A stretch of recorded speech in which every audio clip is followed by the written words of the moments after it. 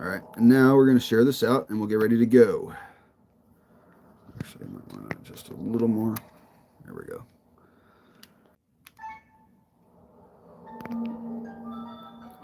Alright. Just a little bit more. That should be good.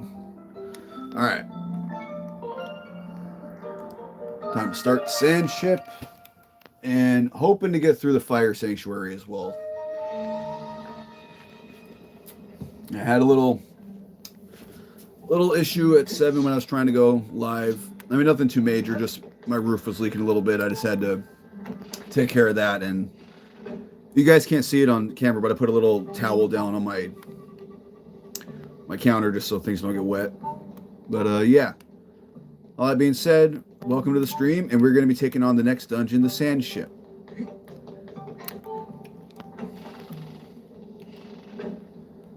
I'm going to come down here.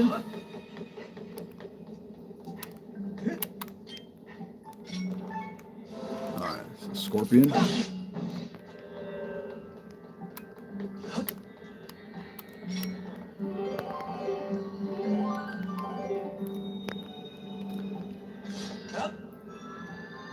We'll still go for rupees, but at this point, now that we have the last, what do you call it, adventure pouch slot, there's not much more that's expensive we need to buy, which is good because I totally failed that. Sorry, we got rupees right here. Other than I'm going to get a couple of quivers and upgrade those later, because spoiler alert, we're going to be getting the bow in this dungeon. We're going to get it relatively soon, so don't worry about it too much.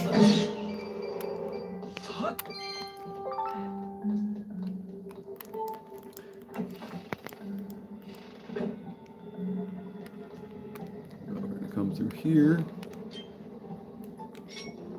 Take you out.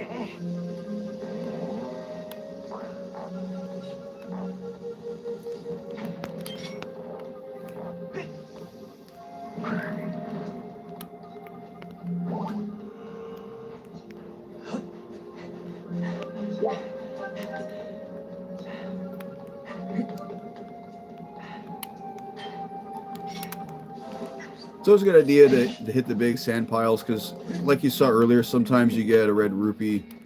Sometimes it's the scorpions, but, you know, it's not that. I always like to do it just in case there's something cool in there. Sometimes you can find treasures. Look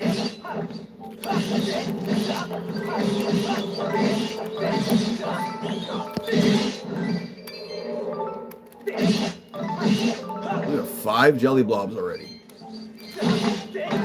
6, 7. Do I hear an 8?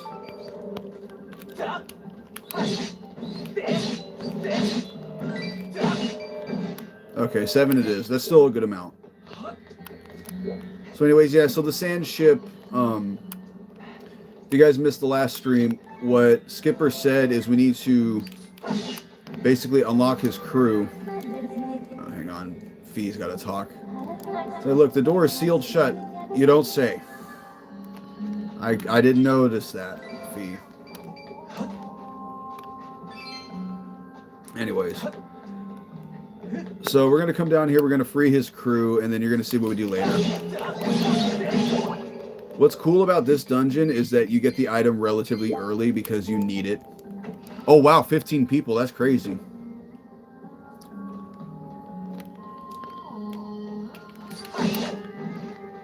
So we have another one of these. You got to hit it in the right order switches. So the way to find the order is we're going to use the gust bellows to blow away the... And if you look, you see these little wheels. Notice how this says 1. So the part that's red, this indicates the top. So this is the first one, so it's down. Granted, I already know what the order is for this one, but I'm going to show you guys just in case you want to play along and you're not quite sure how to solve the puzzle.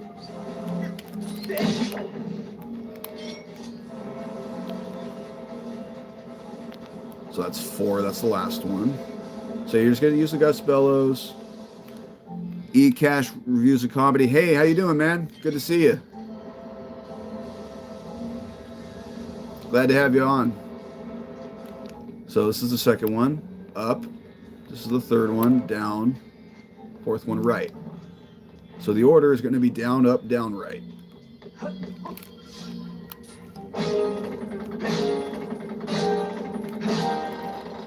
Hey, Marimba, glad you showed up. You caught the stream, exactly. Yo, I got 19 people in. That's crazy. Thank you guys for showing up. You love comedy. I love comedy, too. I don't know anyone who doesn't. If they do, that's, weird. Who doesn't like laughing? Cool. So we got the small key. Taking a quick drink. And then we're going to head upstairs because there was a locked door up on the top. 20 people. Oh, for me, exactly. 20 is crazy good. Getting bigger.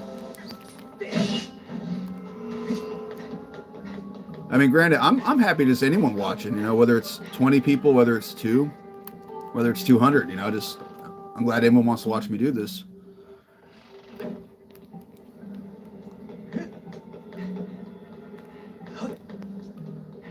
So we're just going to backtrack up the ship.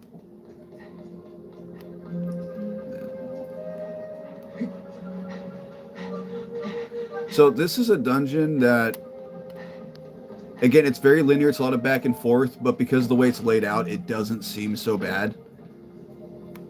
Granted, it's not my favorite dungeon in the game. That was the Ancient Cistern, the one I did last night. But this is another good one.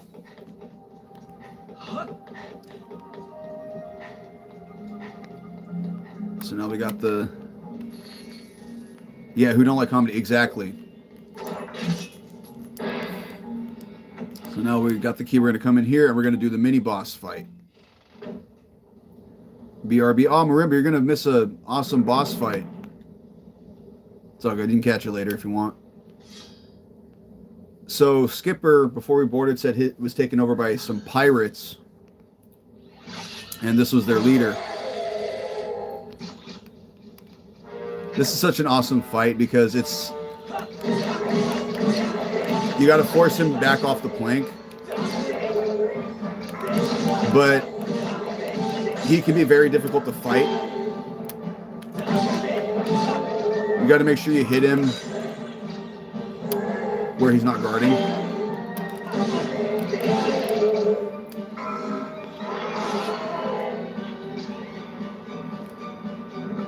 Do you like slime?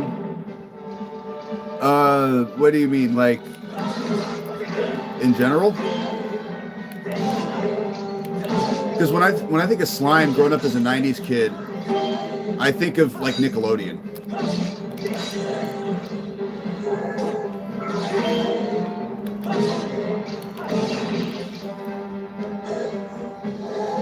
Now, I think it's cool. I don't want to be, like, covered in slime. But yeah, like I said, to me, when I think of slime, I think of that. So like I was saying, with this guy, the trick to him is to know when to dodge and when to be aggressive.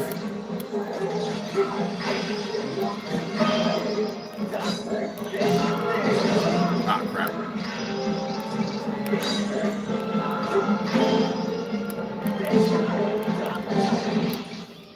Got him. Yeah, so we're talking Nickelodeon slime. I love that stuff. I remember way back in the day, I had like a little... I remember Toys R Us sold these little like containers of it that like you could take home and like kind of play with in the container. It would make the noise. I love that stuff, but it got everywhere. I think my mom ended up throwing it away because I kept getting it stuck on crap. But yeah, now that we beat him, we get the bow.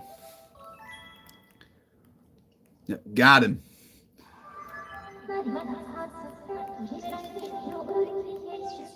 Oh, really, Fee? The bow can shoot arrows to hit switches.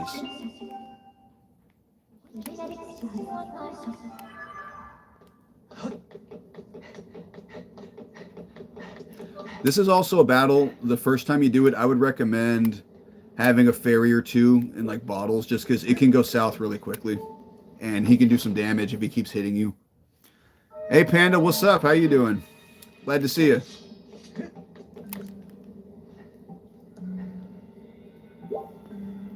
You like the live? I appreciate that, man. Yeah, I've been live streaming for a little over a month now. I'm really starting to get the hang of it. Definitely a lot more comfortable than I was.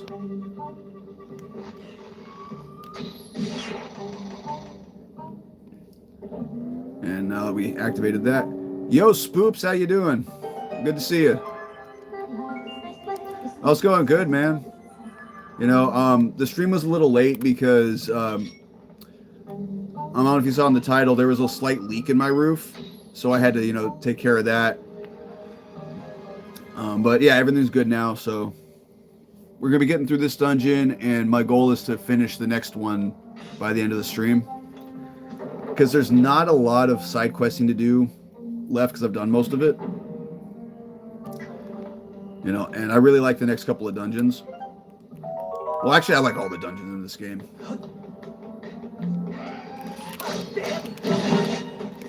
Take these guys out.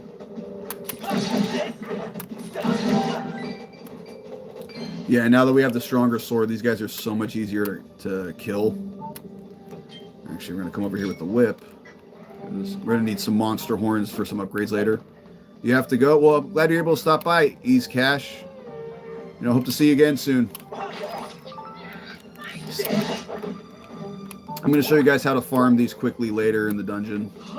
Because we're going to need to be able to get into this side first. So we can't do it yet. Actually, while we're up here, we're going to need to lower this ship. So I'm just going to do it now so I don't forget.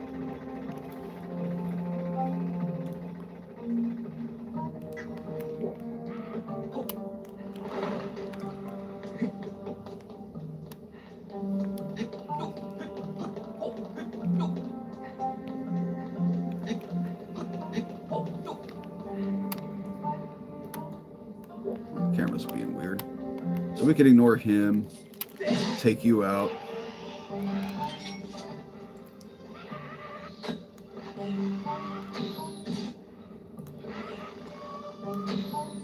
We're just going to snipe these guys from over here because we need to get to that side.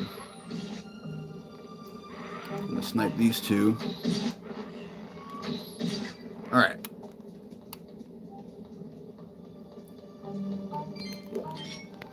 I'm going to come up here. So what we need to do is the Bokoblin, when we activated the time shift stone, basically put it, like, locked it so we can't hit it again. Because that's going to be the gimmick for the dungeon, is we're going to be traversing the ship both in the past and in the present in order to get through certain rooms.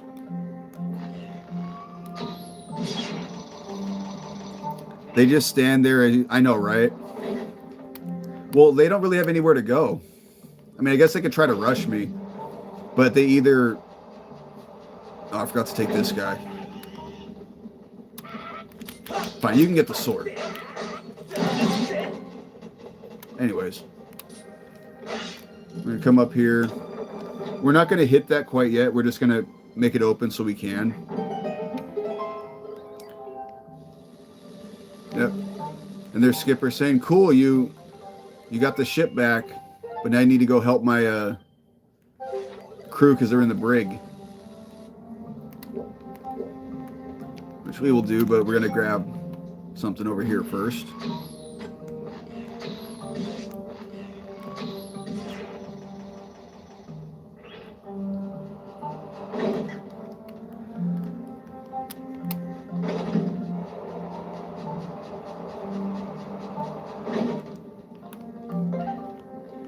We want to come over here because there's something on the back of the ship we want. I'm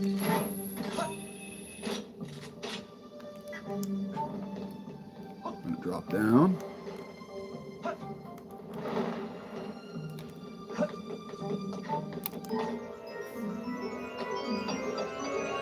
And get ourselves Another piece of heart.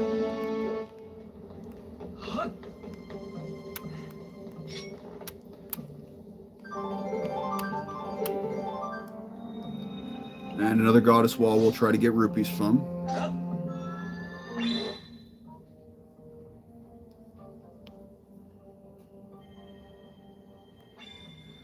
Yeah, because the main things we're going to need the rupees for now, like I said, are the quivers and the upgrades for the bow. And then we're going to be buying some potions and upgrading them later for sure. I don't know if we're going to do it in this episode, because we're going to want them for the next part of the game.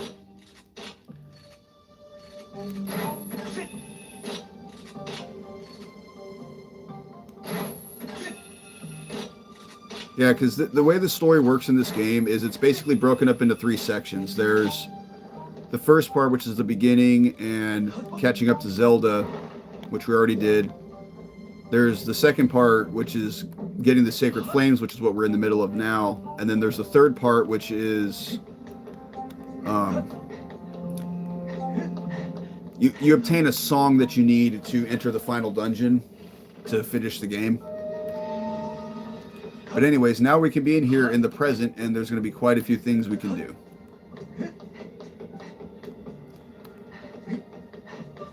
See, that's another good thing about this game, is not only is it fun, it doesn't have a great story, but it's a long game, so you get your money's worth out of it. Oh, you got me. Punk. Okay, who wants it?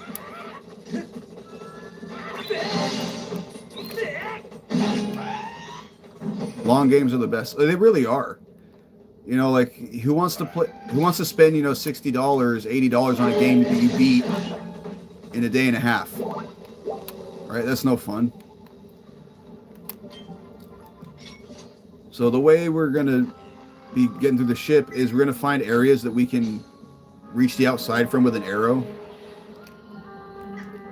so that we can, get things. And this, I believe, is the map. For sure. Definitely, Panda.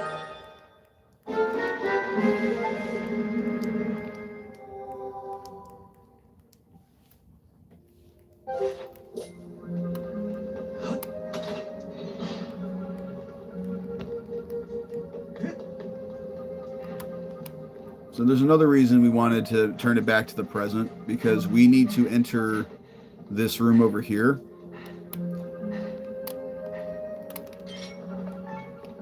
Because we need to hit this switch. And the problem is, if this was the present time, that fan would be spinning and we wouldn't be able to hit the arrow.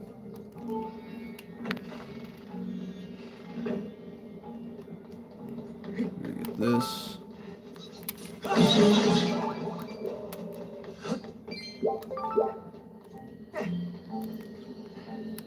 Pull this block out of the way.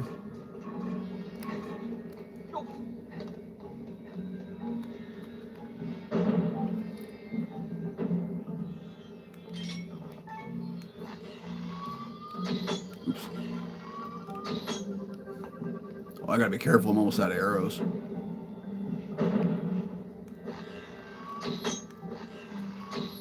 There we go.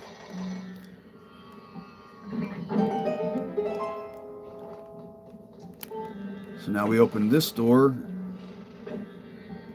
And actually, you know what? I want to show you guys. I'm going to go down and talk to his crew first. Oh, we got some more arrows.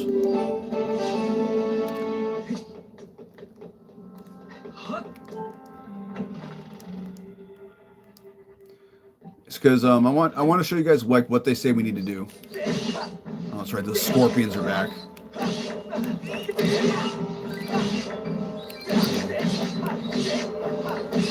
So last time we got 7 jelly blobs from fighting all these guys. Let's see if we can break that record. Doesn't look like it. So that's 2.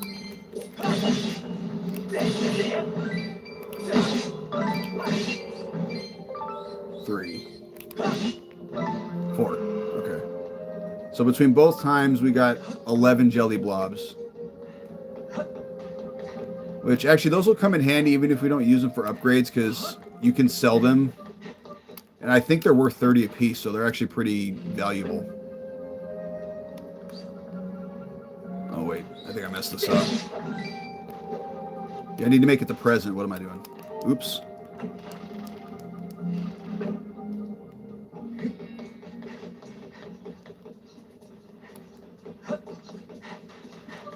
Brain fart.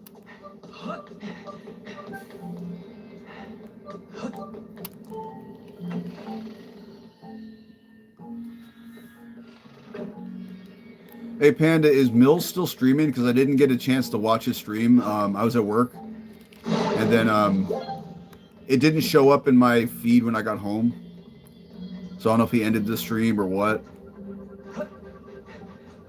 I think he was doing Psychonauts. I think that's what the notification said. Yeah, so we're gonna turn it back to the past.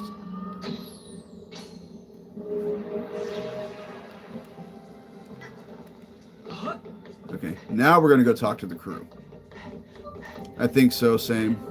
Oh, for sure. Yeah, well, over there, let them know I said hi, too.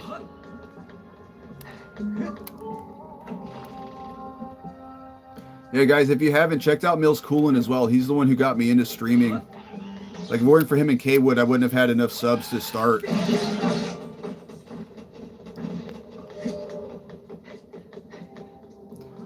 Yeah, boy, he on. All right.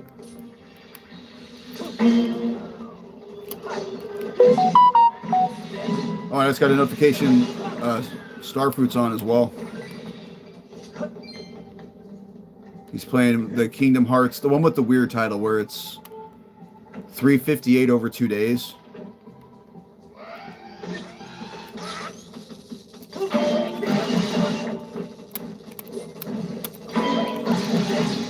Alright, they're both gone.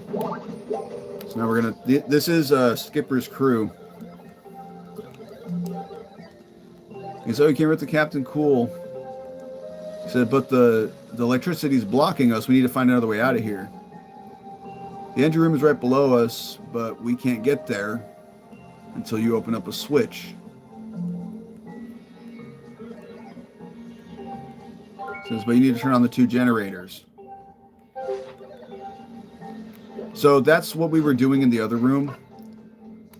Is we're going to go in there and we need to turn the generator on so that we can get through the engine room to get to them.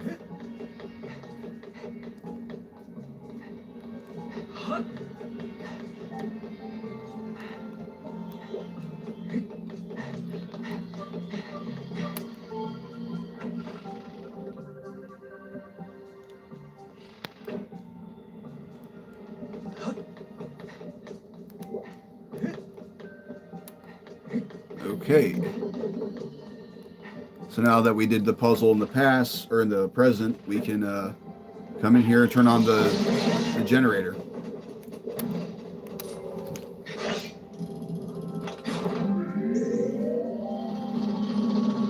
And what that's going to do is it's going to allow us to be able to get through there without being blocked by those.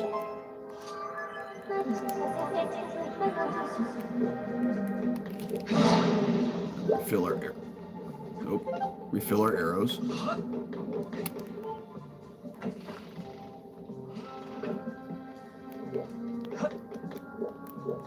And now the other generator is on the other side of this room. So we're coming here.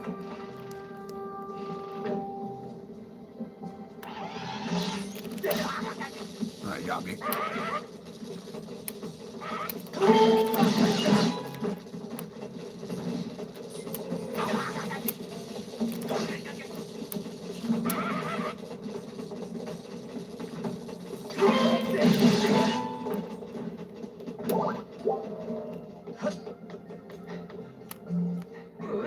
So this is where that ship we brought down earlier is going to come into play.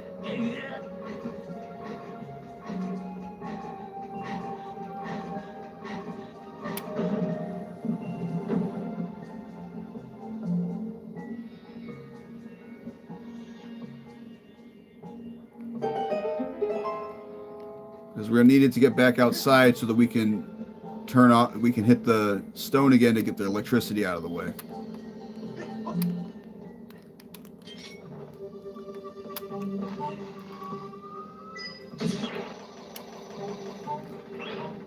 think Mill's about to wrap it up. Oh, cool.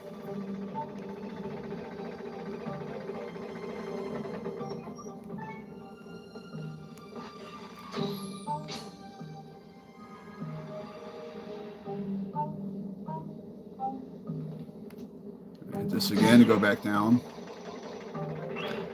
Yeah, because we couldn't enter from the outside because we needed to push the block down in order to activate the switch, and we couldn't enter before because in the present time, you know, it's blocked off. But luckily, there's a way to reach the outside, or to reach the stone from in here, because there's a hole in the ceiling. So we just gotta up right here.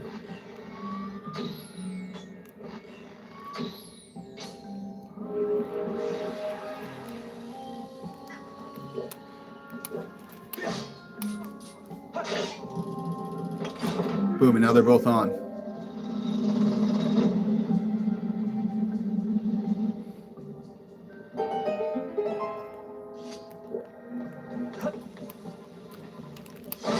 Stock our arrows.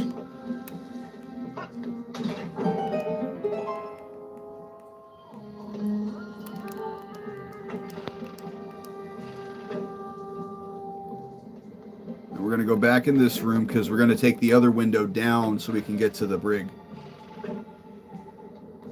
It's going to be this one.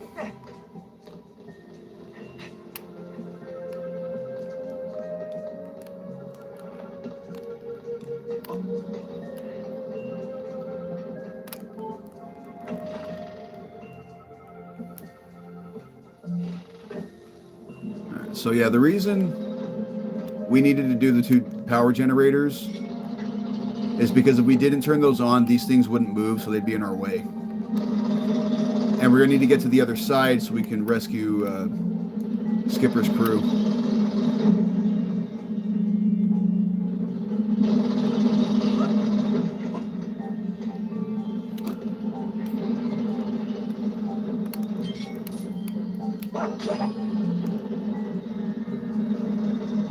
Now, we're supposed to swing across to get to the other side, but we want to come up here first because there's a lot of treasure we're going to get right now.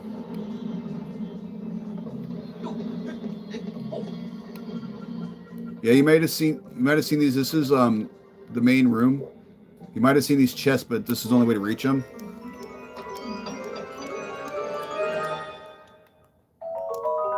Yeah, and I believe it's 2 silver rupees and 3 treasures.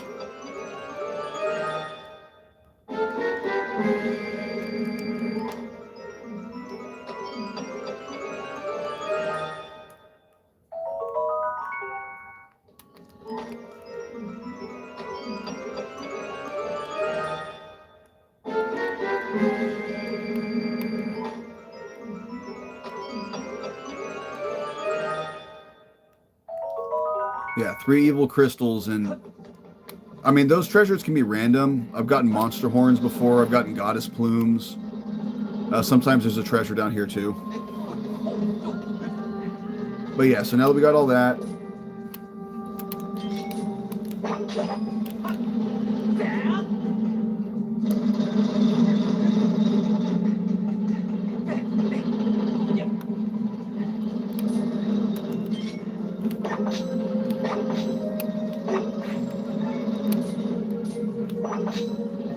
attached to it. Thank you.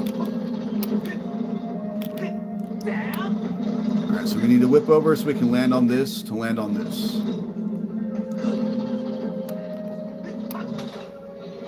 That gives us a shortcut back outside. And if we come through here,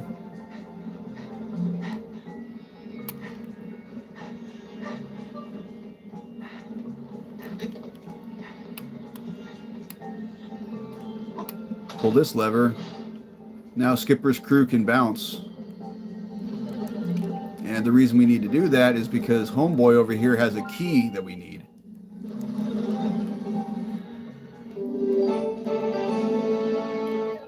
Link vented.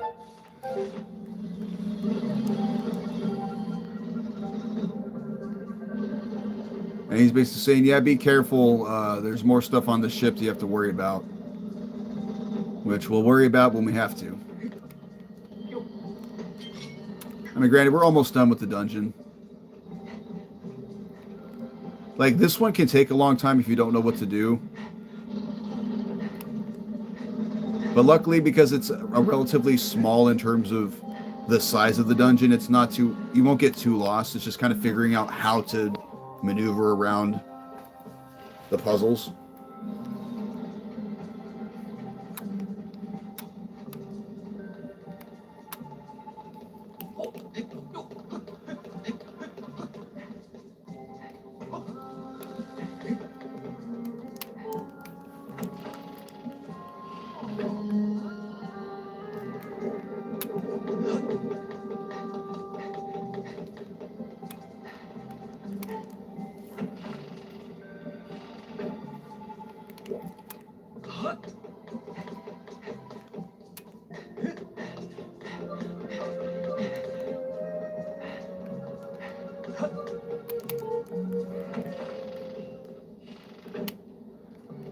Okay, so now that we have the key, we're going to come over to this side of the ship.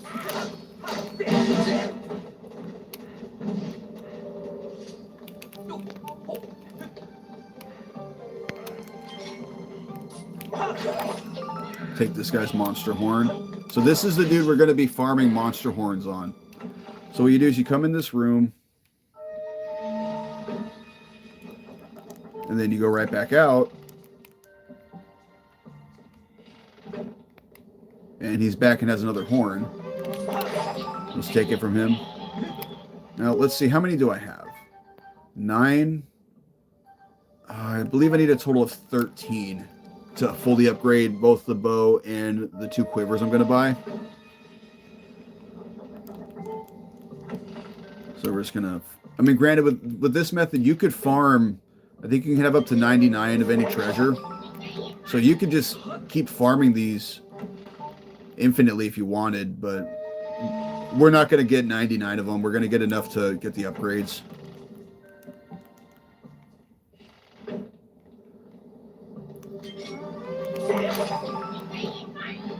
So that's 11.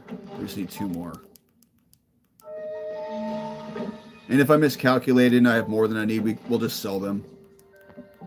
Actually, I think that's what I'm going to do when I go back to Skyloft, is after I get the upgrades, I'll show you where you can sell treasures to get more rupees.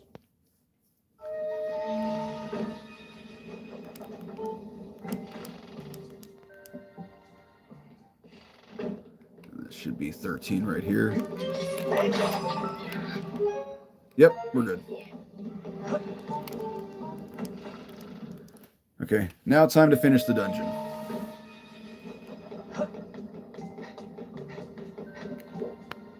So we're going to need to come in this room right here with these 3 BMOs.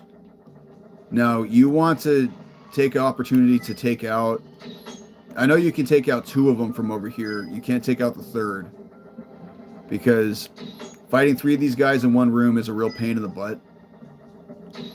Because while you focus on one, the other 2 are going to snipe you. And then they can basically stun lock you. Okay. Oh wait, I forgot I have to... need to make it the past, or the present.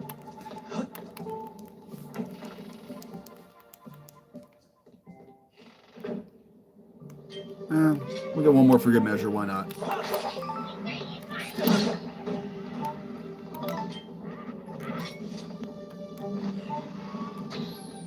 There we go.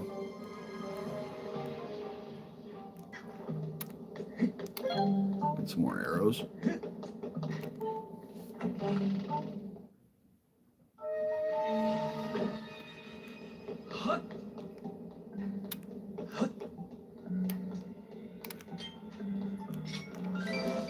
$20. Another $20.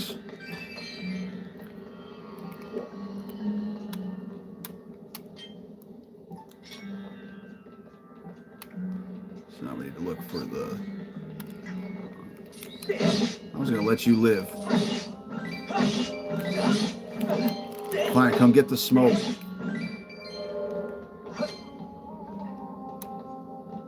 Oh, there it is. Okay.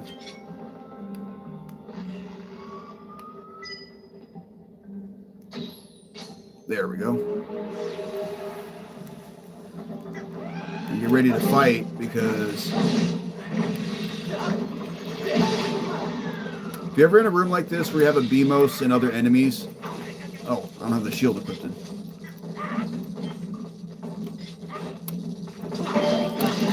I always recommend taking out the BMOS first because they're the most annoying. So we're going to step on the switch, which is going to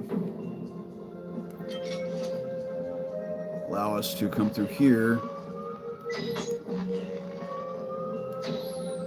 and hit this guy.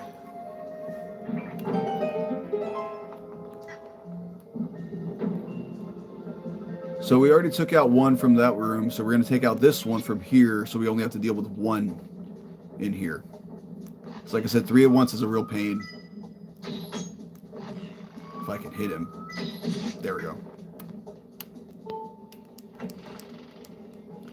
You're right. Hey, Mills, yeah, almost B-Day time.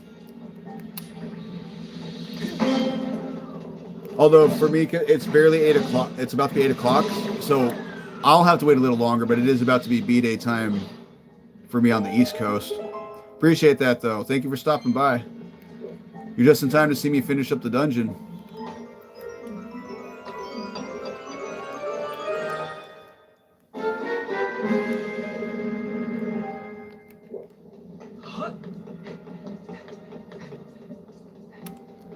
Yeah, sorry I missed the stream, dude. It was going on when I was at work, and when I came home, I just couldn't find it on my feed.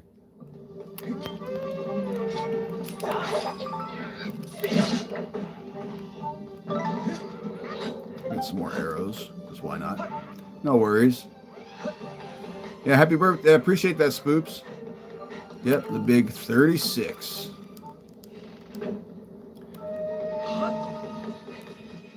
Actually, let's fully recover our health just for good measure. I mean, granted, the next boss isn't hard, but, you know, why give them 1 heart of damage, you know?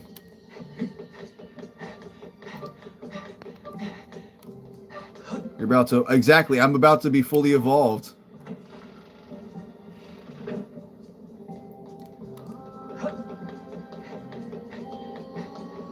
Yep, I'm like a Charmeleon that has like 150 EXP left before it hits 36.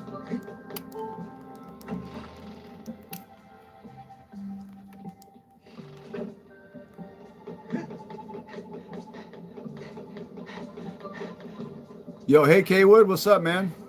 Good to see you. Just in time to watch us fight the boss.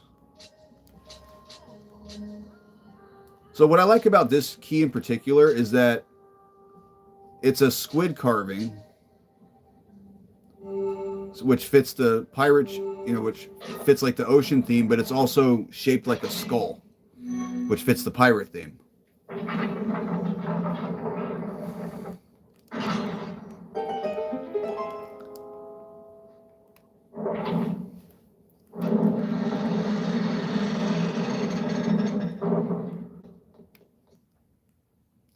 And I got to ask, are you guys fans of Monsters, Inc.?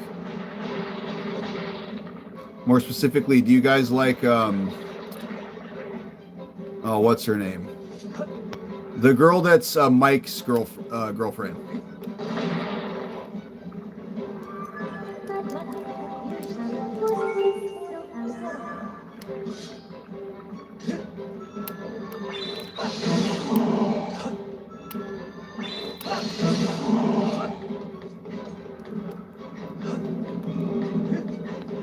I also always like this part too, because it builds suspense for the boss, where you don't fight the boss in the ship, you fight the boss outside of it, but you have to get through the ship while it's getting destroyed. And we see, yeah, she's hot. Then you might not like watching me beat this boss then.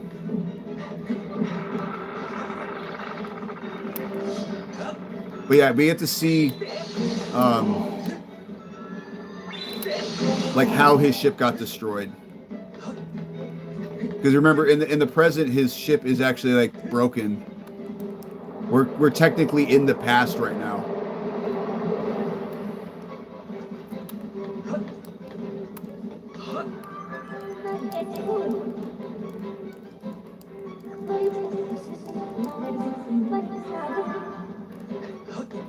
Actually, let's get the bow ready because we're gonna need it.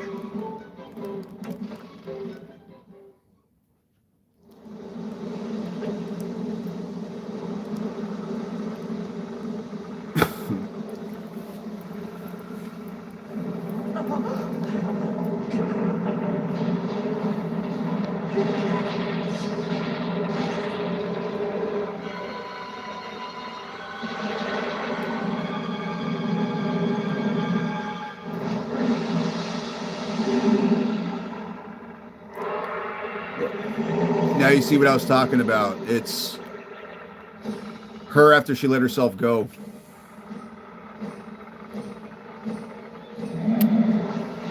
So I didn't mention this inside, but you guys saw, in order for me to get the tentacles out of the way, I hit them with a Skyward strike. That's what we got to do for these, if we don't miss at least.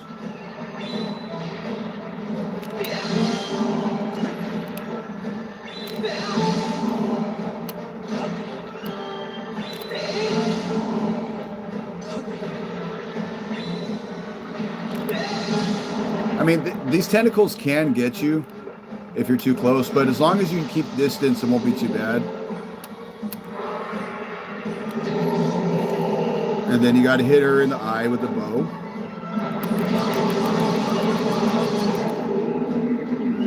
Yep, she mega evolved.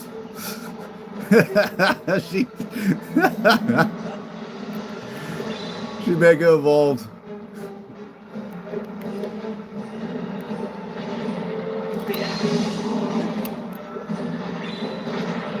So this is the first phase. We're just going to do this a few times. Oh, crap. Yeah, I mean, if those tentacles get you, the worst they do is maybe like a couple hearts of damage. So as long as you're not too careless, you're not going to be in too much danger. Then I believe she comes up on this side. Oh, no, other side.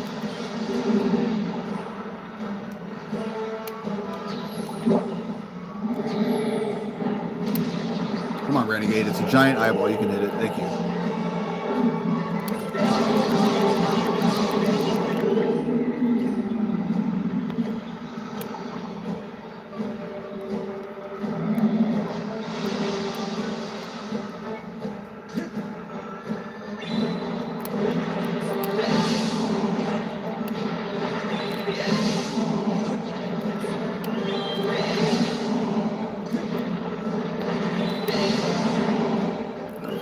Oh, cool. I got 2 for 1.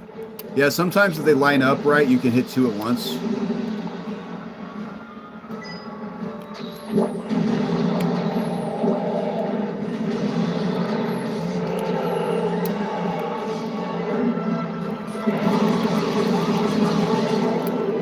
All right. So that's the end of phase 1. And now she's going to start destroying the ship.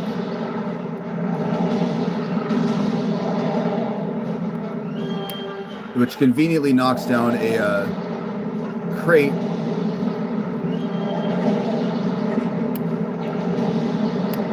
For us to climb up. And you just gotta watch those barrels, they can be kind of annoying.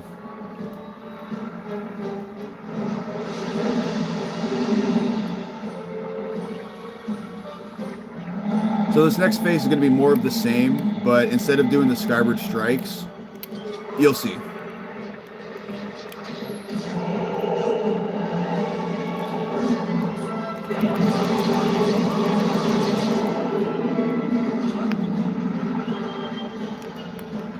Oh, crap. Okay, don't do that. So now her hair is going to turn into snakes. Like, I think Pixar needs to sue somebody.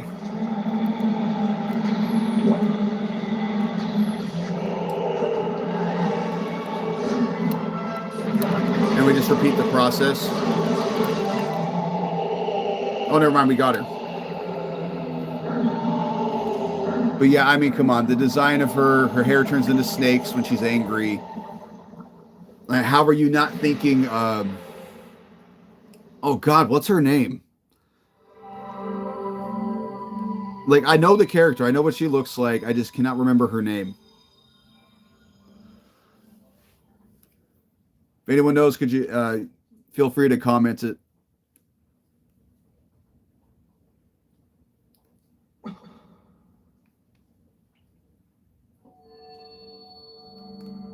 Ursula. I don't think it's Ursula, but yeah, it's like if her and Ursula fused together, or like Ursula ate her and like took on her appearance, kind of. This some Ursula, man. That's something I mentioned to Starfruit when he was doing Kingdom Hearts. That's just such an evil, like mean-sounding name. It's like you're asking your daughter to become evil if you name her something like that.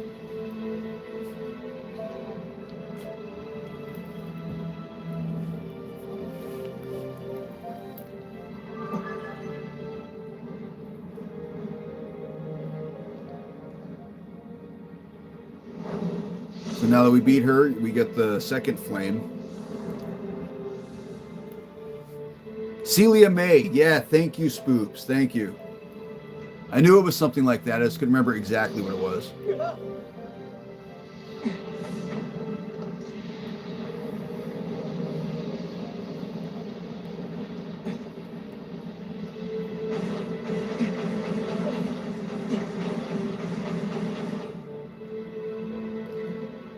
You know, now we got the second flames in our sword.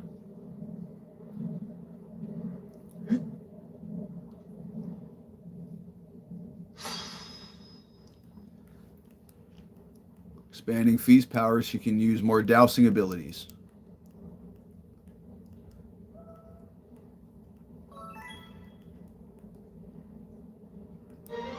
So basically, that allows you to track other things like, well, you'll see, because we're going to go up to Skyloft, and we're going to do a couple side quests that are going to activate them.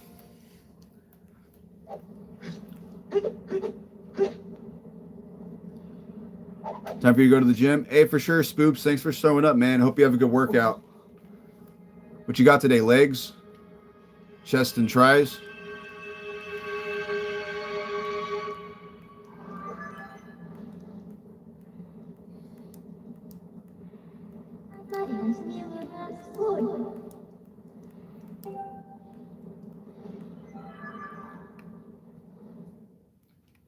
Arms and chest. Gotcha.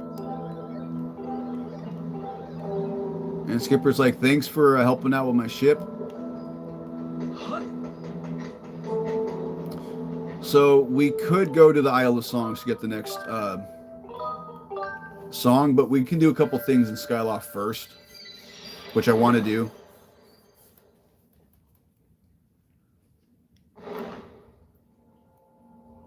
Well, I hope you have a good workout, man.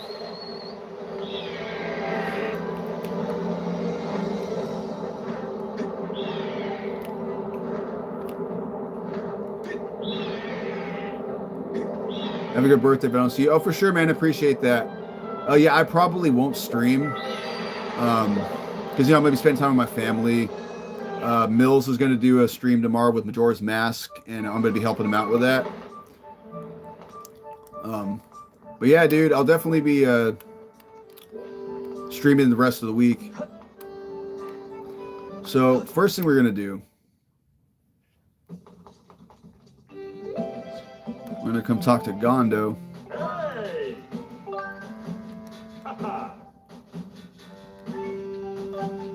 We're going to upgrade our bow. Okay!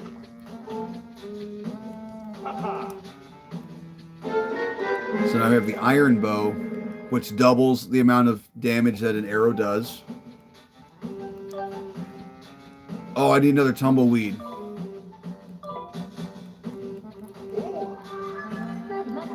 And talking to him is going to allow Fee to activate one of the new things we can douse for, which is treasures. we're going to talk to Patrice because we're going to open up some room on our adventure pouch.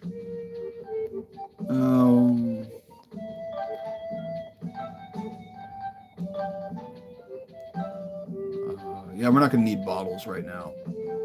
Yeah, we don't. Because we're going to come talk to this dude. Because now that we have a bow, we can buy quivers.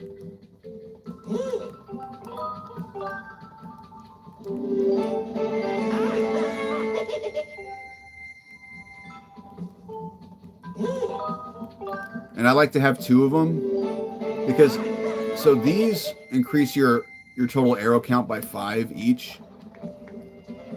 But if you upgrade them, they go from 5 to 10 to 15. So if you fully upgrade both, you end up having 50 arrows.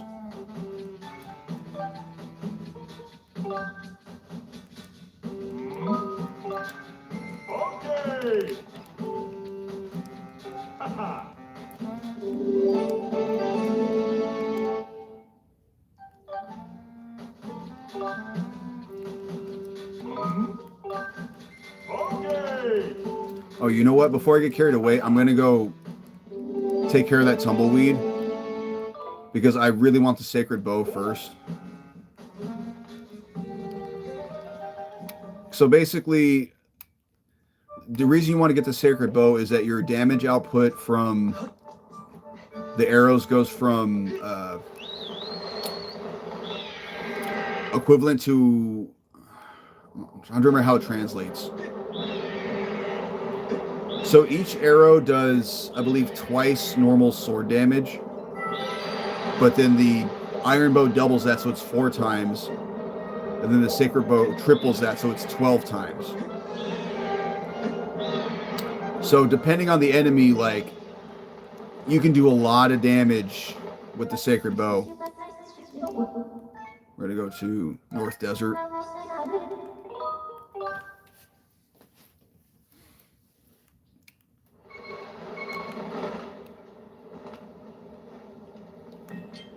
Get the net. Just gonna wait for one of these to show up. Yep, because we just needed one. Slight little detour.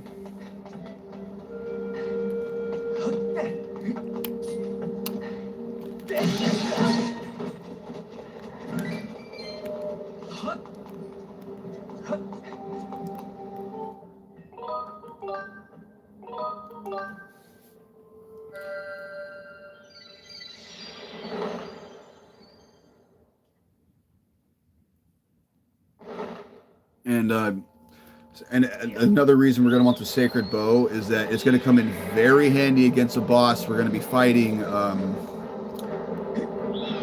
Probably not in this episode, but in the next one for sure.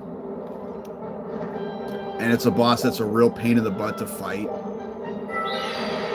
But the sacred bow helps out a lot with it.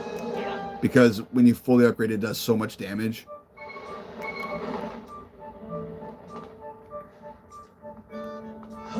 So we'll try this again.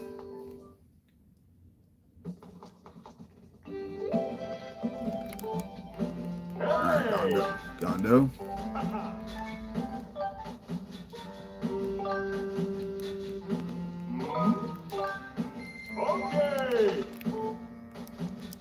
Okay.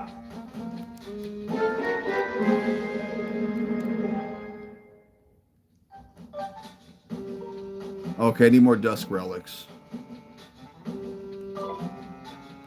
Okay, so we can't upgrade that one yet, but we're going to be getting more dusk relics when we go into the Silent Realm for the next part. So we'll get them relatively soon. But that's not the only thing we want to do up here. You guys remember how we gave Fledge those potions so we can do more push-ups? Well, now that we, while we were grinding it out in the desert and taking on the Sandship, he's been grinding out the push-ups.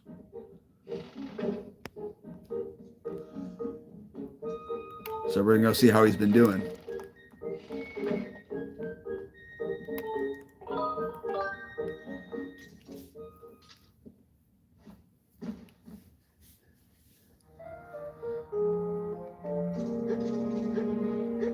So if you guys remember, he started off struggling to do 7.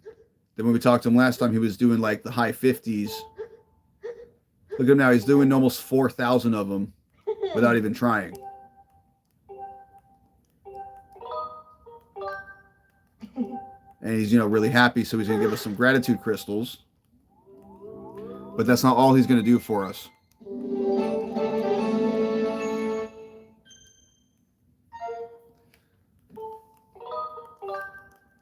If we fast forward to the morning time, he's going to help us do something else.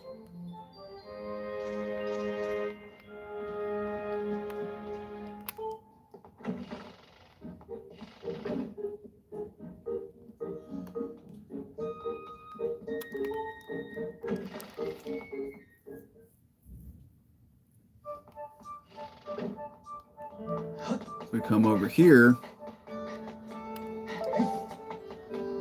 talk to him.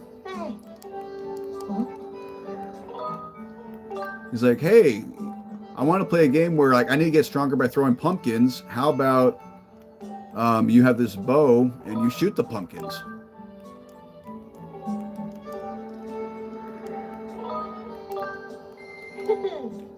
And so we're going to have 90 seconds and we're going to need to score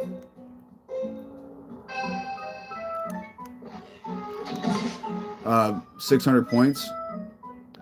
So you're supposed to try to follow them, but the easiest trick is to just kind of chill right here and try to time it when he throws to hit him, like as he throws it. I'm not doing a very good job of it right now, but this is another mini game that kind of sucks. Oh, okay, so that one was sparkly. The sparkly ones have double points.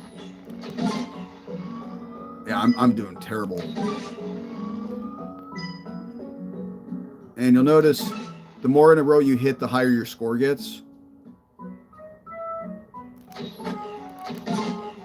Although I screwed up.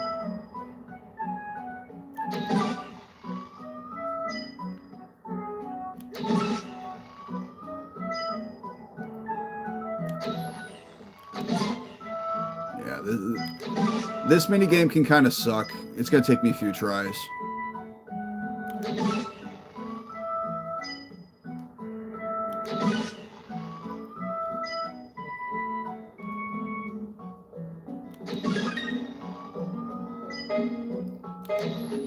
Crap. Well, I believe if you get between 300 and 400, you at least get your money back. So, yeah, if it's between 300 and 400, you get your $20 back. If it's between 400 and 590, he gives you a treasure. Oh, he gives you 50. Never mind. So you get your money back plus some. So as long as you can score 300 points, you're at least not getting... You're at least getting your money back. But we want 600 so we can get the piece of heart. Damn it.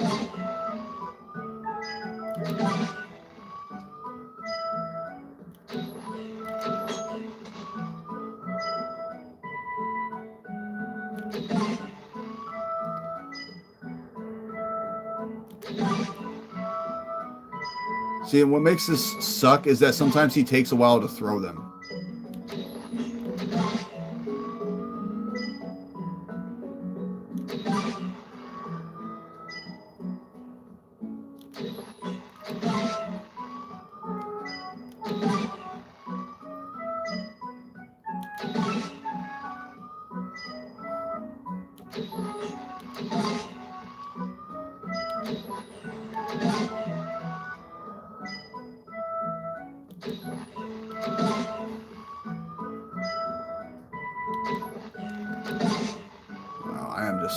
Sucking eggs right now. I think I'm just gonna try doing it the way you're supposed to.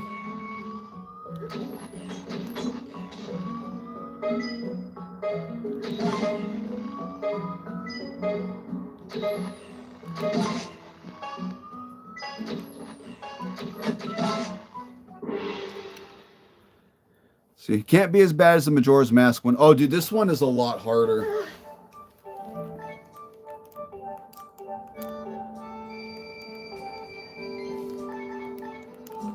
Because the Majora's Mask one, they all have the same pattern. With Fledge, he throws them at random times. Plus, this is one of the games where the motion controls make it harder.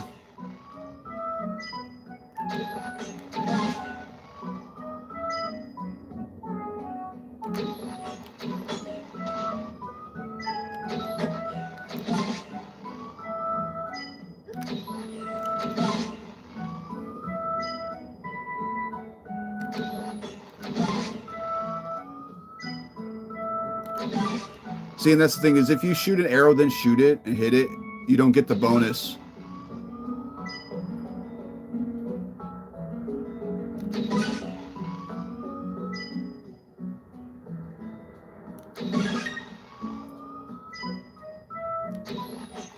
Shit.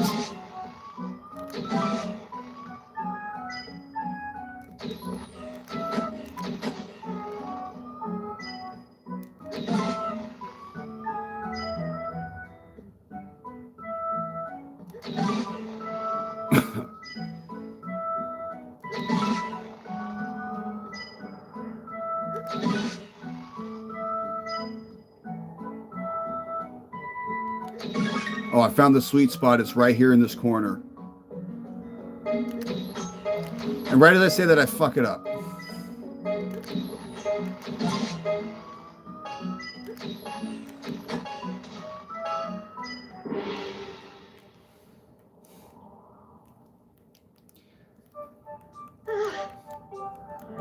Although I won't lie, Mills, I will say the shooting game in Majora's Mask in the town where you have to shoot the octopus, that one's tough because you gotta hit them all, and you have such little room for error.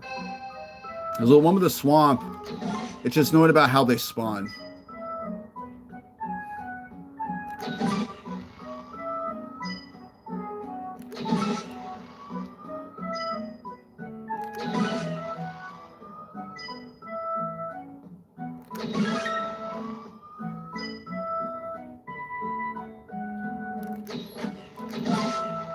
Oh, that would have been 100 points. Damn it.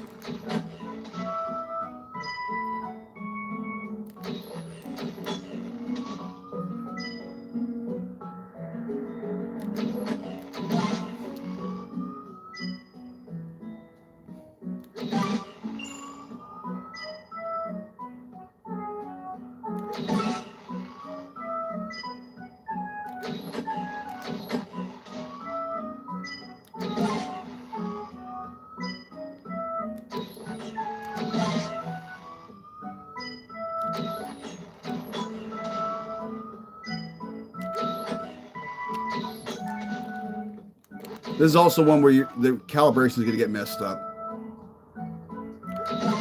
Or whatever, I at least got to 200, so I'll at least get my money back, worst case scenario. Yeah, I'm not going to make it anyways.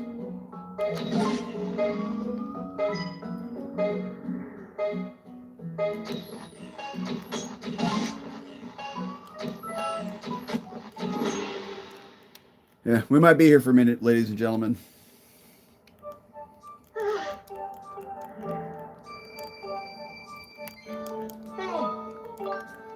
On the plus side, we won't run out of rupees.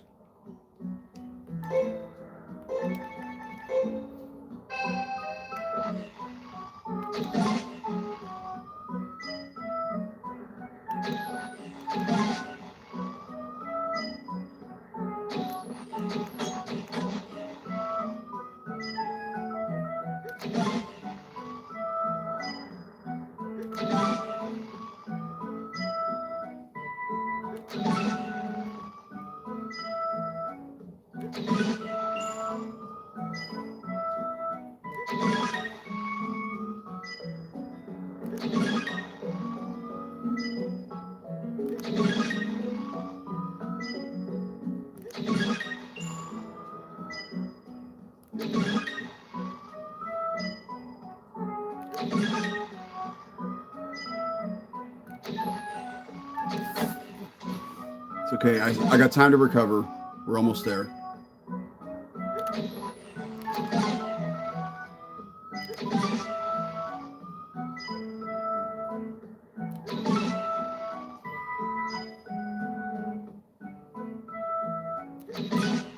All right, we got it. Sweet. Yeah, because you just got to get 600. So at this point, this is just bonus points.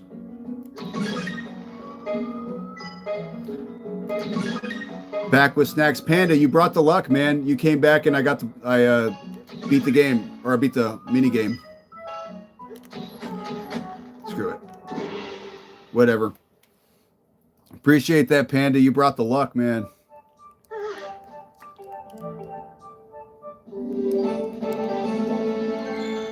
And what's cool with that is now, with that heart piece, we have... Oh, you guys can't see my heart meter, but that gave us 18 heart containers now. So there's only 4 heart pieces left, and we get 1 heart container with the next dungeon. So that's all we can do up here in Skyloft. Real quick, I'm going to take a quick smoke break. I'll be back in about 10 minutes or so. And then we'll do the next... we're going to do the Silent Realm, because the next one's pretty rough. So I'm going to want to move around for a minute and loosen up. But you wonderful, beautiful people, appreciate y'all for being here right now. Follow Panda's lead. Get yourself some snacks. Get yourself some drinks. Have a blinker or two.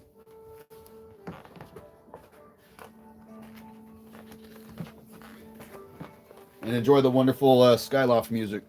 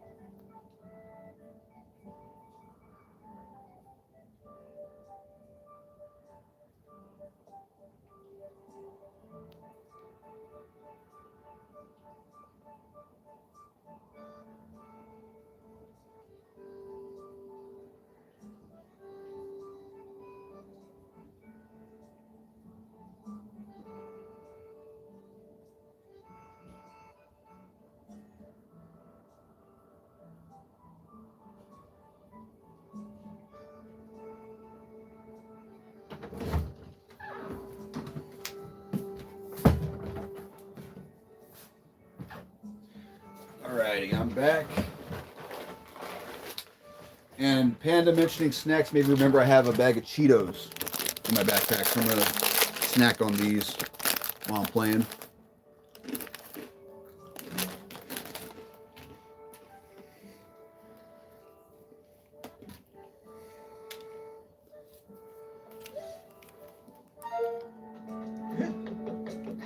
So now we're going to head back to the Isle of Songs to learn a new song.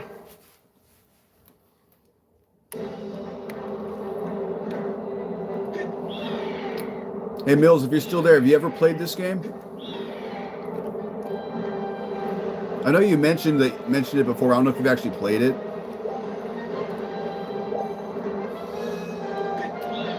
Because I feel like this is a game that probably, because it's very linear, so you're not going to get as lost in it like with Majora's Mask.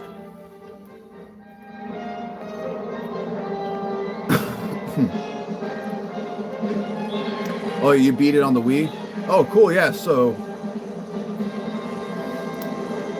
Another one you would probably like then is Twilight Princess, because Twilight Princess is very similar in terms of how the game is structured, where it's also very linear. Which, I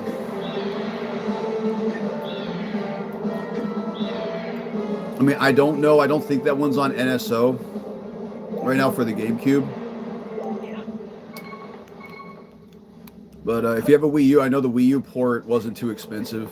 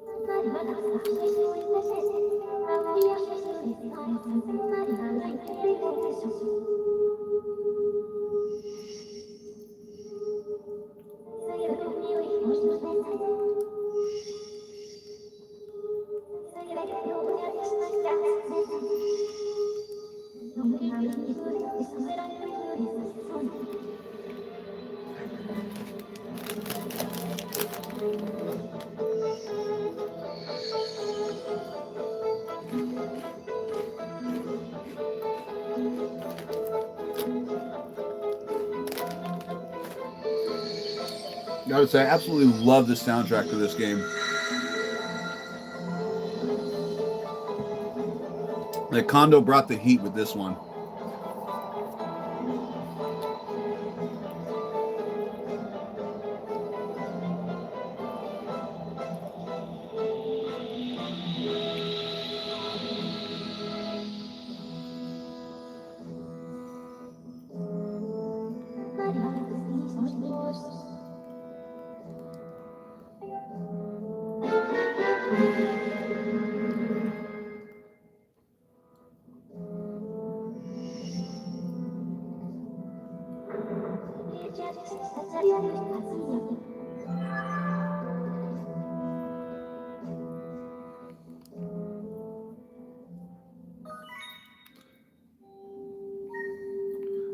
Okay, so I'm going to show you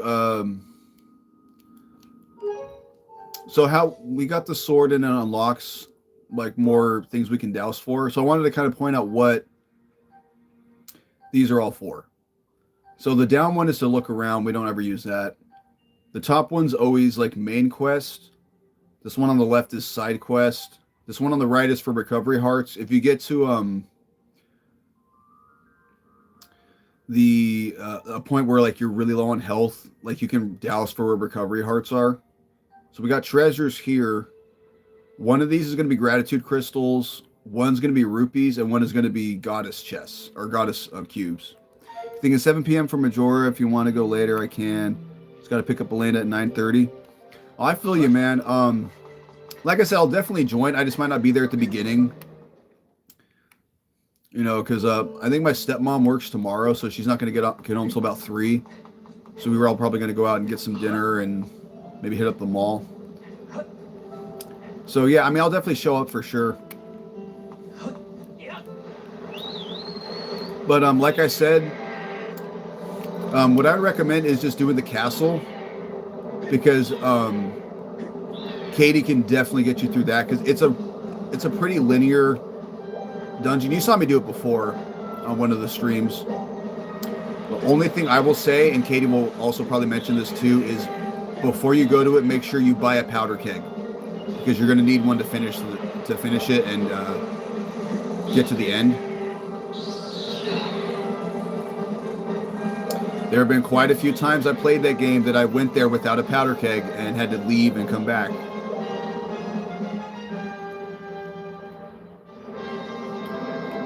Anyway, so now that we got the Din song, we can head over to the Elden area.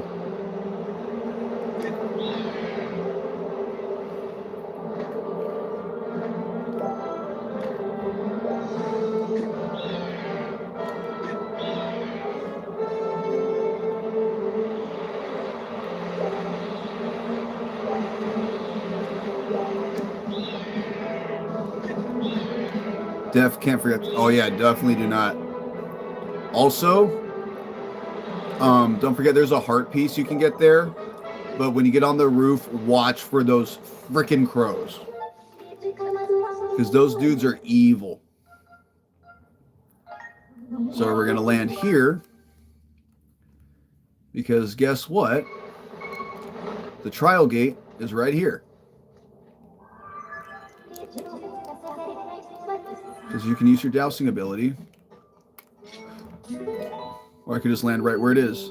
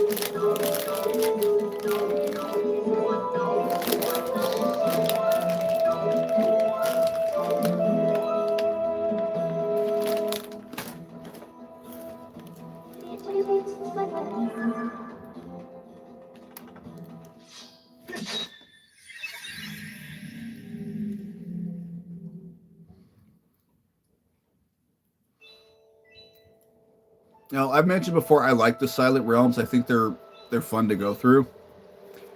However, this one is the exception, because this one is really tough. It's, in my opinion, the hardest one in the game. I mean, I still enjoy it, but it definitely stresses me out, because especially the part I'm going to go through in the beginning to get the hardest ones, it's really easy to mess up.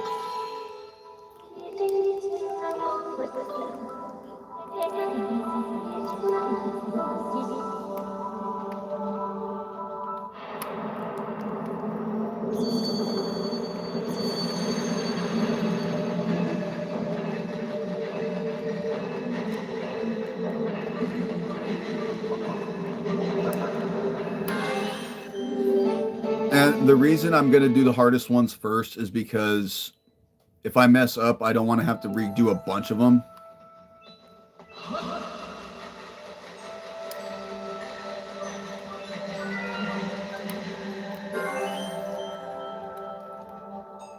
Like these, I hate these watchers right here. These ones are so easy to get caught by. Get the fruit, get the fruit. Ah, fuck. Yeah, I missed the fruit. I'm in trouble.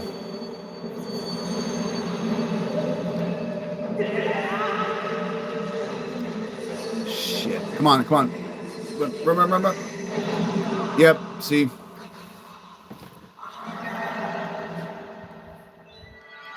Oh, well. I mean, on the upside, there's no penalty. You just have to start over.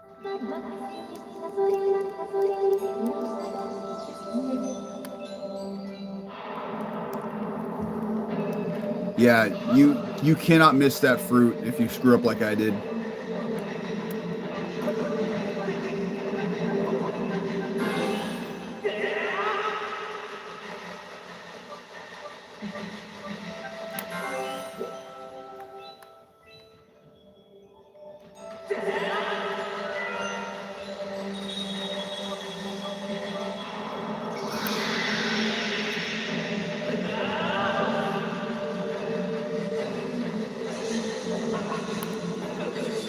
Run, move your ass. Thank you. Thank you. Gosh.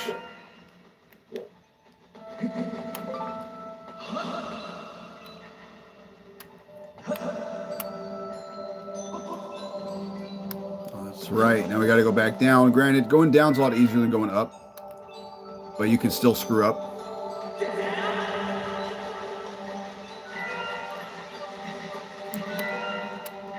Oh, look, there's a dusk relic. Right here.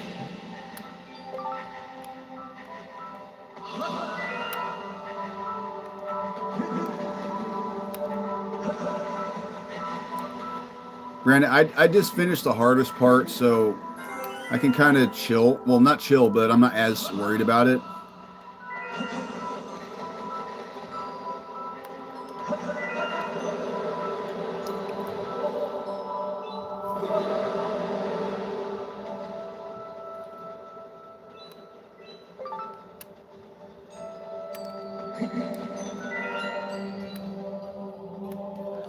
We're going to leave that one for now because we're going to have to come through here twice.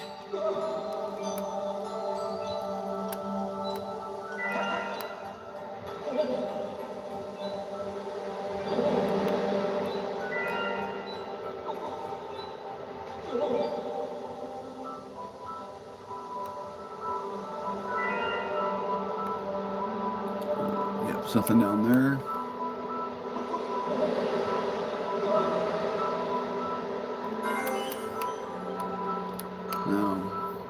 See if I can. Oops. Okay, so don't jump in the water like I did. There we go. What I was trying to do was land on the sand and run up there, but I messed that up. But it's okay. We didn't really. We recovered.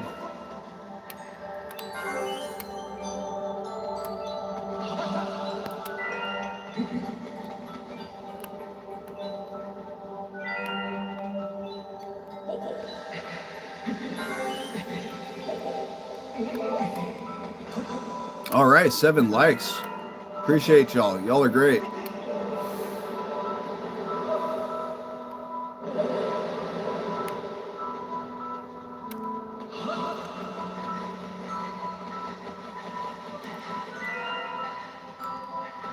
Now we'll grab this one.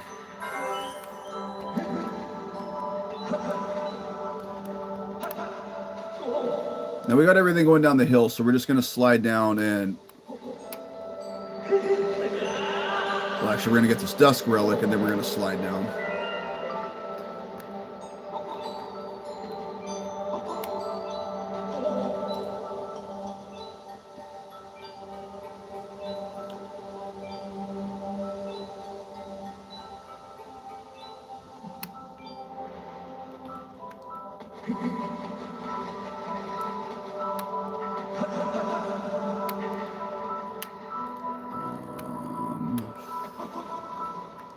Okay, there it is.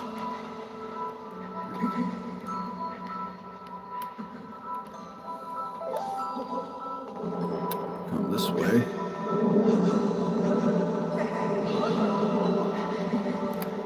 Another element of difficulty that this Silent Realm adds is the fact that a lot of the tiers are spread far apart. So even if you're being careful, you could just run out of time and they wake up anyways. You know, because I mentioned this last time, but you can't see it, but I have a...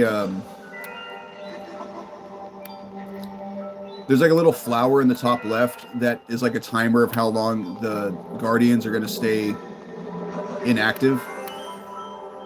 You know, when it runs in, every time you get a tier, it resets it. But it can run out, and if it does, then you're going to have to run from them.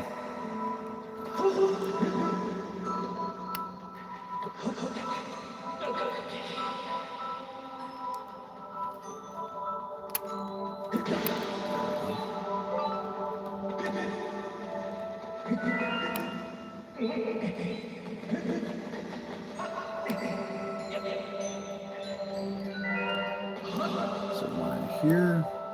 No, there's something in here. Okay.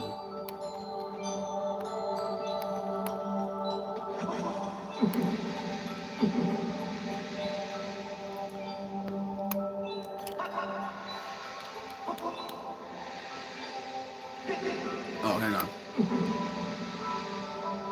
Climb up a little bit. There we go.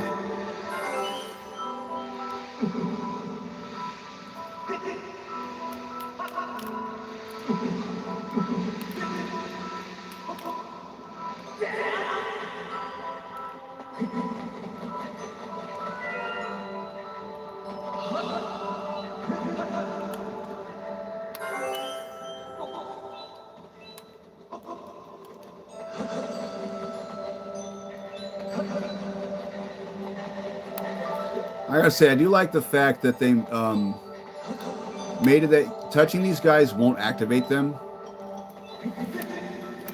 Because if they did, then that would make these even harder and way more stressful. Because there are times where you have to like run into them as you're going through it. That being said, we're almost done. We just got to get this one to the one over there, and then we're good to go.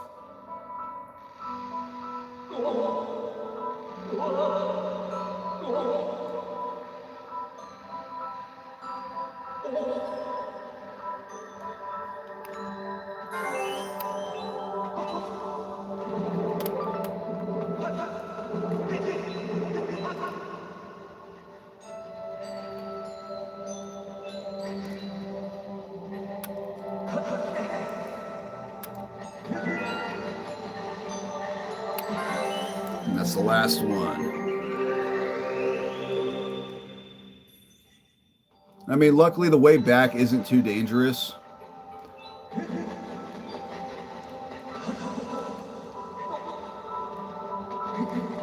Oh yeah, and what's cool too is once you get them all, the timer's infinite on keeping the guardians quiet. So you can run around and look for more dusk relics if you want to. But I should have more than enough. Yeah, the only real danger is this guy, so you just got to wait for him to pass. And then you're good. And then we'll run across here.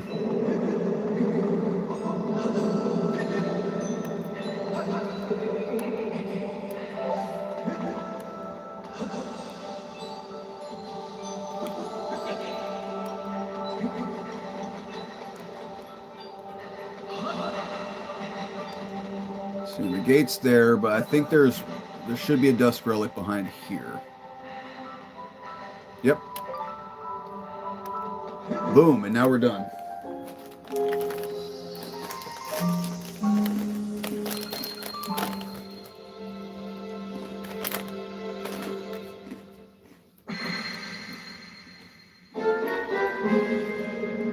We got the fire shield earrings. So these essentially work like the Goron tunic does in Ocarina, where now we're not going to take damage if we go into hot areas.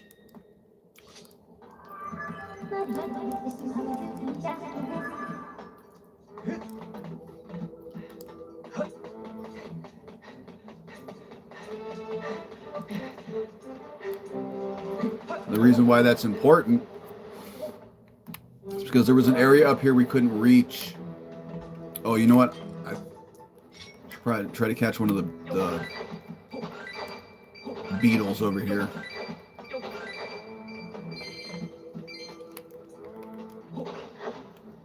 Oh, 3 of them. Nice. Yeah, because we're going to need these guys for a couple of potions we're going to want later in the game. Yeah, this area. So we came through here way earlier in the game when we were first coming through. And if we were in here, we would start taking damage. But now that we got the earrings, we can come into the volcano.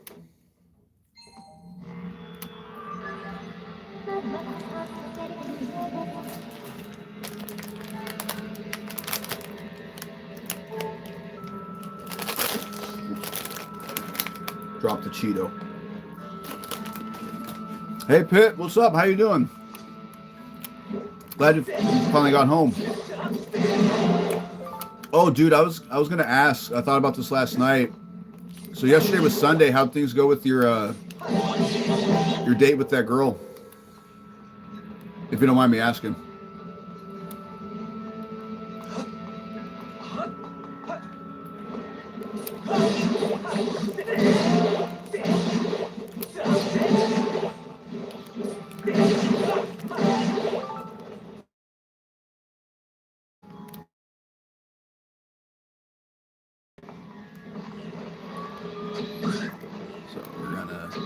These guys.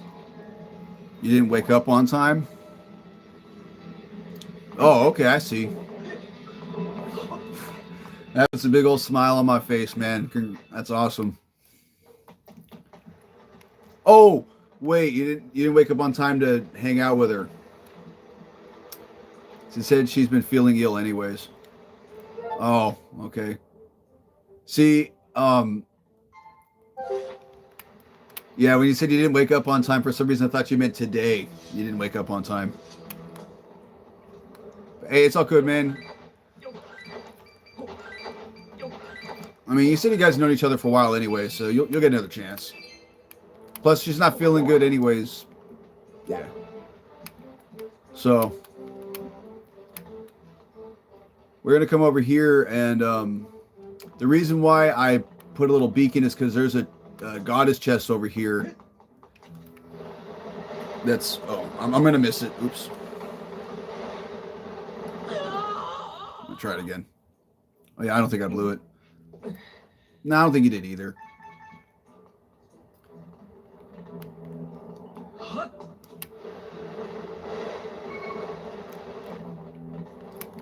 Yeah, because this one I know for sure has a piece of heart.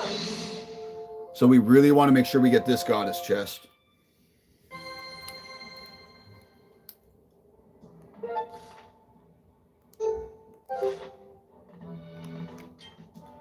Oh, I'm an idiot, dude. I'm going to need the bottles. I just remembered I need bottles in here. That weirdo lady at church that acts like my shadow wasn't there tonight, so that's a huge W. It is a huge W. The one who's all like, "You're not worthy of talking to her."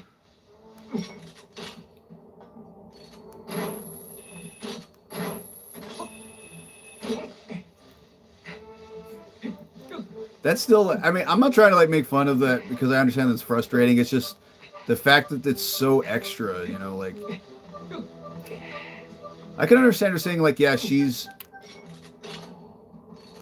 not available, but her saying you're not worthy of talking to her.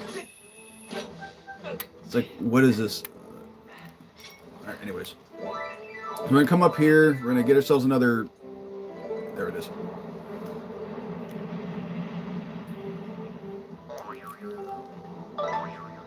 Ourselves a jelly blob. And there is a cracked wall. And we stock up our arms too, why not?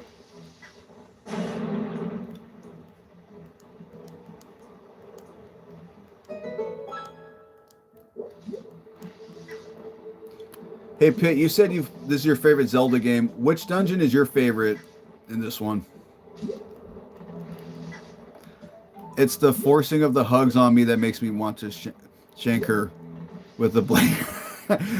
I knew what you meant by shank.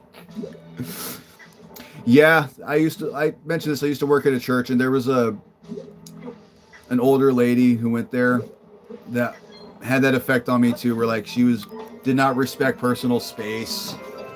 And you know, you want to be nice, but it's also like every time I saw her, I just went, oh God. Yeah. So Pitt, what's funny is that earlier when I put, because I put I'll show you. Wrong button, yeah. So I got these 2 quivers, so I have more arrows, and I had empty bottles, and I went, hey, I'm not going to need empty bottles. I'm going to put the quivers in here. And I just remembered, oh yeah, there's water I need to get. So, I mean, I'm not blonde, but there are blondes in my family, so sometimes those genes show themselves. You know, they're in my genetic makeup somewhere. So, if I remember... Oh, dude, there's no... Okay. I forgot there's no, like, immediate... what do you call it? Statue for in the volcano, so I'm going to have to go back down the mountain. Oh, wait, no, I think there's one right outside. Wait. No, there's not. No, there's not. Okay. Whoopsie. I airhead the crap out of things often. So I actually looked that up one time, like why blondes are considered stupid. And the whole logic behind it is it started in like the 50s. Because back then, like blonde women were considered the standard of beauty. And like brunettes and redheads and all the other women were jealous. So they started going, oh, she's so pretty that she gets everything without having to think, so she's stupid. So they just started saying every blonde woman is stupid because she doesn't have to use her brain because, you know, she's going to get whatever she wants. Which I thought, man, that is funny that that's the origin. That it wasn't from any actual fact. It was just from, like, saltiness. Like, just from, like, non-blonde women hating them for no reason. But it just stuck with society forever. You think it's true? Well, I think it's one of those things where it's a self-fulfilling prophecy. Where it's, you know, because the whole stupid blonde thing is such a part of society now. It's so ubiquitous that it just kind of, people who are blonde think, oh, I'm blonde, so I don't have to be smart or whatever. Or you get what I'm saying. I mean, look, Patrice is blonde, and she's not stupid. She just read too much into thinking we like her because she's the person that holds our items.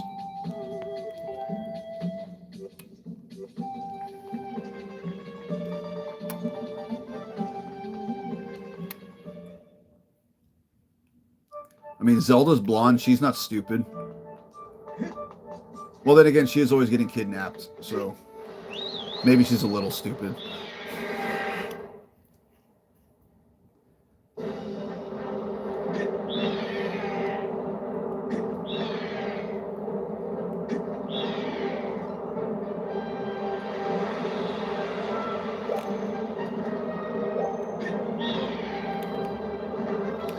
I know a few blondes that are way too good looking, so they get all the handouts, but they're not capable of much else.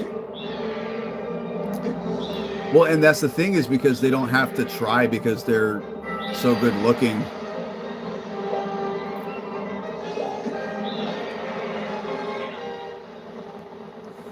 I'd definitely wife one of them of those I'm thinking about.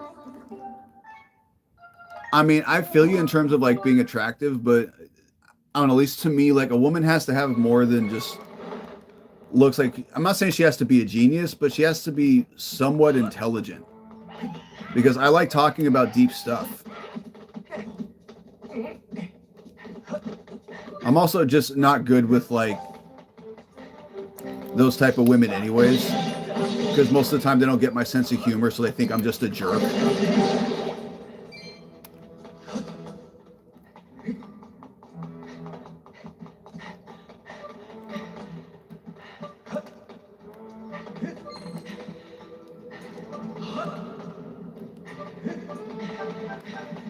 This one is 12 out of 10 gorgeous and can carry a conversation. Okay. Well, best of luck to you, my man.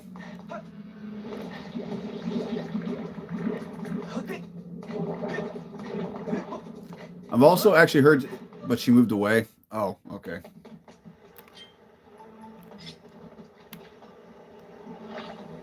Yeah, so this is why we need the bottles, because we need to get water.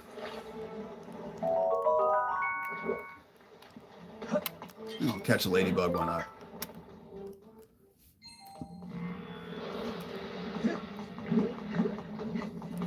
Although, so what we were saying is like, oh, blondes get handout and stuff, and like everything with society.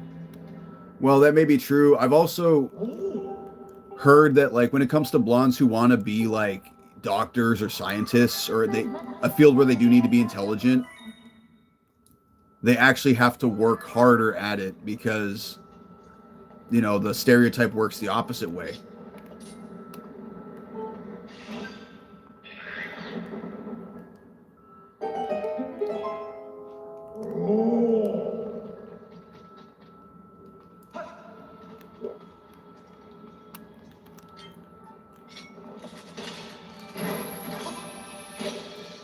Well, let me ask you a question, Pitt. Did she move away far, or is it like you'd have to drive a minute to go see her?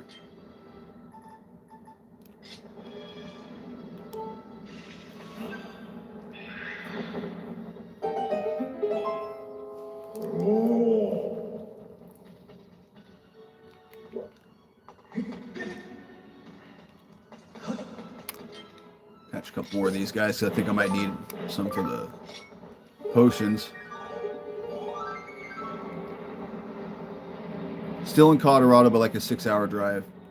Okay, so doable if things went in that direction. You know, it's not.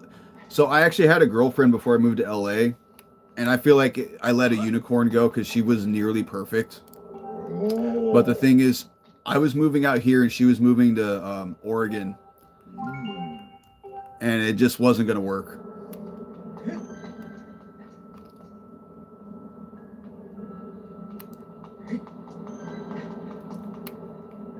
Quiet, Fee. I know what I need to do. Pretty sure she'll be back around during the holidays. There you go, man. Hey, and you know, chicks love Hallmark movies.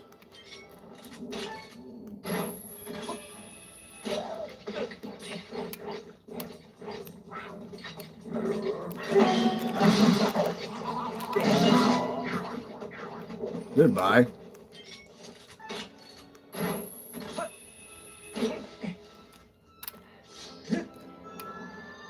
Like, do you know her, or is it just like you know of her and you think she's really attractive?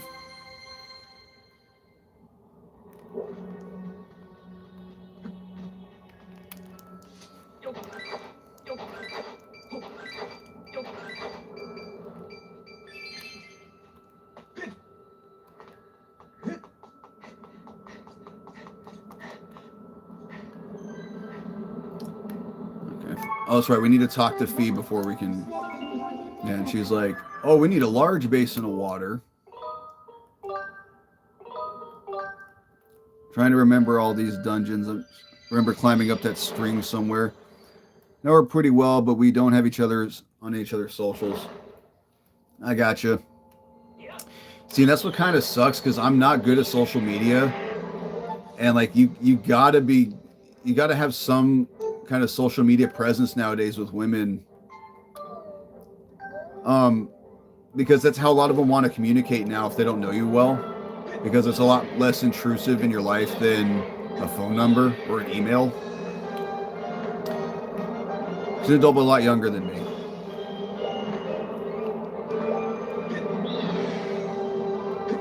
You know, and that's a thing too I've noticed with me. Granted, I'm in my mid-30s, but like, not that I don't think like 21 and 22-year-olds are attractive, but I'm a lot more attracted to women who are like late 20s to early 40s than I am like 21 and 22-year-olds.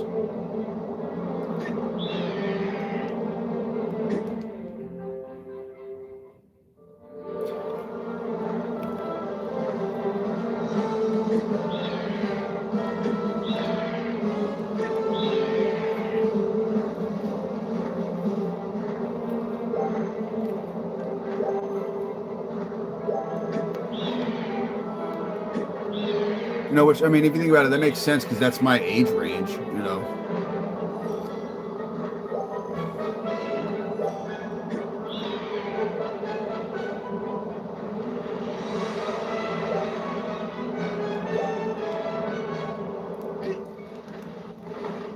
Oh, missed. Okay.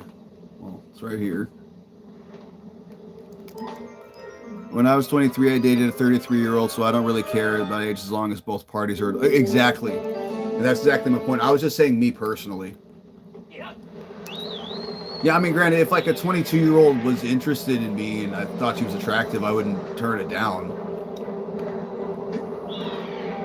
But if they don't have a life experience yet or in their 20s, it's a no-go. Well, and I feel like that's, as like time goes on, that's going to be more common because, you know, like the world changed a lot after the pandemic. There's a lot less like social interaction. The whole Gen Z stare thing, which I don't understand the point of it other than to just be Gen Z based, to be honest. Yeah, the first time that happened to me, a Gen Z stare, I didn't know what was going on. I was checking an ID at the bar I used to work at, and this like super young girl comes up to the bar, and I'm like, "Hey, what's up? I need to check your ID," and she just stares at me the whole time, doesn't blink or break eye contact, and like reaches in her pocket to get her wallet, hands me her ID, and does not, and just is still staring at me the whole time. And I'm thinking, like, what is your problem?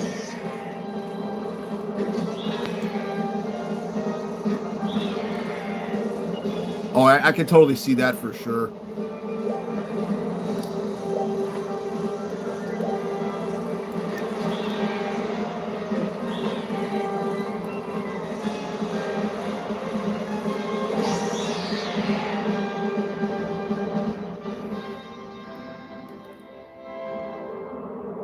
Alright, so we got both the goddess chests. Now we need to go get the water. There's a 21 and 22-year-old Indian German lady that's so pretty, but I'm pretty sure she hates me.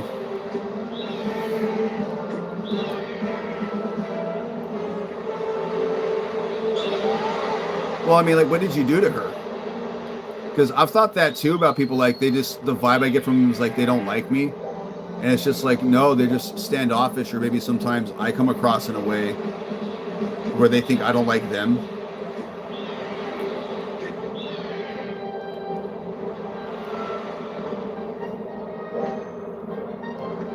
Not a thing. And you know, sometimes people are just like that, where they're just like, I just don't want to like you. In which case, all right, whatever. I didn't do anything to you, so that says more about you than it does about me.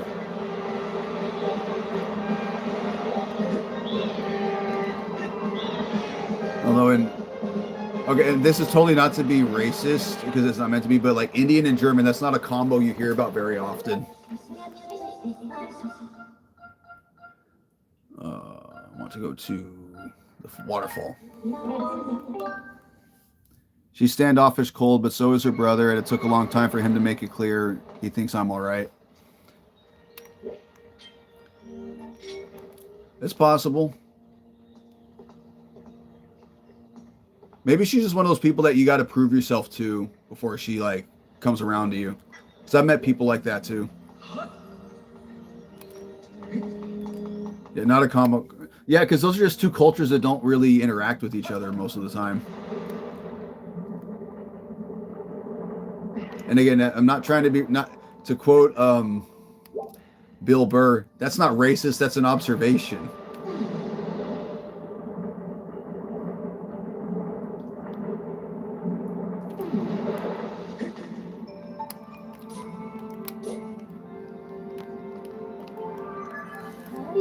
Her brother looks Italian, she looks Persian, total bait. Oh, dude, Persian women are always attractive, man. Like Egyptian, Iranian. I made eye contact while she was smiling yesterday, and it gave me some butterflies. I'll see, she doesn't hate you.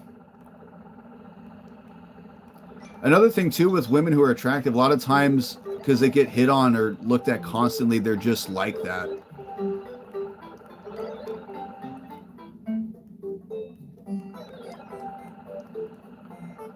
Yeah. I wish I could give you better advice, man, but I've never been good with women. Like any woman that's ever like been interested in me, I don't know what I did to make them like me. They just liked me. You know, I never learned how to spit game or any of that crap. I'm just me.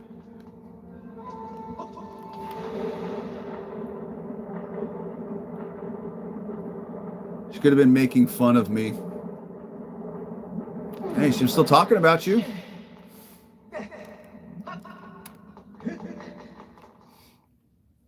I mean, what, making fun of you for what? Sitting down?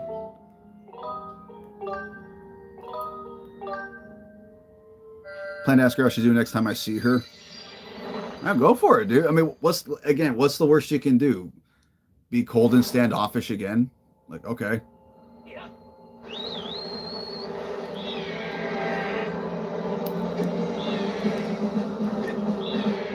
I will say one race of women I didn't really think about as attractive, but I really noticed when I moved to Los Angeles were Armenian women.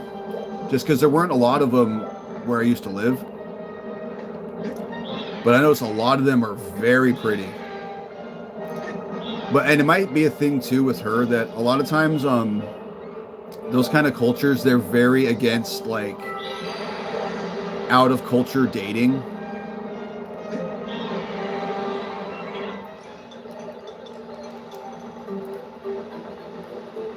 I don't have game either. Most relationships I have are with people that have known me a long time. Yeah, there you go.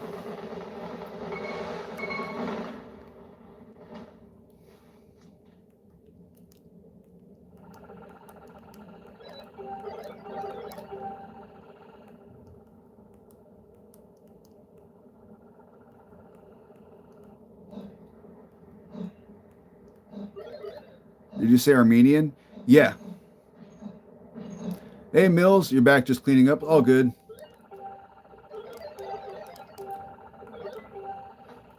Yeah, Armenian women. Because, like I said, out where I was, I didn't see a lot of them.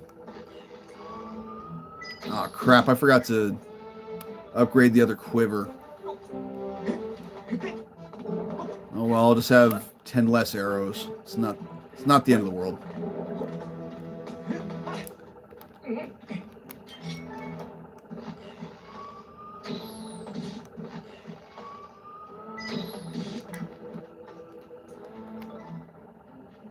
Love you, Mills. I'll get back to you soon. But for some reason, I can't swap between apps without YouTube closing, and I don't want to miss what Renegade. Although I think Mills is done streaming, right? Or are you still going? Or duh, you just said you're cleaning up. What am I saying? Dude, hit me, not him.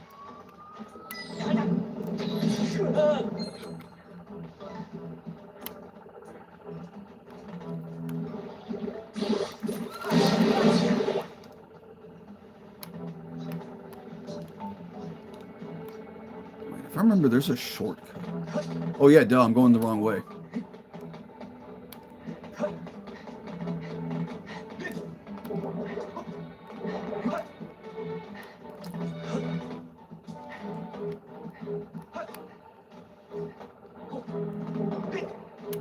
No worries, dude.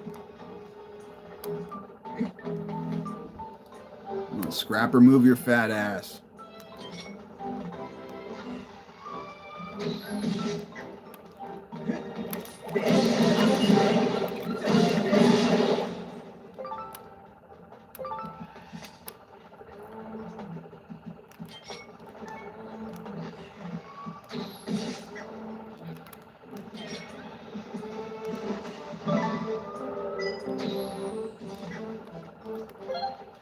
I think I'm just going to ignore that dude, Pitt. I mean, he posts about me again. I'll keep... Oh.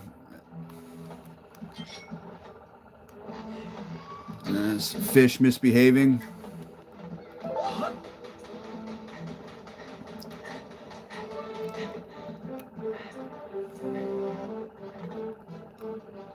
Yeah, that sucks, Mills. I'm sorry. Normally I can swipe up and YouTube will play in a small box, but not tonight. Dude, YouTube just decides to not work for some reason.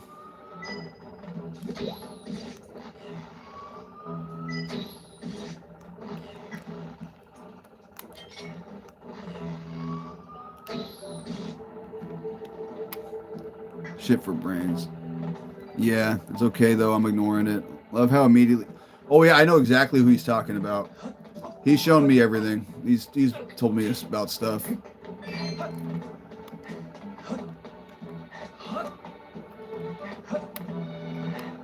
That dude's a weird, like.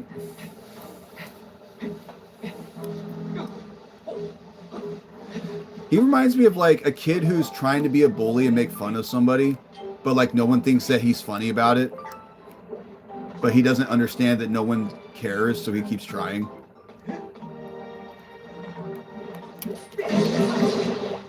Like, if you guys ever encountered someone like that in school? There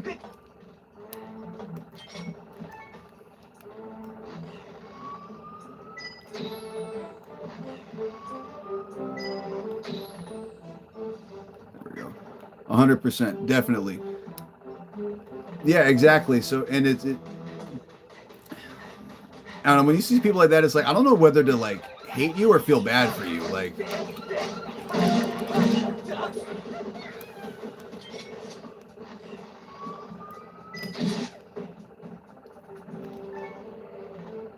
I'll still pray for bro. Yeah, and that's actually not a bad approach either. You know, if you guys have ever seen 8 Mile, that idea is kind of how Eminem won in the end against Papa Doc, is because he's expecting you to get upset and he wants you to you know, get mad so he can be like, yeah, see, Mills is terrible. But in that movie at the end, what Eminem does is he just, when he battles him, he just says everything he knew the guy was going to say first. So he completely disarmed him.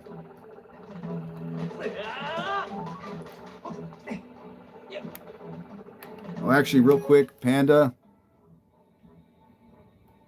I think your name will look better in blue.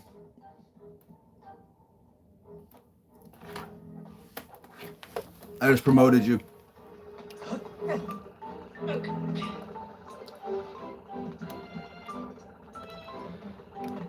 It's sad when people are so astray that when the way they behave makes it too easy to resent them. Yeah, well, and it's also, yeah, actually, there is no other reason. You're right, exactly. And they don't ever want to change because they don't understand why what they do is wrong.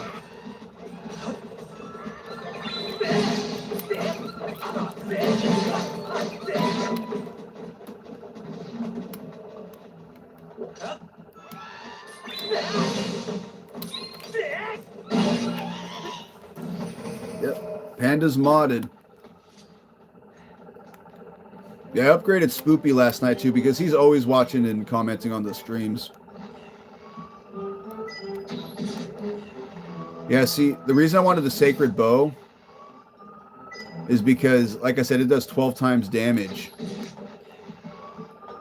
So you can just snipe these guys who have super high HP and not have to deal with them. Yep. Forgiveness, acceptance, accountability, just alien to them. Yeah, and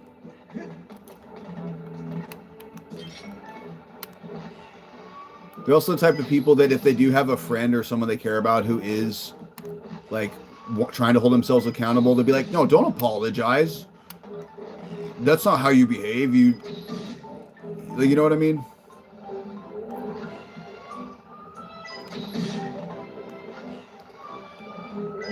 I mean, forgive, but it's also just don't even acknowledge.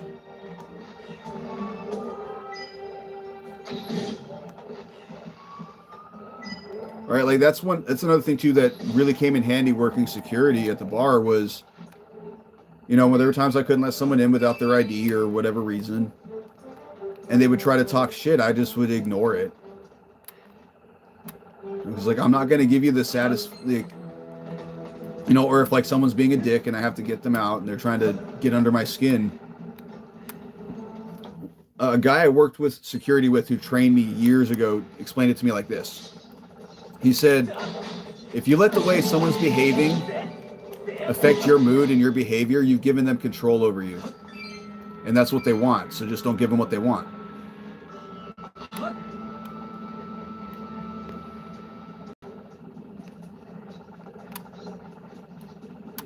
Where are the keys?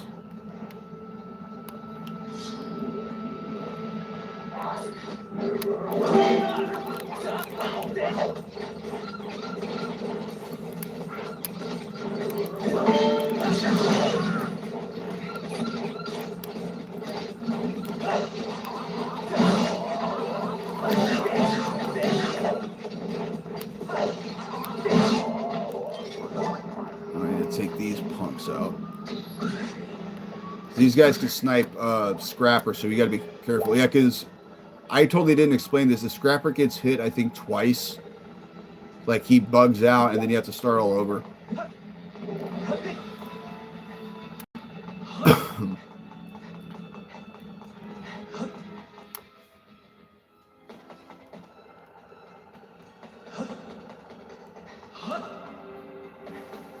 Exactly what I'm dealing with this weirdo at church. I had a panic attack driving to church tonight. Another one?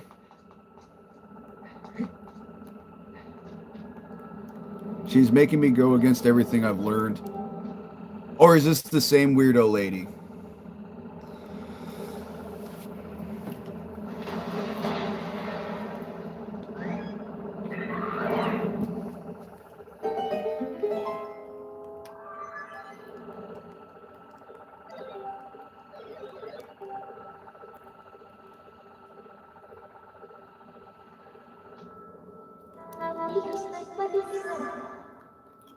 Alright, so we can go in there right now, but I'm going to go upgrade the quiver. Same, my second ship. Oh, wow. I'm guessing those two are like best friends. They like meet with each other and have coffee every like other day and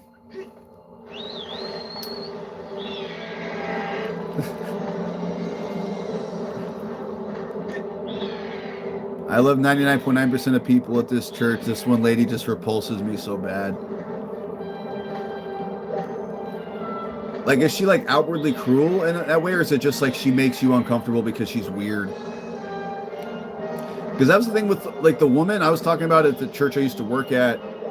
Like, I didn't want to be rude to her because she was a nice lady. She just, like I said, did not respect personal space, and it just made me and everybody uncomfortable. Because it wasn't just me, she would be like this too. It was like everybody, especially men.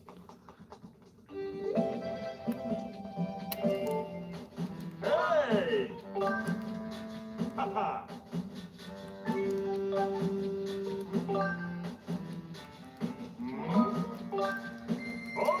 Okay.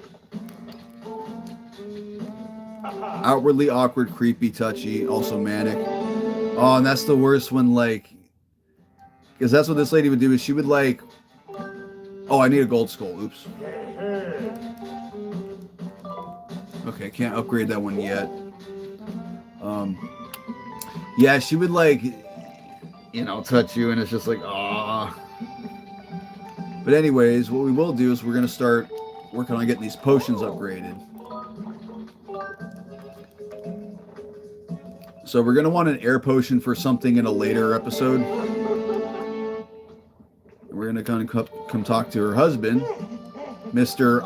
My baby owns the only rattle in the sky.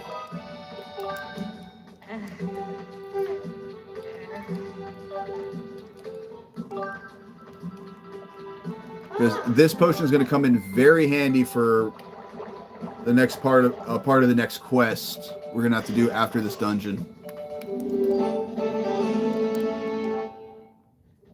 And then,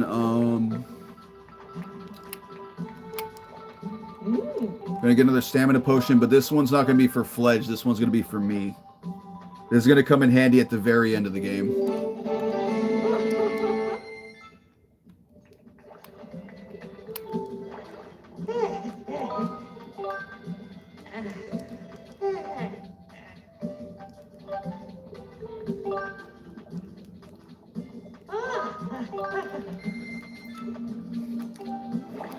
Let's see, like, oh, I missed some stuff, you guys.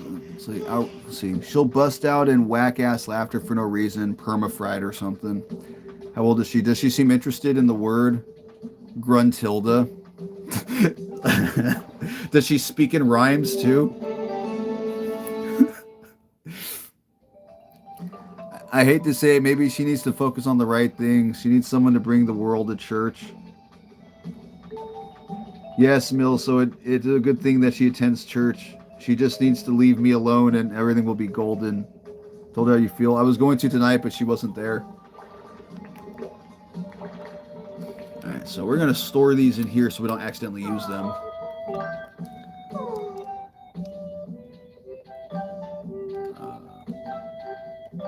Oh, actually, we can make another one.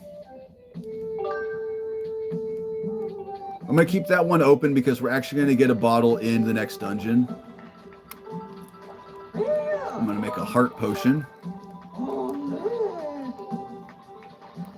Oh, right, I got to get rid of the fairy. Oops. My bad, weird lady. Like, weird looking lady.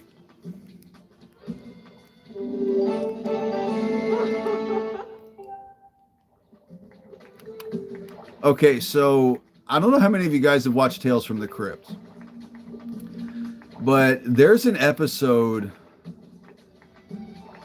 Oh god, I can't like even explain it without like spoiling the episode, but basically there's a character in this one episode about this man who like is having trouble with his wife, but he meets like Brooke Shields like in the rain and he takes her to his cabin.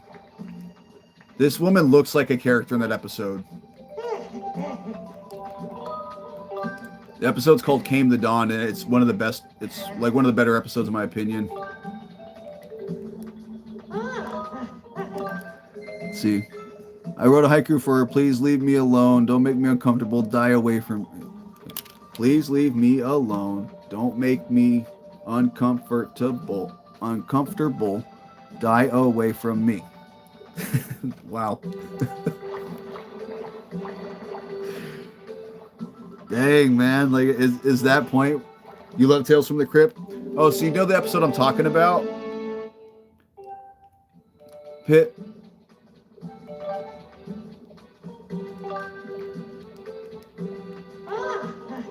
Yeah, I have the whole show on DVD, and you know, it was just October. I watch it every year in October. I don't remember it, unfortunately. Okay, I can't really say anything about spoiling it, but she looks like the character reveal at the end. All right, Patrice, you can hold on to this bottle too.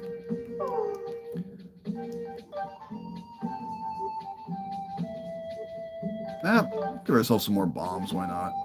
And put the treasure thing back in. No. Here.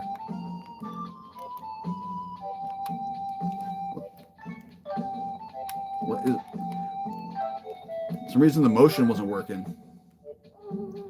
Creep Show I love more. Hate to say it, but it's true. Oh, the movie Creep Show is great. And I was talking about Tales from the Crypt at my old job because I work with a lot of like, I guess you'd call them mid-Gen Zers. Like the kids who were born in like the early 2000s. You know, and I was explaining Tales from the Crypt to them, and I told like this: if you like Black Mirror, you'll like Tales from the Crypt. It's the same type of show.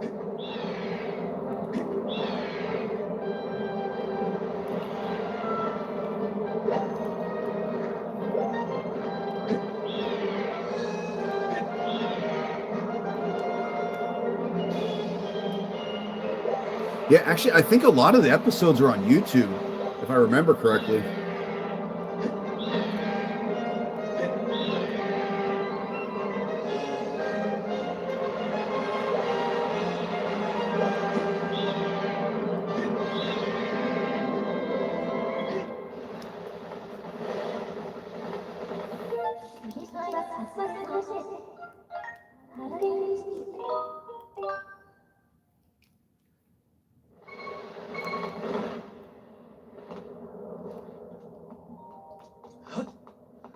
now we'll go into the fire sanctuary.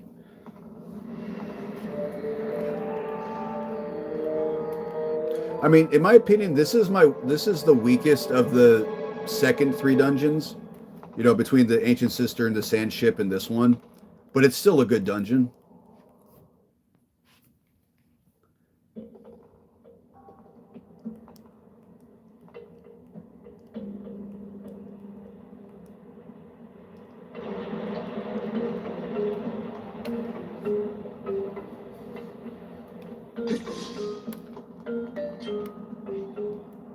Yeah, let's use the claw shots for this.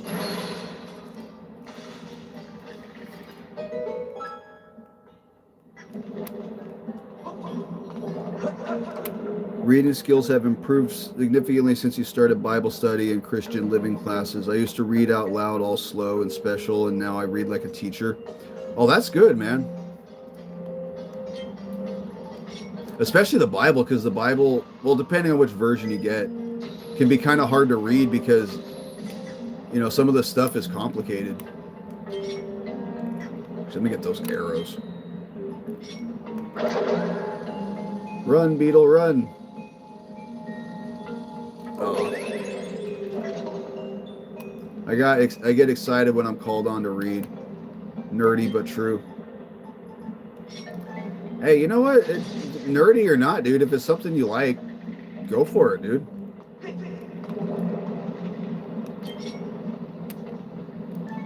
And it just shows that, like, you actually care about the religion.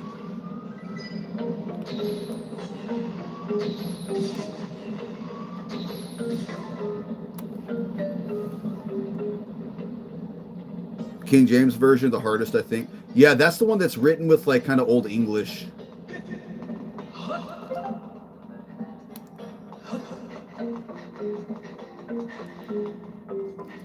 You know, and it's written, not that it's not written in English, but it's written in like a type of English people don't really speak anymore, so it's kind of hard to understand the context of stuff.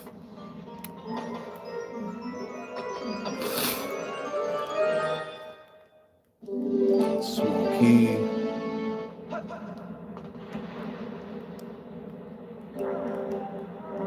We got an old magma. I don't know why that was so hard to say.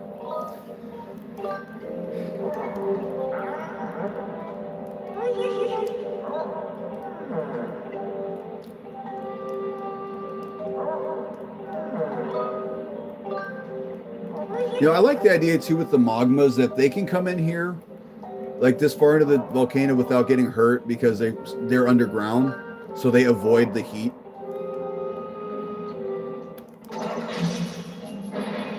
It's a goal of mine to become a teacher, so it's nice to see I have what it takes. Good with kids, can read well, very patient. Yeah, go for it, dude. I applaud anyone that wants to be a teacher just because I know that kids can suck sometimes. And like you're trying your best to, you know, teach them stuff to help them, and they don't care because, you know, you're kids. You don't want to do homework or go to school. But then like years later, you reflect on the fact that this teacher actually cared about you.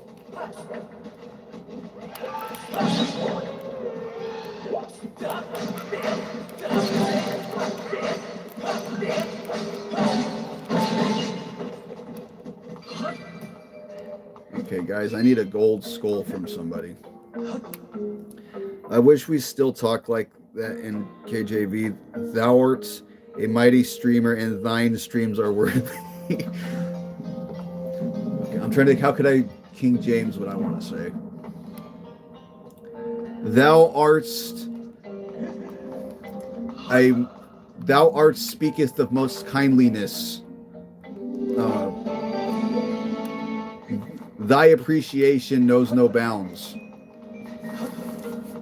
I think I did that right.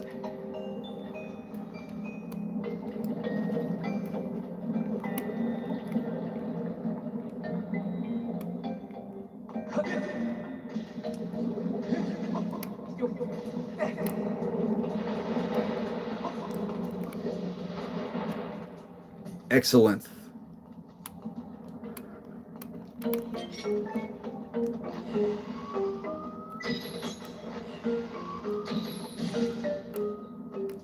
take care of him because that guy likes to snipe me up here.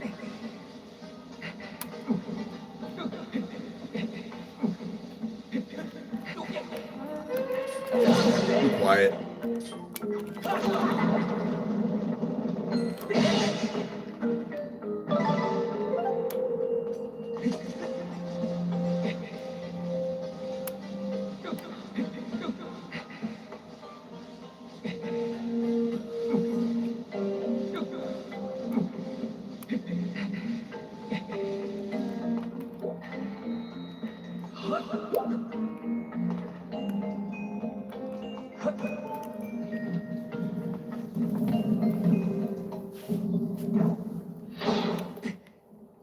We have to fight homeboy over here.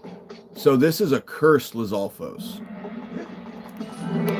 So one, these guys are stronger than the ones we've been fighting before.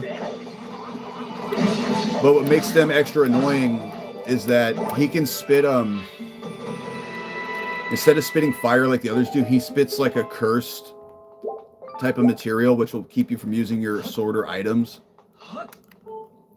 How much longer are you streaming? You got to go to the gas station, about 20-minute round trip. Oh, I'm going to be streaming through this dungeon, so yeah, I'll still be playing when you come back. Because the next thing after this is the Imprisoned, and I really don't want to fight the Imprisoned again tonight.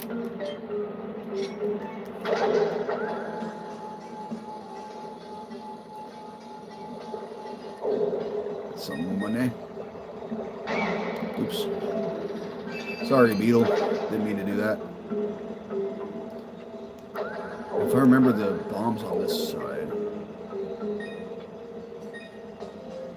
Yeah, so...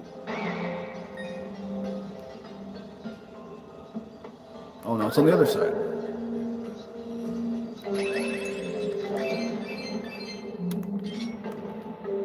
Anyway, so what I'm doing is... So we need to get the lava flowing through that dragon's mouth, but it's blocked with rocks. However, we can use the beetle to grab a bomb.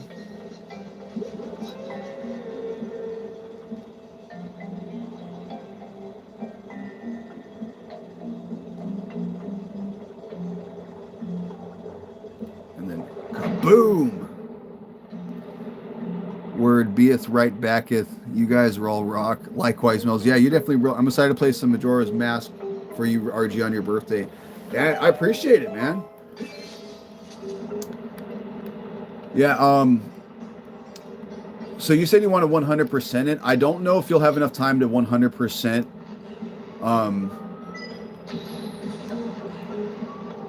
Well, see, if you're starting at 7 o'clock for you, that would be 4 o'clock for me. And if Elena gets off work at 9:30, I might be able to catch the very end of it. I don't know. It depends on how things go tomorrow. Just finishing the story is good. Oh, I mean, you could do that because once you go through the castle, you'll get the song to climb the tower to get to the Stone Tower Temple. And then you could, in theory, finish the game on that cycle. Always push the stream too. I mean, if you want to, I just feel kind of bad that you've been pushing it for like a week and a half because I got the new job, so with the training and everything. But I mean, if that's what you want to do, and then yeah, because I don't work Thursday, so Zelda Thursdays is good for me at any point, whether it's Majora or Ocarina or whatever. I wish, but I got plenty. That is true. You got tons of video games. Yeah, that's one thing I noticed too is like I was making a list of the games I want to stream coming up, just in general. Oh, I already have the key. I just got the key. What am I thinking? And after I wrote it out, I realized, wow, if I count stuff on NSO, I have like nearly 200 video games I could stream. Get to 1,000 games to stream. That's a lot, man. 1,000 video games is a lot. I mean, you could do it.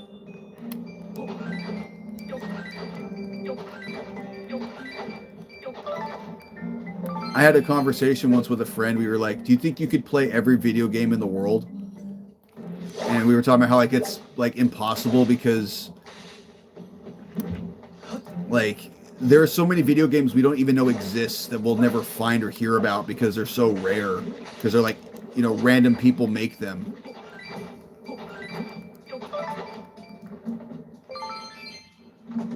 Like, even if you dedicated your whole life to, like, no sleeping, no eating, or anything like that, just playing video games constantly, you still couldn't do it.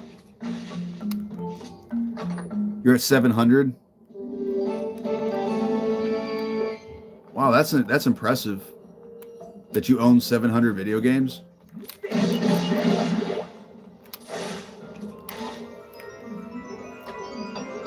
There's so many games beyond console. Exactly, like... There's so many games that are like, you know, computer games, indie games,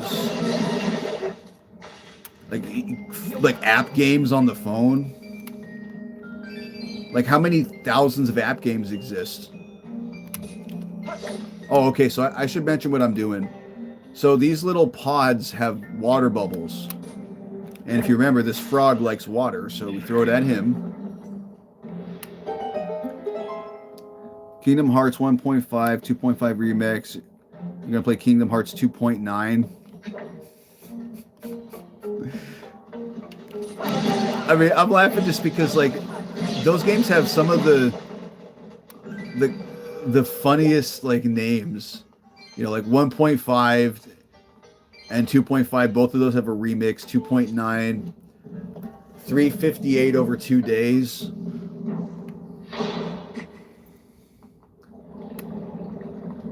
Oh, so these guys. So what I like about this enemy, not so much the enemy itself, but I love the name of them. It's called, their name is Magmanos. And the reason why that's cool is because obviously they're lava hands. But Manos is Spanish for hands. Right? This is such a creative name.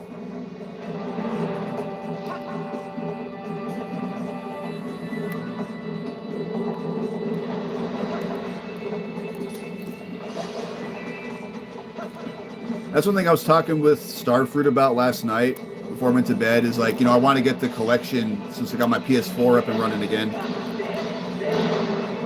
And I asked him what order I should play the games. He said just play them in release order. Just play them in the order they appear on the collection. I'm not even done with Birth by Sleep yet. I got 3 different stories to play on that. Yeah, and it's not even like it's one game. It's like those games have multiple routes you can take, which give you different versions of the game. Like, you want to talk a franchise that had some passion put into it, Kingdom Hearts did.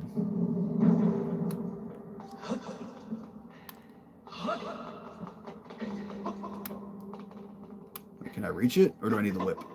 Okay, I need the whip. Current playing chronological order. You're back. Hey, Spoops, how you doing? Glad you're back. Starting with Birth by Sleep. After that, it's Kingdom Hearts. Oh, you didn't play the first one yet? I thought you played 2.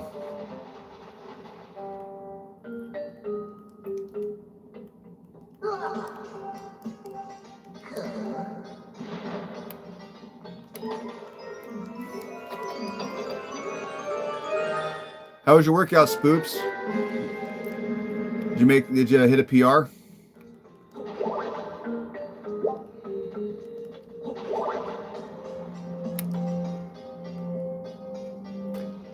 Hey, Starfruit. I sensed Kingdom Hearts. Yeah.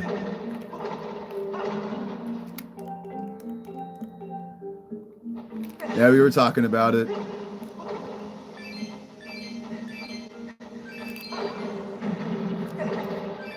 No PRs today, but working on it. It's all good. I mean, granted, I know everyone's body's different, but I found with me, playing football like, is when I first got into weightlifting and learning how to do it. For me, I'll be plateaued for months, and then I'll just randomly break through it, and then like I will shoot up a lot in terms of like my like how much I can lift and how well I lift. I think that's usually how it works for most people.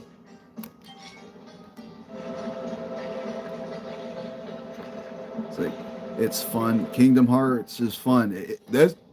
Watching your stream Starfruit has really got me to really want to try those games because they look awesome and they look complicated, but not like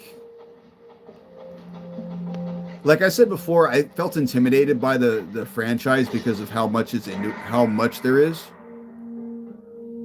But you know, seeing your shorts where you talk about the tips and watching you play the games, like I feel like it's intimidating, but I'll pick up on it quick enough.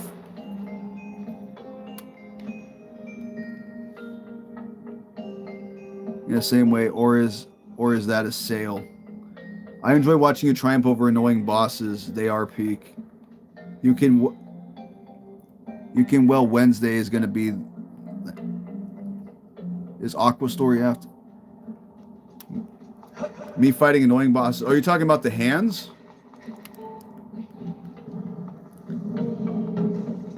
Oh, you're talking to Mills? Okay. Okay. I was gonna say I haven't fought any bosses yet. Yeah, I mean the hands are kind of a mini boss, but I wouldn't count them as a boss.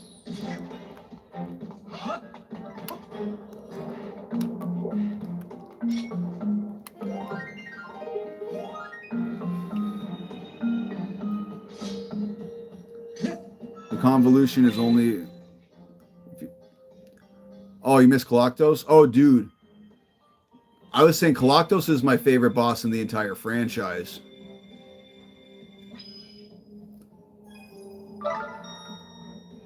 Yeah, I was giddy fighting him because I love fighting him that much.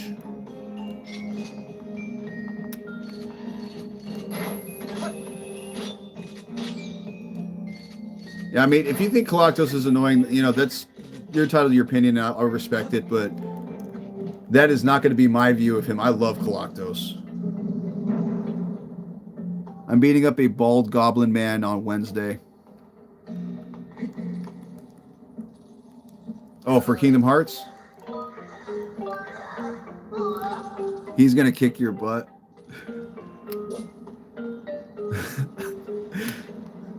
How many times do we have to teach you this lesson, old man? He's going to kick my butt.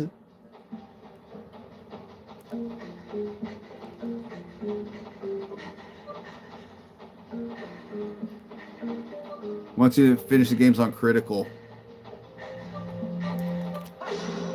If I remember, that's the mode where you like go in there with like not a lot of health because you get more bonuses for your magic, right? Oh, I messed up.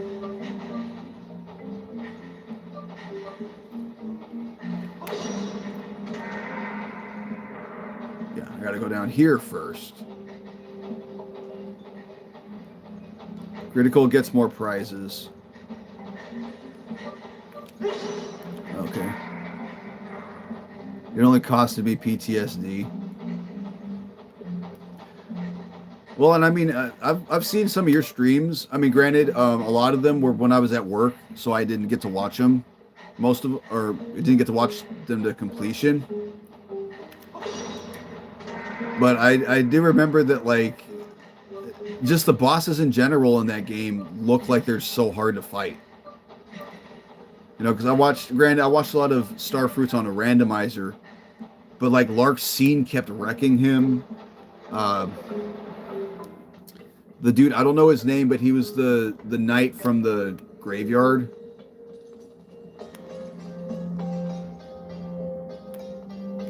Like, oops. What's it?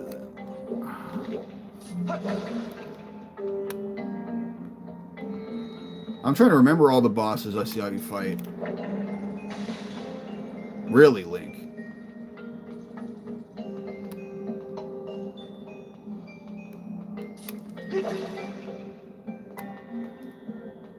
The Lingering Will. That's what his name is? Yeah, that dude looks intense, man. Like, maybe you should mention Lingering Will. Yeah, because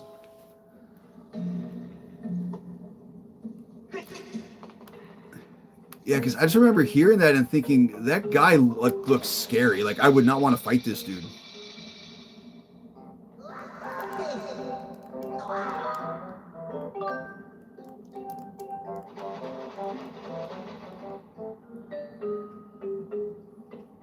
It wouldn't spoil it, Star, because RG wants to play. Yeah, I appreciate that. Well, then again, I'll say this: I'm not that worried about spoilers. I've never really cared much about that because I'm more or less like I want to know what I'm getting myself into, so I can like kind of figure out like a way to effectively play the game or have a strategy, especially for a hard enemy.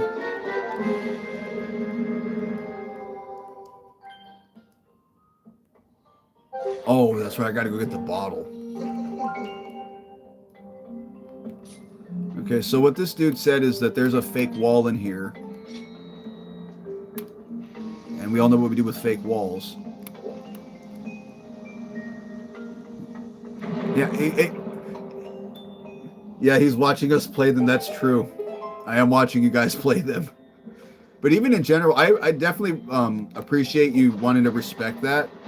Mills, I know there are a lot of people who are sensitive to spoilers. But to me, that doesn't really... That's not really bothered me. Oh, crap. He saw me.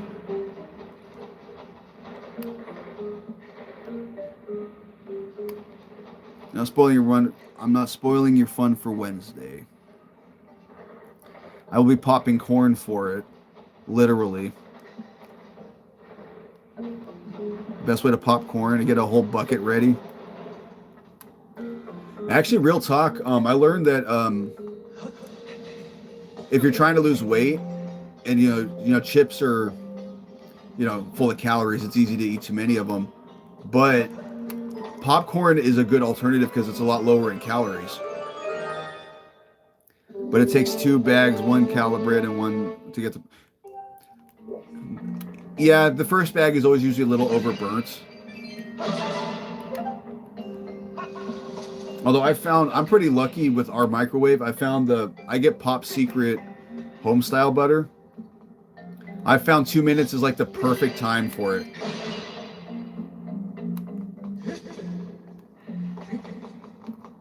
Put some butter on that popcorn. Throw some M&Ms. Oh, I've done that before where you have like chocolate with popcorn. Never did with M&Ms though. It was always like Milk Duds at the movie theater.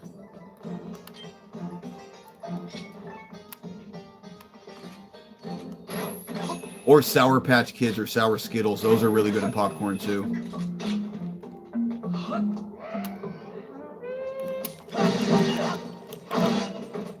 Punk. Yeah, so we're going to come over here. You prefer Parmesan? Oh, Parmesan's good on popcorn too. Makes it extra salty.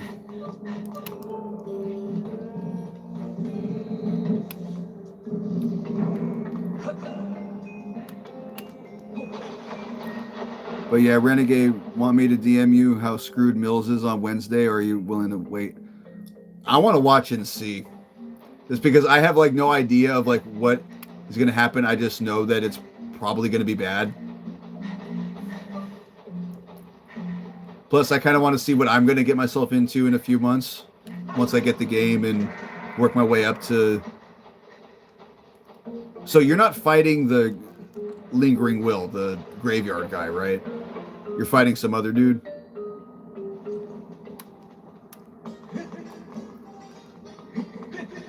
I can imagine because I've just seen like what those enemies are like do in that game. I didn't hype up Sephiroth this much. Oh, he's gonna be worse than Sephiroth. Wow. That's an accomplishment.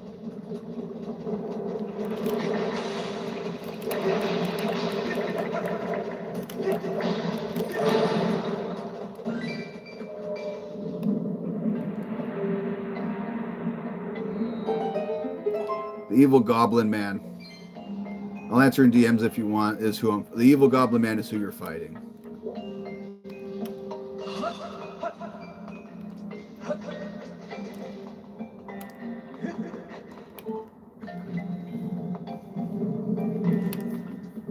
Evil Goblin. I'm trying to like picture which character that is.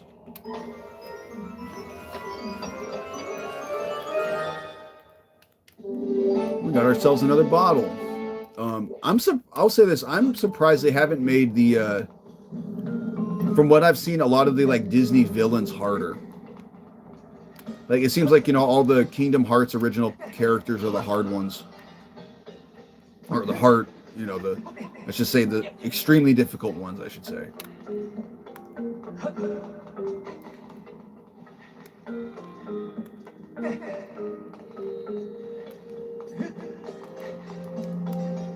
The bald, obviously evil guy. Well, you're saying like bald people are evil?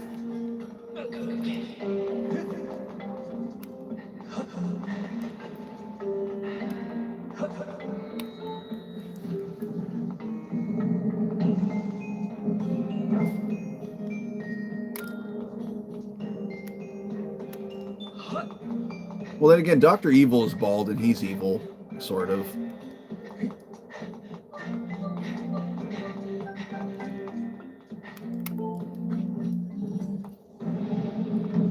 Is it staying at $40? Not all bald people. I know, I was just saying that. That was another one of my jokes that sounded better in my head than coming out of my mouth.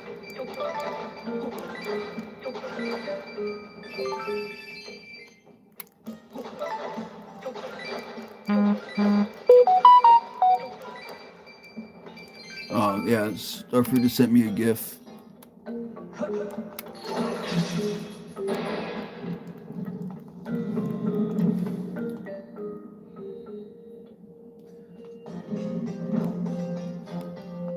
Well, it's funny because like we were saying, oh yeah, bald people are evil. I was trying to think of who's a good bald person, and literally the first character that jumped in my mind was Krillin.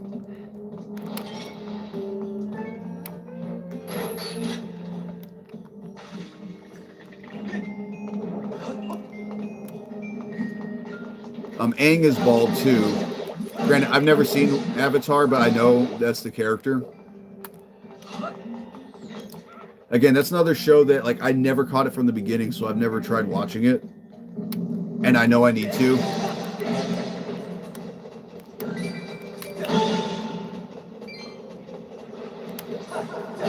Because I've had friends tell me that show's on the it's on the same tier as like Dragon Ball Z in terms of how cool it is. You should watch Avatar. Exactly. That's what everybody says. Like, dude, you need to watch this show.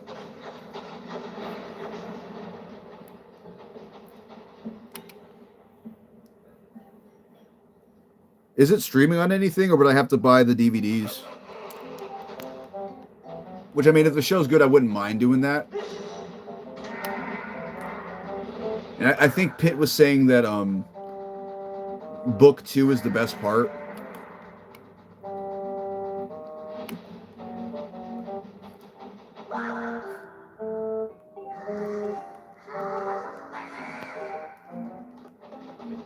It's on the same sale.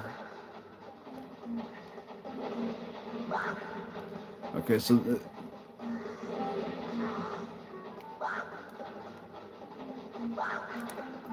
there we go. Till the 22nd.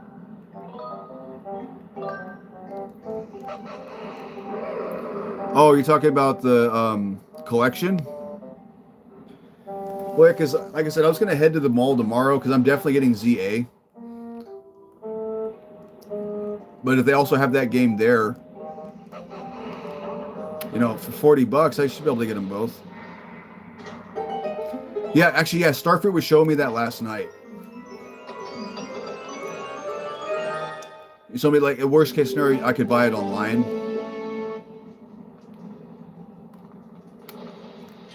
So I want to take care of you. And there's another one over here.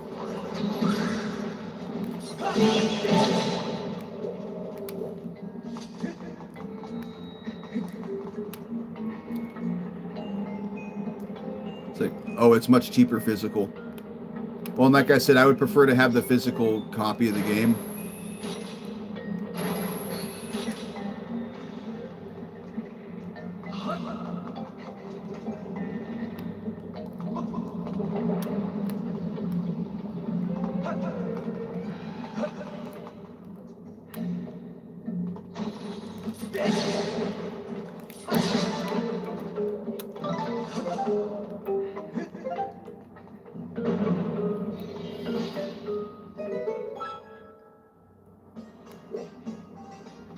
You can't get a physical copy because your PS4 tray is effed.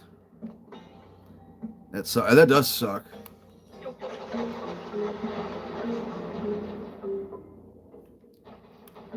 Let's see, Starfro posted a short. I'm not sure if I can watch that while I'm streaming with YouTube. I don't know. Let's find out if the stream ends. I'll just start a new one. It just interrupted. Okay. Can you guys? Are we back? We good?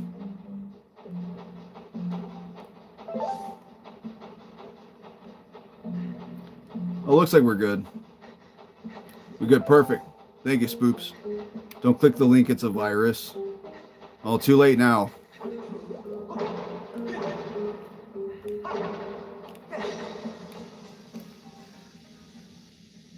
So we need to blow up this rock so we can get the lava to flow. But, oh crap. Now the lava's coming for us. It's coming right for us. If you understand that reference, you win the internet today.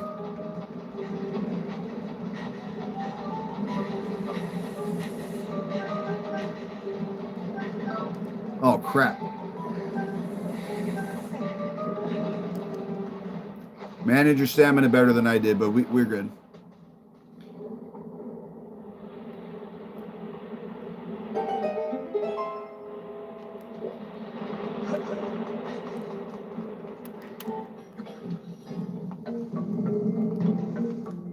I got a stinky fish coming for me, ironically.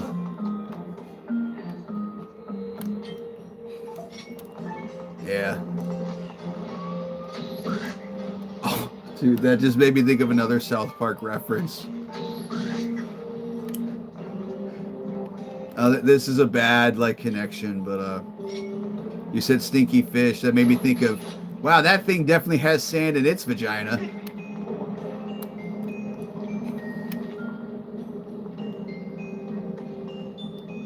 He's gay fish is not the one I thought of, but that's another good one. But yeah. Do you guys know the one I was talking about? That thing's got, it's the episode where they're allowed to say shit, and Cartman just keeps saying Kyle has sand in his vagina, and there's a dragon that comes out, and he's like, that thing has sand in its vagina. South Park is coming to Fortnite. When are you joining me in Kwood? Honestly, probably soon. Between getting ready, getting used to streaming and this whole job hunt thing, it wasn't high on my priority list. But now that I'm going to have some money coming in,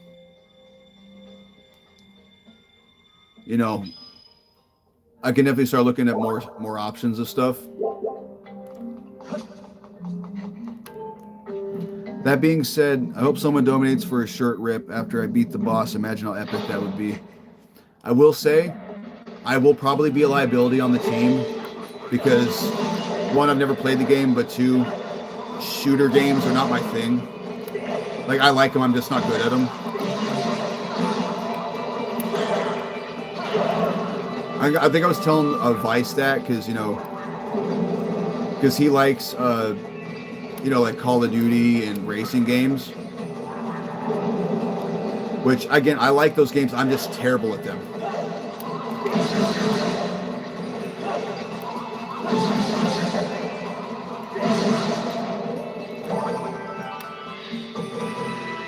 If you beat him in 3 tries, I might.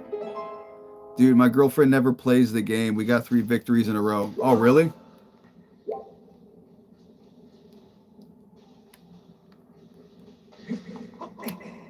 Well, I will say it's a third-person shooter, not a first-person shooter. I'm a little bit better at those.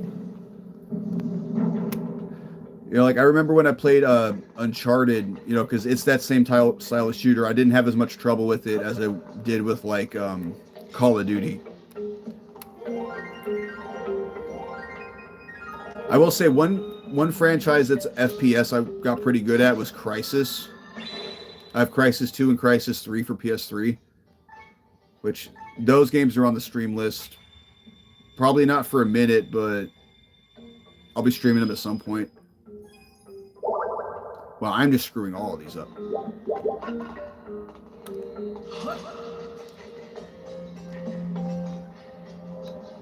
Made a batch of Yoshi's story shorts. Oh, nice.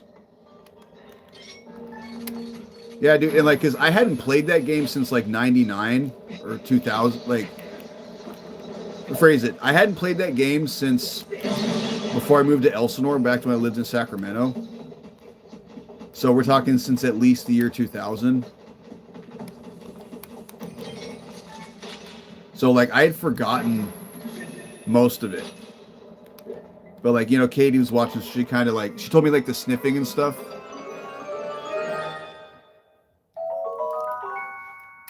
Yoshi is wanted for tax evasion.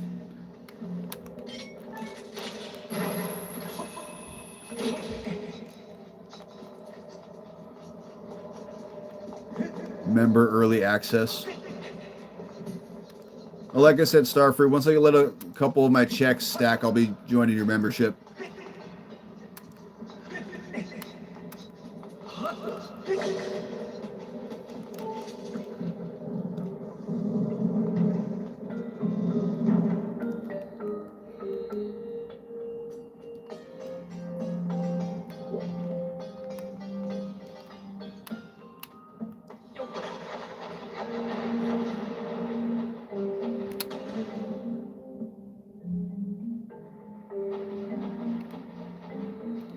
Okay, so I should explain what I'm doing here. So in order to unlock the thing to get the key, we need to hit these switches that are below the statues in the order that they have the number of wings. So this first one we did was 0. This one is 1. You see the one up there is 2. And we have to hit them in the right order, otherwise it's not going to count. So to get to that one, we have to come down here.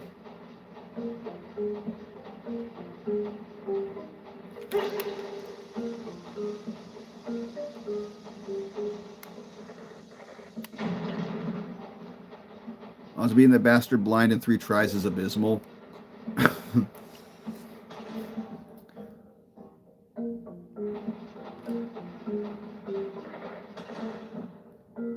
So I got a question, Starfruit. Are the bosses just as hard in general as they seem to be when I've seen you stream them? Or is it because you played on a setting that makes them very hard?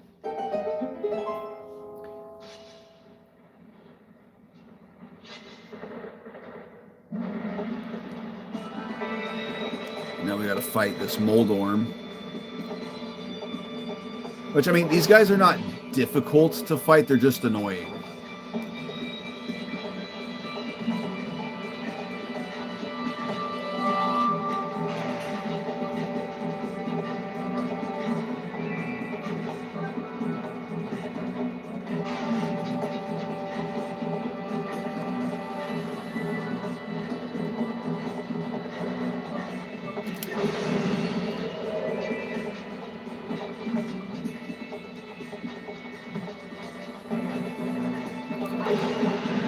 I got him pretty quick. That wasn't too bad. But yeah, sometimes those guys make me go all around everywhere.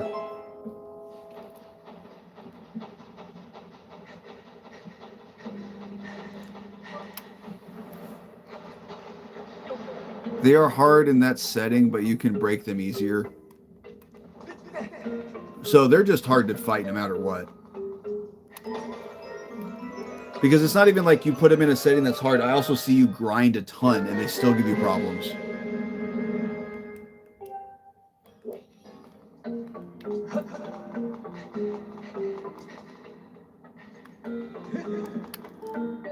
Well, that kind for you to offer that star.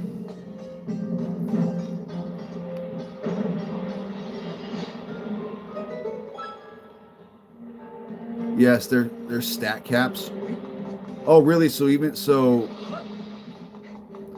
it's not like Pokemon where you can just like go way over leveled and make it just that much easier.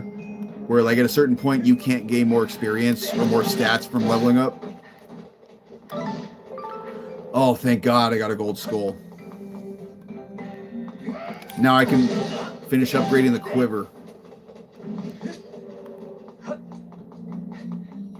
Otherwise, I would have had to go farming for one.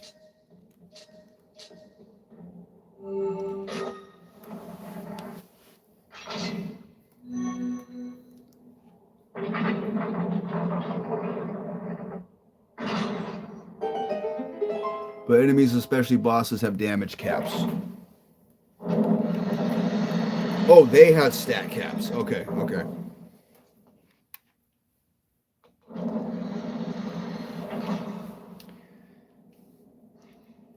And here, oh, look who it is. We see Girahim again. I mentioned this in the first stream. I think Girahim is a good villain. I don't dislike him as a villain. I think he's a compelling character and has a good story. My problem with him is you see him too much because you see him after basically every boss fight. I feel like they should have had him in the first boss fight. They should have had him after the third one when you see Zelda the first time, and then here. Because to me, like, I just got sick of seeing him near the end of the game.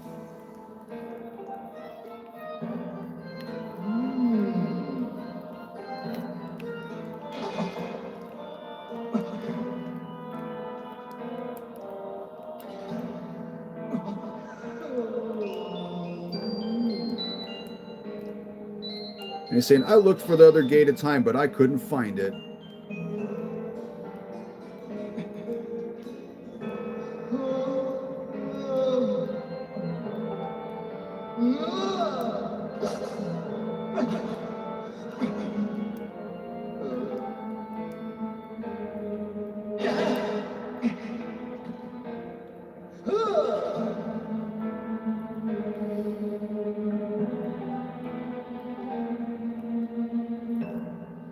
And I will say this, Girahim does have one of the like hardest lines I've heard in a video game. He says that he tells Link one time, like, the next time I see you, you will deafen yourself. I will inflict so much pain on you that you will deafen yourself from the screams. Which I'm like, dude, that is a hard, vicious line.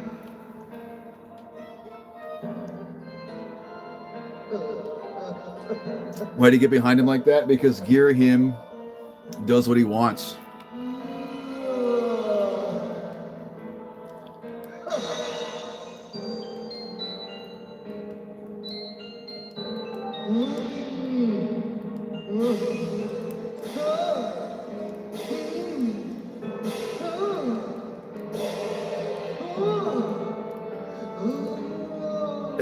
It does go hard, like.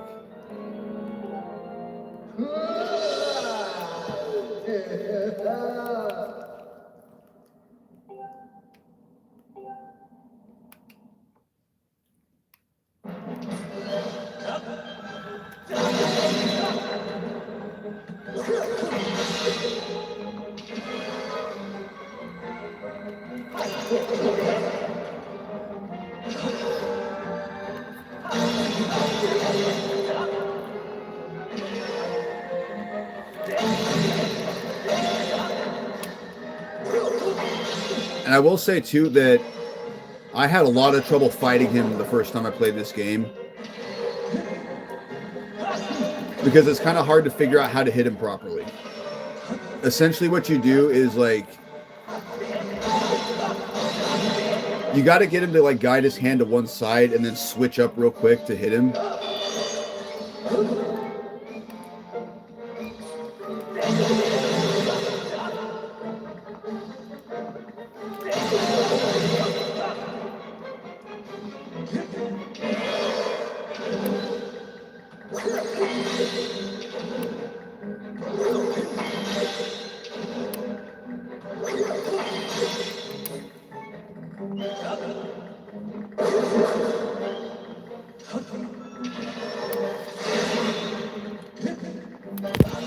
Oops.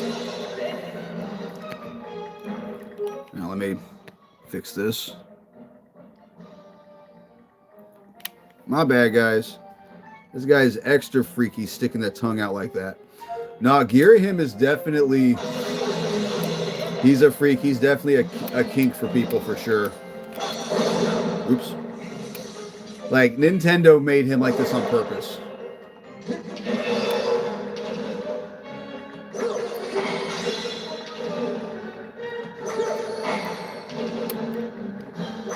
I'm honestly surprised, like, such a kid-friendly company made a character like him.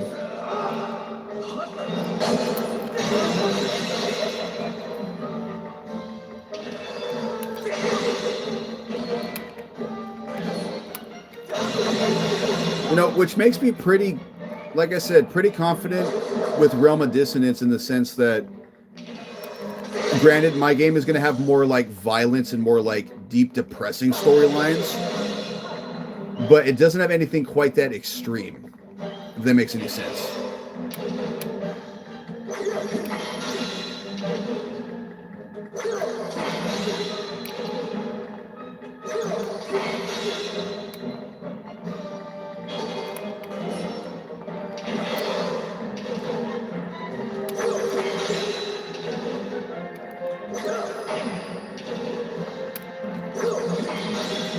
You know, Realm of Dissonance mainly is a story that just has like it's a whole messed up situation. Oh, you're back, Pit? Yeah, back to see, saw me do the second Girahim fight. His design is sharp, I'll give him that. Oh, he's a very well-designed character. You know, it's like I said, I like him as a character, I just see him too much in the game.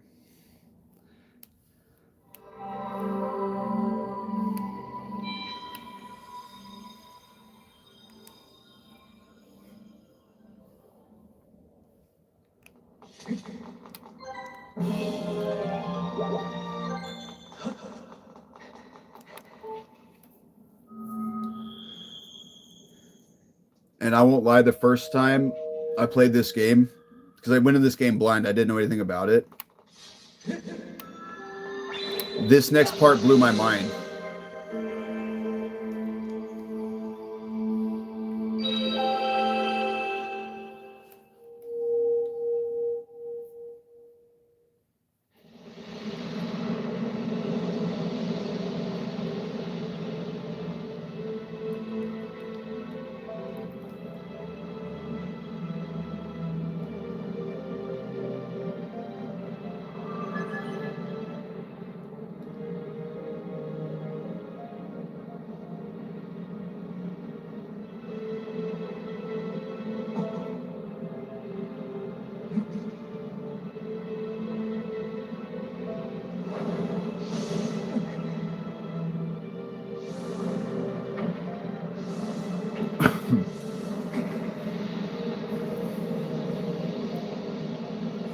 So I was hoping I could get a dono so I can get the full collection for sale. Because I only got 25 to spend. ATM at... Aww. I don't think that's what he meant, Pitt.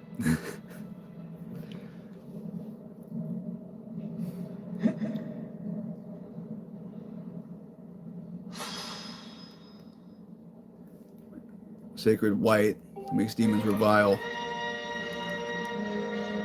Oh, maybe it wasn't this one. I think it's the other one.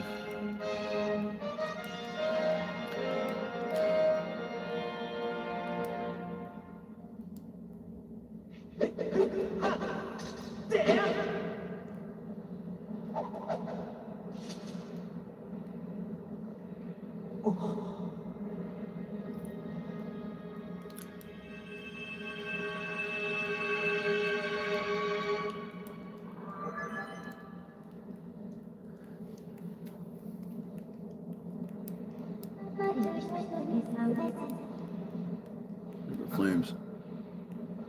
Oh, it was this one, yeah. When she says it's now the Master Sword. Because I didn't notice it looked like it right away. So I'm like, oh crap, you actually forged the Master Sword in this game. Exactly, Spoops. Like, what the heck? Like, you make the Master Sword. It's crazy. Let's see. What else is there to do?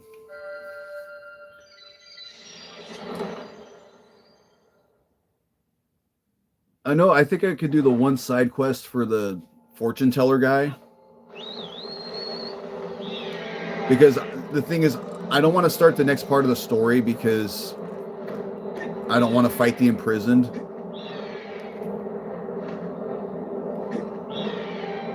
Or actually, no, maybe I will because I'm going to have to fight him again anyways.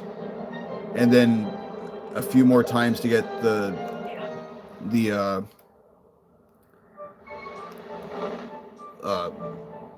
Hylian shield.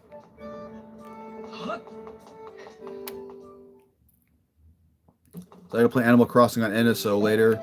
Gonna open some Amiibo Animal Crossing packs on stream. Hey, there you go.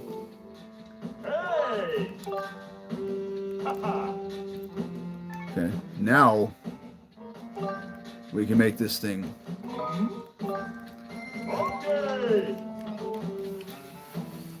Cool. Now we can carry 50 arrows.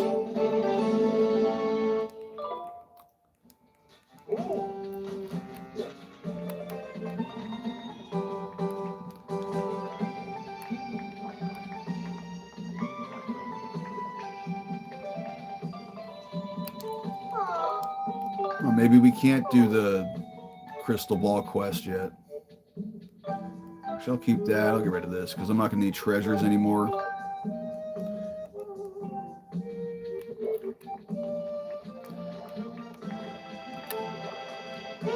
No, not you yet. I was trying to buy this potion.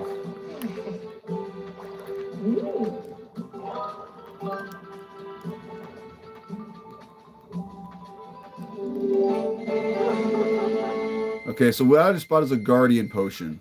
And what this does is it gives you... you take half damage from enemies for quite a while. But if you upgrade it, which I can't do yet. Dang it. So what that'll do is it'll keep you from taking damage.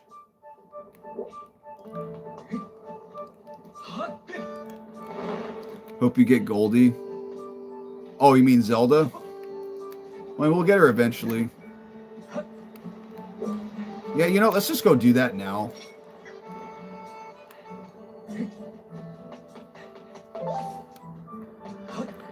Yeah, because I don't want to have to fight the imprisoned twice and then fight him a bunch of times for to get the heart piece and the Hylian shield. Because I'll end up probably fighting him, what?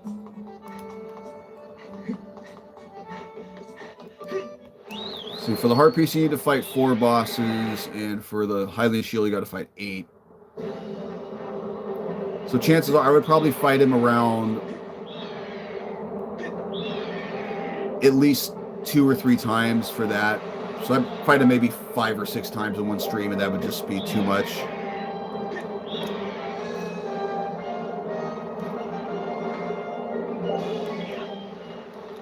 Wait. I was talking about the AC lady.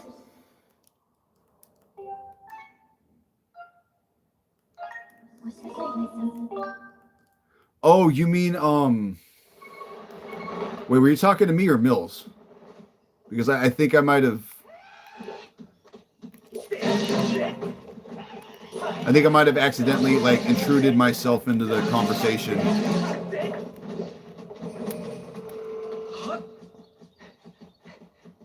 Oh, wrong way.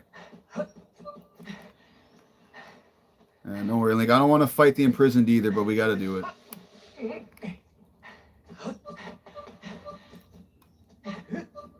But interesting, it works either way. Well, yeah, because, you know, we were talking about this earlier. Zelda's also blonde. With the exception of in Twilight Princess, she is a brunette.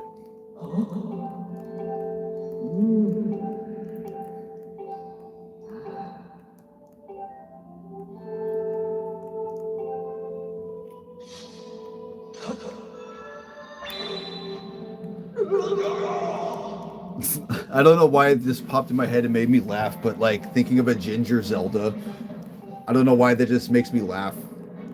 Because for some reason I pictured ginger Zelda being like I picture her still getting kidnapped and stuff, but her just like pissing Ganon off and arguing with him the entire time. You don't like Twilight Princess one bit? Like the game or the story?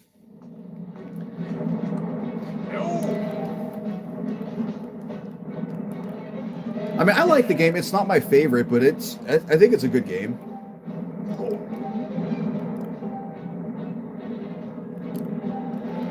It's funny how you don't like that game, but this is your favorite Zelda, because this game's very similar to that one.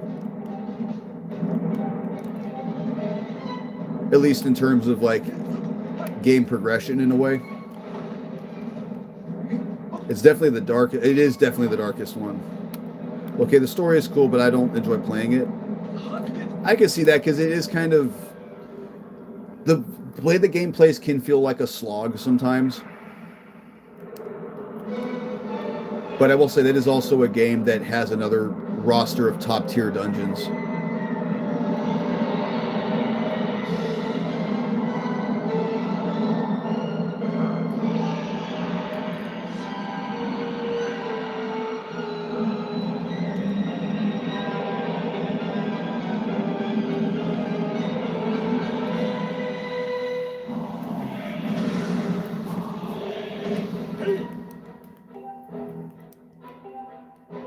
And I will say, I like this boss fight in the sense that we get to see Bruce develop as a character. And I mean, I like the idea of us fighting a stronger imprisoned. I mean, to be fair, I guess this one's not the one that bothers me so much. It's the third fight. Because it just was unnecessary.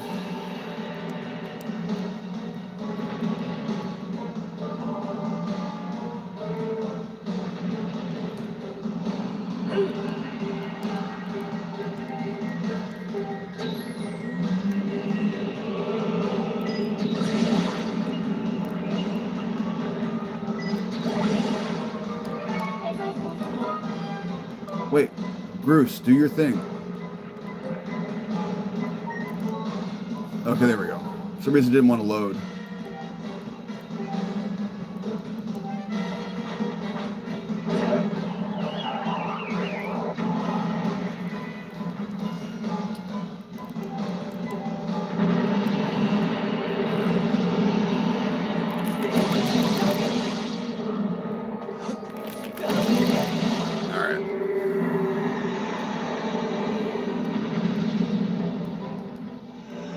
So the thing with Twilight Princess, like, it's a very dark game, but to me, when I think it's like the actual visual of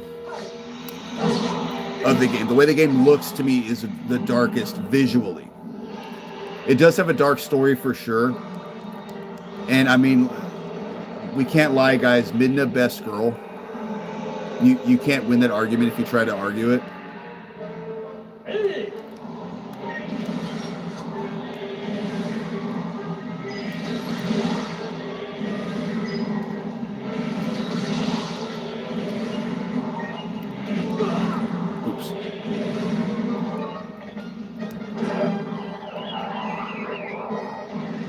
Oh, man.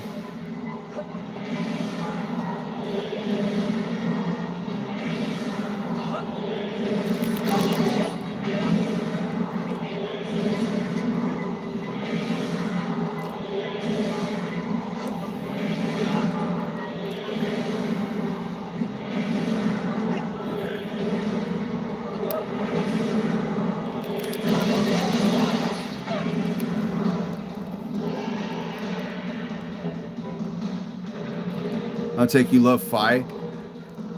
I mean, I like Fi as a character. I don't think she's bad. My problem with Fi is that they just shove her down your throat in this game so much. All right, cool. I recovered from the Gruce miss.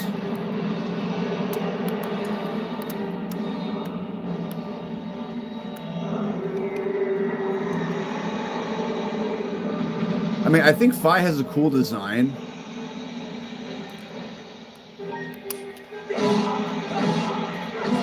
I will say, though, if you guys played Echoes of Wisdom, they essentially copied Fi in that game with Zelda's companion. I mean, he doesn't look the same as her, but in terms of personality and the way he talks, it's basically Fi. Plus, his name is Tri.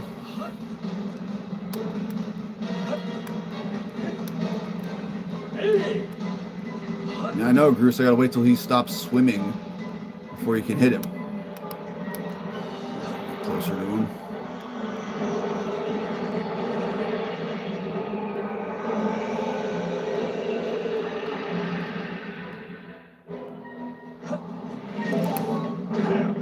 Fuck! I messed it up again. That one was I just accidentally pushed the button. Crap. I might mess this up. I'm gonna have to do this again.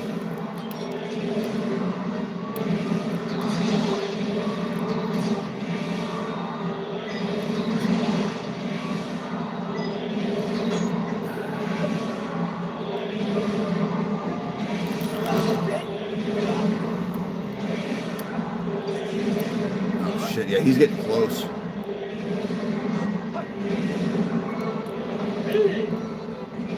Oh, wait, you wait till I fall down to activate.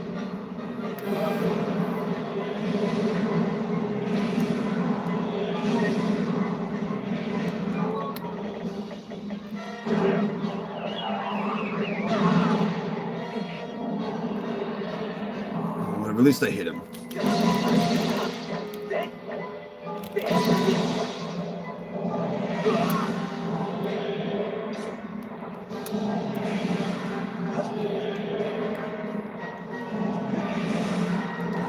I gotta hustle because he's getting close.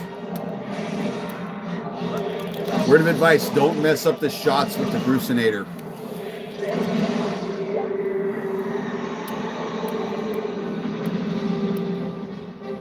Yeah. Pit, I'll read what you said after I beat him, because this was not my best imprisoned run, that's for sure.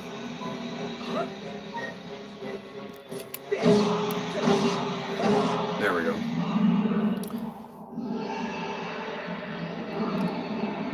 Alright, Majora's Mask is definitely the darkest, but Twilight's right behind it, maybe even tied.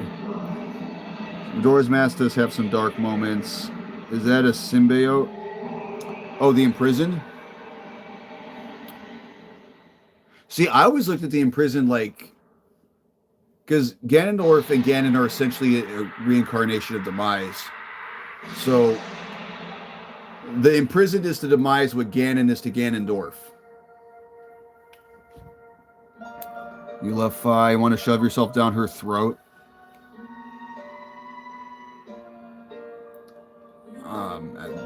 I mean, if that's what you're into.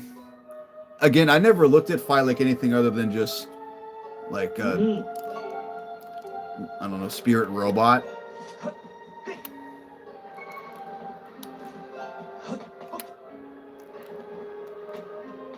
But I guess she definitely has kind of like a vibe to her for sure. Like I wouldn't say her style's not so much goth, but it is like a kind of a style. First jump down to the wire, yeah. Honestly, I got lucky. I mean, I missed the Grucinator twice, blew myself off the ledge the last time.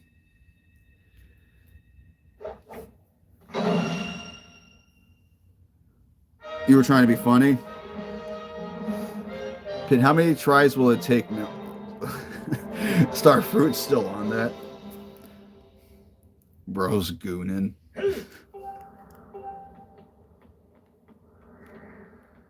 Yeah, maybe that's why Groose kept missing so much. He's gooning too much.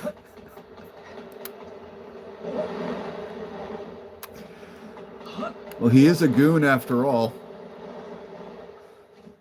Oh, God, that's a terrible joke. I apologize.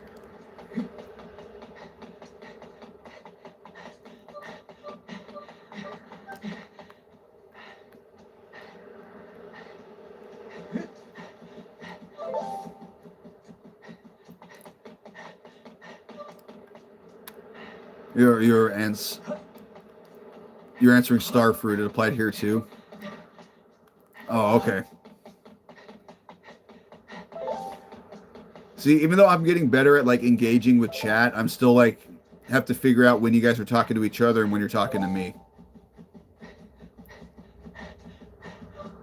That's just gonna come with practice. Get some more hearts.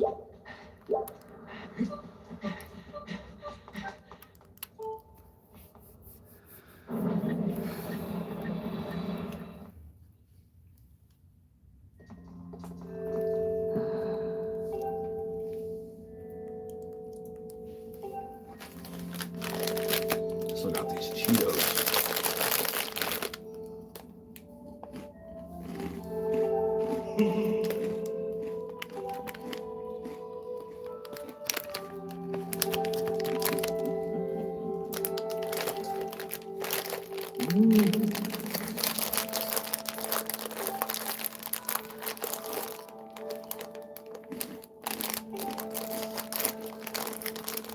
Yours is Lanky Kong.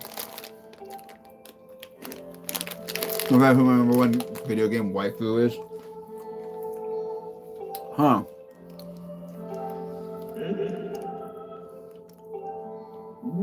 Are we talking looks or personality? Or both? Because one character that comes to mind for me is Impa from Hyrule Warriors Age of Calamity. Because she is just such a badass in that game.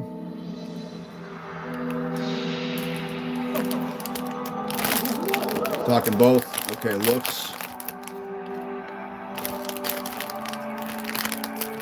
Looks-wise.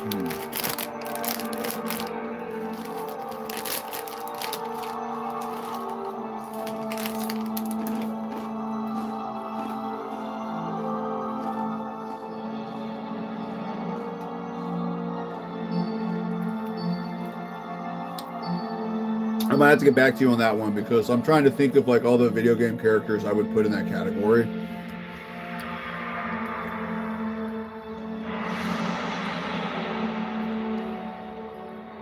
Because I'm trying to think of characters outside of Zelda.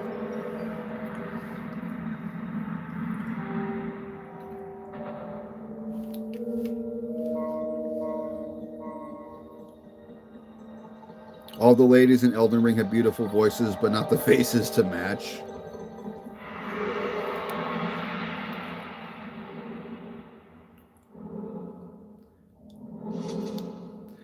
Breath of the Wild, Tears of the Kingdom, Zelda's up there, but just not it. Oh yeah, now she's attractive. She's nice looking. Her personality is what kind of ruins it, though. Oh, you know what that made me think of, though? Someone who definitely jumped up there. I don't know her name, but there's a character in ZA that K-Wood showed us one night. Miss Thickness. That's what I'm calling her. Mills would know who I'm talking about. Yeah, and the reason that made me think of it is because I remember when K-Wood showed us her, you see her from the back. And I just remember thinking, man, she puts Zelda from Breath of the Wild to shame. Was she a detective? I just know that she was kind of dressed in like a French maid suit. Like I thought she was their waitress for a second. Lynette, I don't know what her name is. She has like green hair and kind of like a ponytail, and she's thick, to say the least. Dragon Lady, again, maybe the Dragon Lady. I missed the part where she got who she was officially introduced as. I just like joined the chat or the K-Wood stream, and then about 10 minutes later, because he was just mashing through dialogue, is when he like pointed her out. They were probably not talking about the same person in Starfruit, because the one he was talking about that he pointed out as thick. At least from the angle they showed her, she was very thick.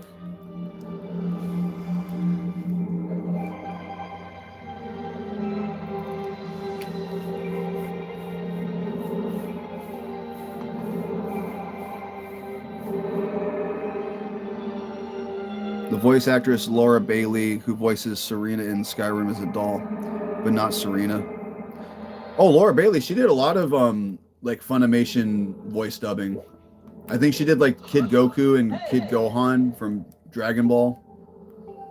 Hello, Chepa.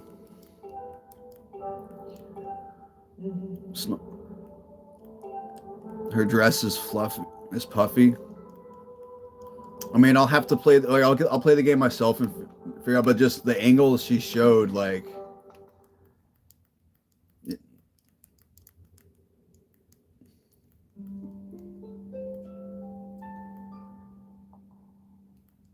well, speaking of waifus, we found Lynx. She's got a great personality too. Love her in Critical Role.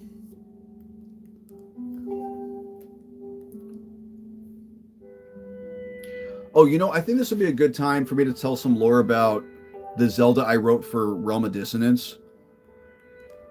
So her whole character arc in the game, granted, most of it takes place in the DLC I wrote, but essentially, you know, her power, like, she's just like a normal girl, but then her like goddess power starts awakening.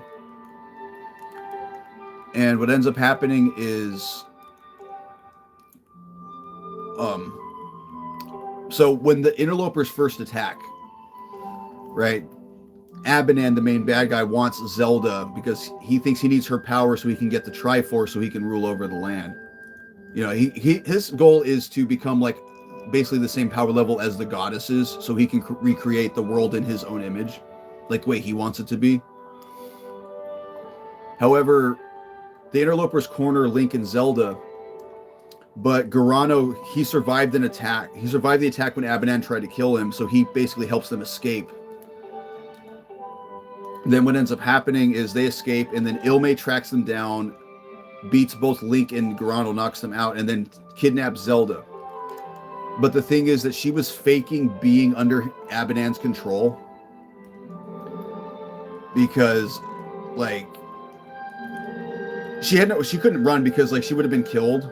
So she faked it until she found who the goddess was, because of the fact that when Abanan attacked, Zelda kind of went out of her own body using her power and basically saved both Garano and Ilme from dying when Abanan attacked them. So she essentially plays the same type of role where she's keeping Zelda safe the whole game.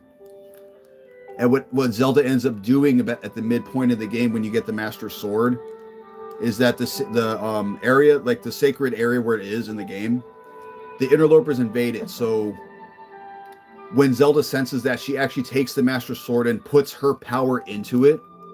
So Link can like basically swing the sword to shoot her like light at people to keep them from being dark, like under Abanan's control.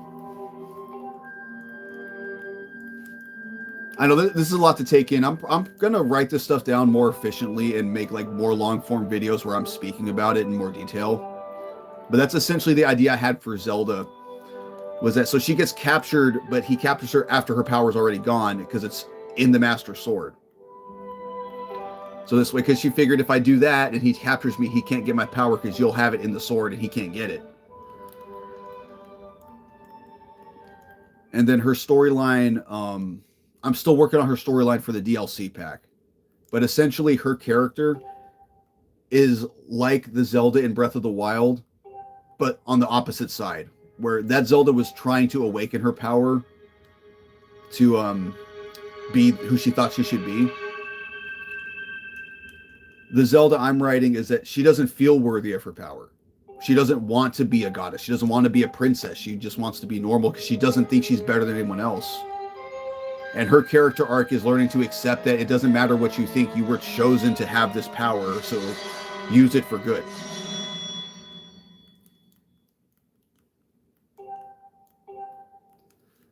I know that that was a lot to take in. I'm definitely going to have to go in more detail with long form videos.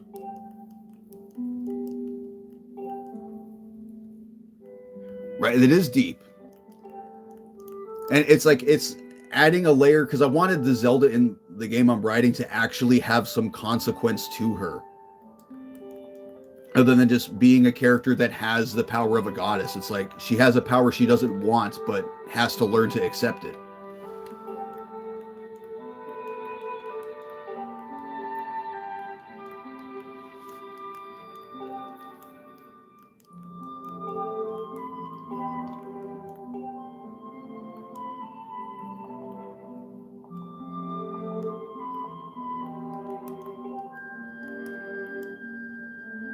Do I like Berserk? I've never played Berserk. Why am I kind of ripping off one of those games?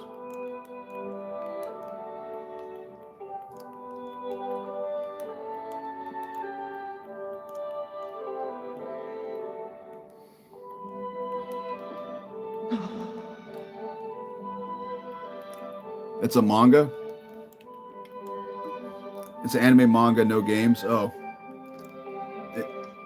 I guess, am I accidentally ripping off something that already exists?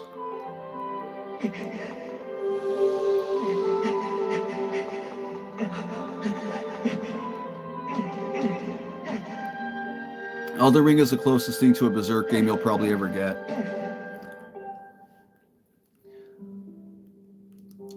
Well, see, the whole idea I want behind the game I'm writing is that everything that's happening in the game happens before the kingdom actually exists. So, you know, the results of what happens in this game are what caused the kingdom to exist. So I want the fact that like all this sacrifice, all this stuff happens to make Hyrule exist, and then it just ends up getting taken over by Ganondorf a couple hundred years down the road. Because that Link and Zelda mess up, like Zelda's messes her plan up and like doesn't factor in the fact that Ganondorf could still get the Triforce.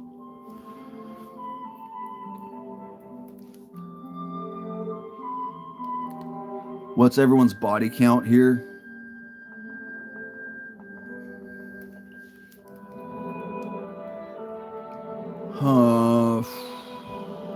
I'd say about 23-ish, like low to mid 20s.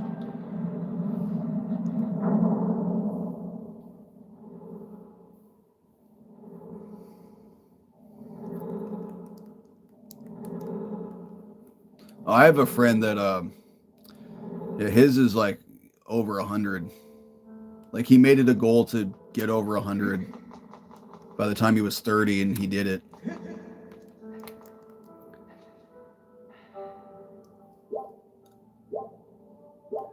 Yeah, but keep in mind, Mills, most of those were like one and dones.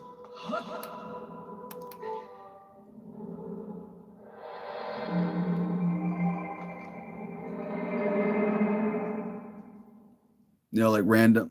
Yeah, I would never want mine to be that high. I feel like at that point, like I would just lose interest in all of it. Like,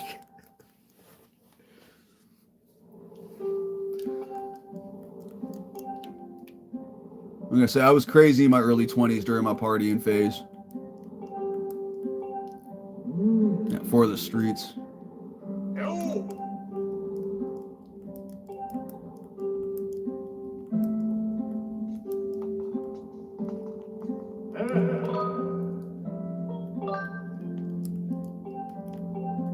I meant to click the other one.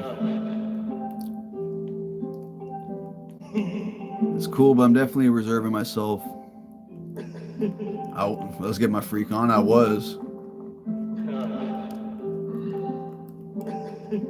But to be fair, I haven't, like, that number stalled out a lot when I moved to Los Angeles.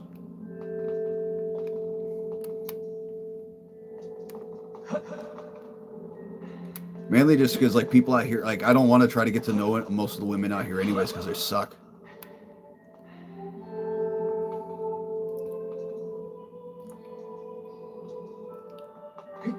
Oh yeah, definitely for sure, Pit. If you're trying to save yourself for someone important, like, more power to you, man. Like that's what it should be. You know, like, if you think about it, that's like the only. Oh yeah, I wanted to show you guys. So now that Zelda fully awakened the Master Sword, like, we make Skyward strikes almost instantly, and we take these guys out in one hit.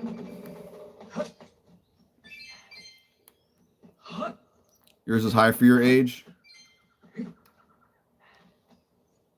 Well, no, that's what I'm talking about. I'm not saying like you save yourself for marriage. I'm saying like don't just, you know, do it with anybody. Do it with someone you have an actual connection to. You know, because if you think about it, sex is the only time in your life that you're physically connected to another person. Like,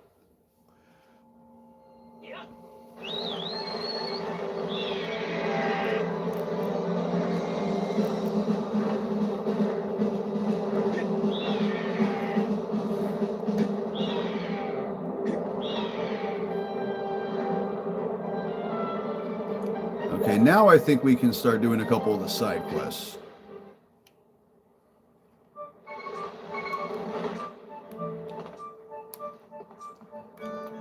And so if we come in here...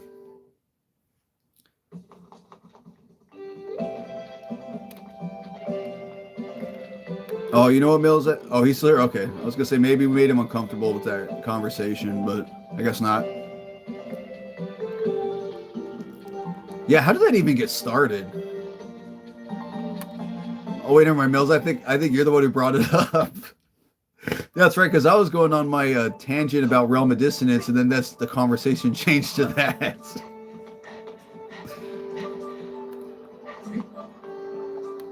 Used to be a huge sloot.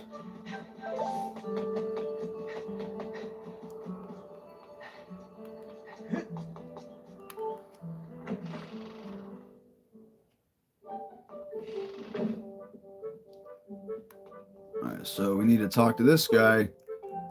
So the fortune teller is upset because his crystal ball is broken. So we're going to go look for another crystal ball.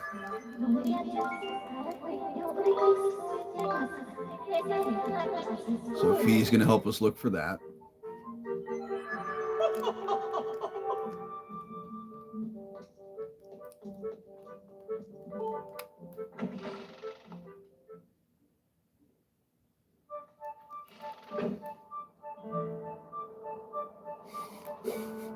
You know, I'm just going to let you guys continue the conversation on your own. You know, because that's the thing is like, your guys' voices aren't the ones that YouTube's recording right now. So anyways, yeah, we need to go look for a crystal ball and we could go search for it. But I know where it is.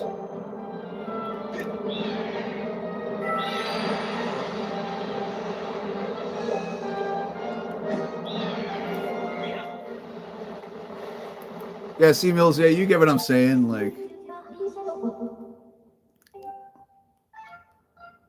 Everyone's linked to... What's a link tree? I'm trying to think of a video game waifu. Oh, I completely forgot about that.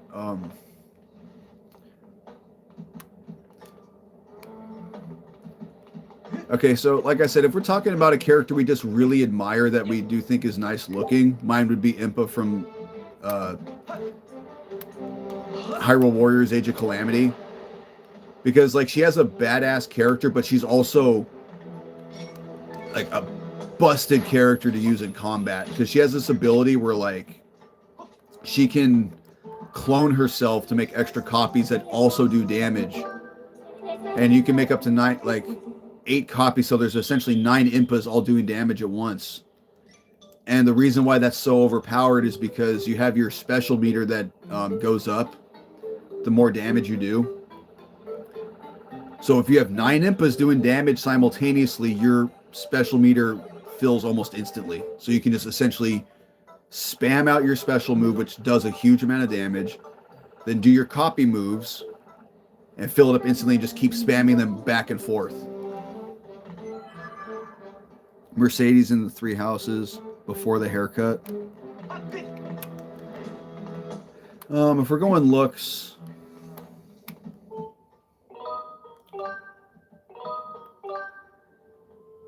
even though I'm not really into like the goth style, I will say Bayonetta is pretty hot. If she's not the answer, she's definitely on the list.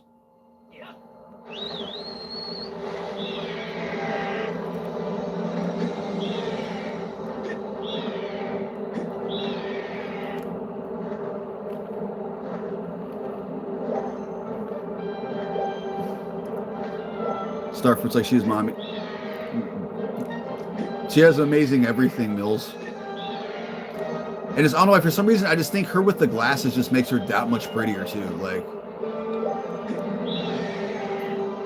I mean, I'm not really one of those people, like, I need, like, you know, glasses to me are like whatever. Samus is also very attractive. Like, yeah, if you like blondes, for sure. Oh. Dude's house is right here.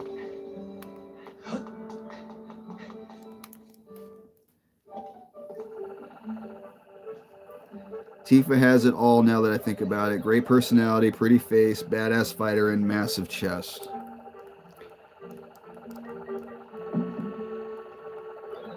I quit Kingdom Hearts. We are betting on your raging in Discord. Oh, like just how mad he's gonna get. Let me ask you this question, Starfruit. Over or under Great Bay Temple angry?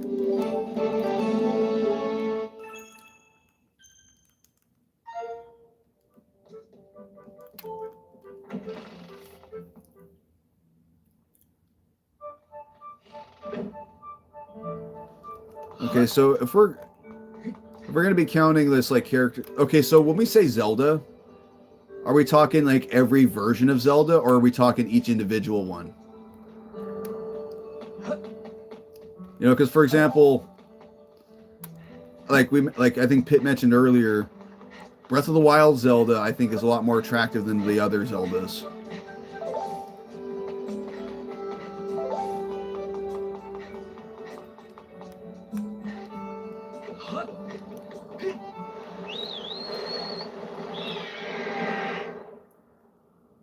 And I think the next side quest should be, I think I have it unlocked, where we go over here to the pumpkin and then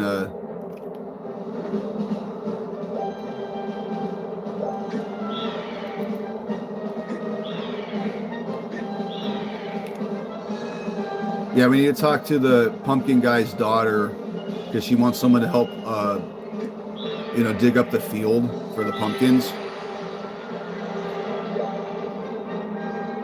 I think that one's available now. Yeah, it's available. I see the thought bubble.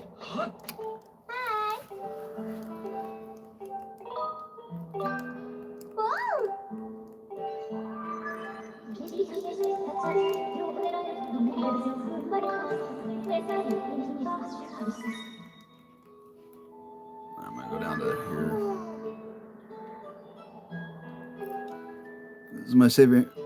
This is my second favorite incarnation of her, but I don't think she's attractive. Great personality. Well, and the thing, like, she's another one I was thinking of that list too, because I think I mentioned this before, but this is the first Zelda where it's like, she's Link's girl. Like, I want to go save her. You know, it's like saving her isn't because of a MacGuffin or whatever reason. It's because, like, nah, like she needs to be safe.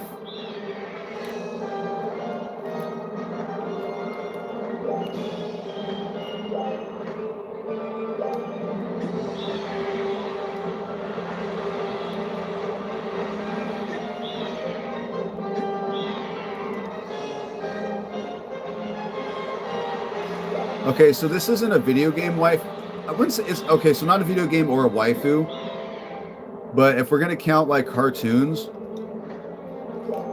I thought Jessie from Pokemon, you know, from Team Rocket. I thought she was super hot when I was a kid. Even though she was a bad guy, like just something about her I thought was really attractive. Don't save her; she doesn't want to be saved.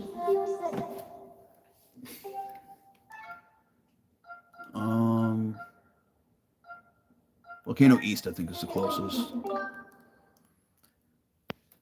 Oh, Peach.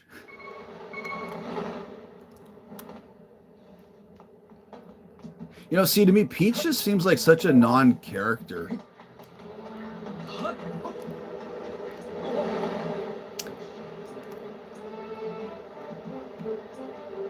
Would I pipe Rosalina or Rosalina if I'm picking between those two? Like that's like such an easy answer.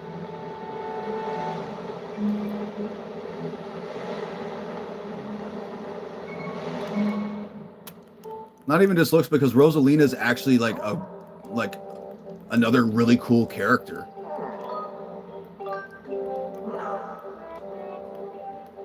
How about celebrity cautious? Mine is Prio Poppy. Mine is Sofia Vergara is up there. Jenna Ortega. Who else would I put on that? Emma Watson.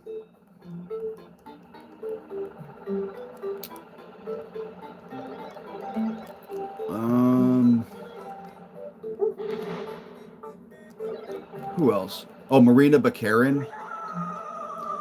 Yeah, when I saw her in Gotham, I thought she was really hot.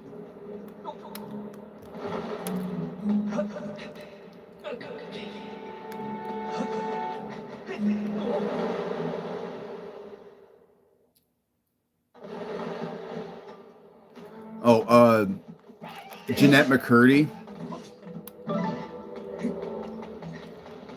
She's on that. She would be up there.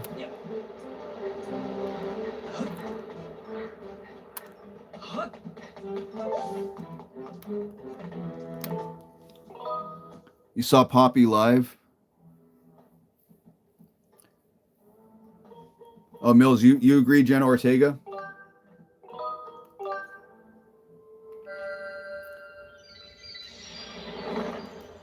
I'll have to look up this Poppy person you're talking about. I don't know who that is. Trisha Paytas? Oh, that's the girl that like eats food, right? Oh, 1 second, guys. It says for some reason my phone's not charging. Okay, now it is. I guess I just didn't plug it in properly. Yeah, because I have it like my charger is connected to my phone. I guess it just wasn't plugged in fully. Down on the glizzy.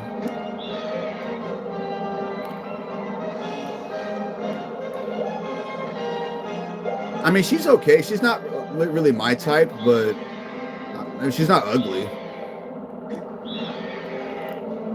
If it's the girl I'm thinking of, at least.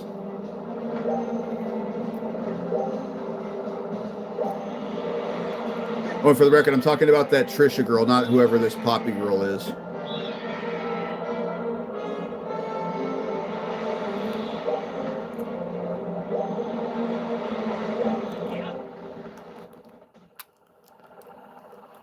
What about Lizzo?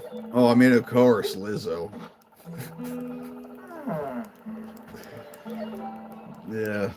I don't know, maybe if she gave me a lot of money.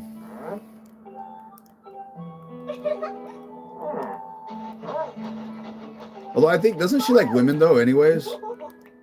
So if that's the case, I think we're all safe.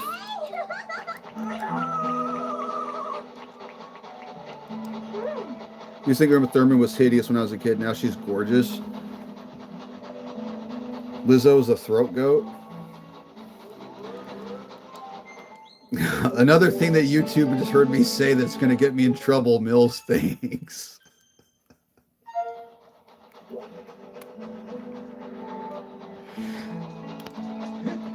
Although the chances of Lizzo actually watching this stream are pretty low, so I think I'm okay.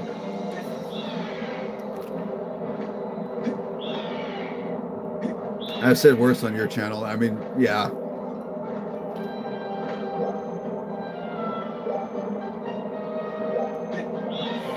Although, how funny would that be if, like, Lizzo just randomly was on YouTube? It was just like, oh, Skyward Sword. Let's see what this guy has to say about it. It was right when I said that.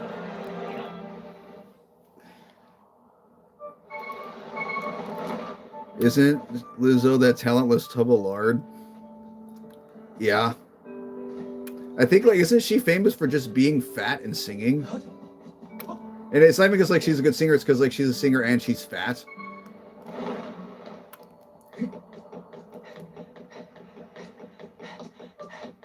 The only thing I've ever seen Lizzo in anything was in that terrible episode of The Mandalorian with her and Jack Black.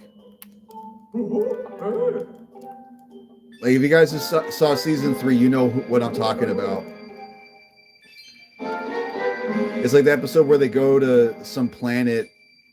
They go to that planet, and like Jack Black is like the leader of it. And he's like, I used to be an Imperial officer. And like, but I switched sides either because I just did it for my safety. And I'm like, yeah, I'm really believing Jack Black was an Imperial officer. And like Lizzo was this, like he's this king who owns like a planet and he's wealthy, and Lizzo was the best he could get.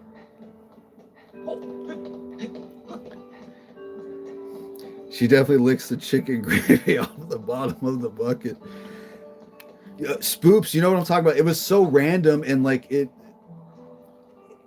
pissed me off because it had such an awesome title. It's called Guns for Hire. But it's like an episode so bad it ruined the whole season. Well, it dragged the whole season down. And like the whole episode was just they're on the planet chasing a robot, and they randomly find Mandalorians at the end of it. Like this whole episode didn't need to exist. And like Grogu all of a sudden becomes like Lizzo's friend and is like helping her cheat to beat her husband.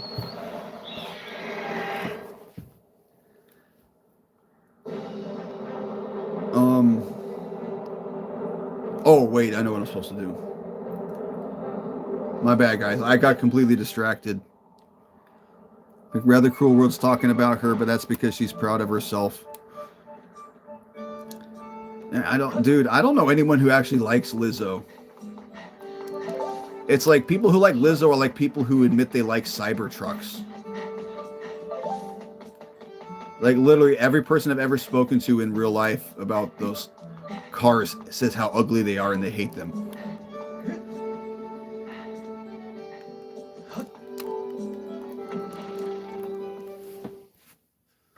You know, I get it. It's like a status thing because they're expensive, but it's like, you know, like those things cost like $300,000, right? You know, for an extra 50 grand, you could have bought a Lamborghini. And if you got the kind of money to drop 300 grand on a car, I don't think you care about an extra 50 grand.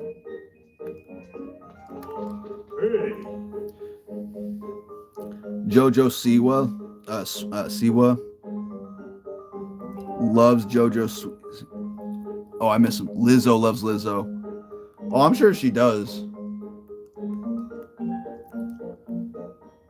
Danny Mullen and Leo. I don't know who any of these people are. It's probably for the best.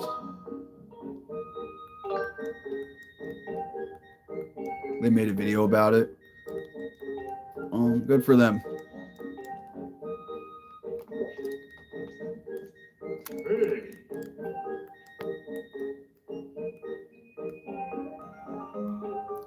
Now 11 people are in love with themselves but provide absolutely nothing. But Mullins is a funny YouTuber. I met his whole crew in LA.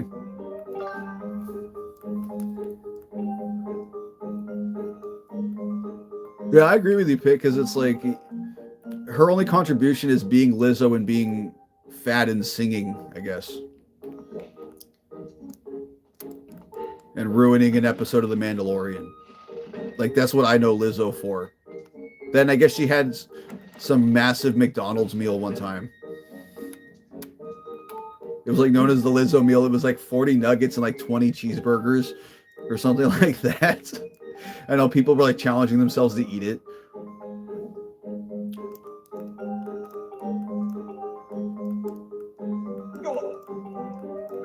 Like that poor toilet the next day.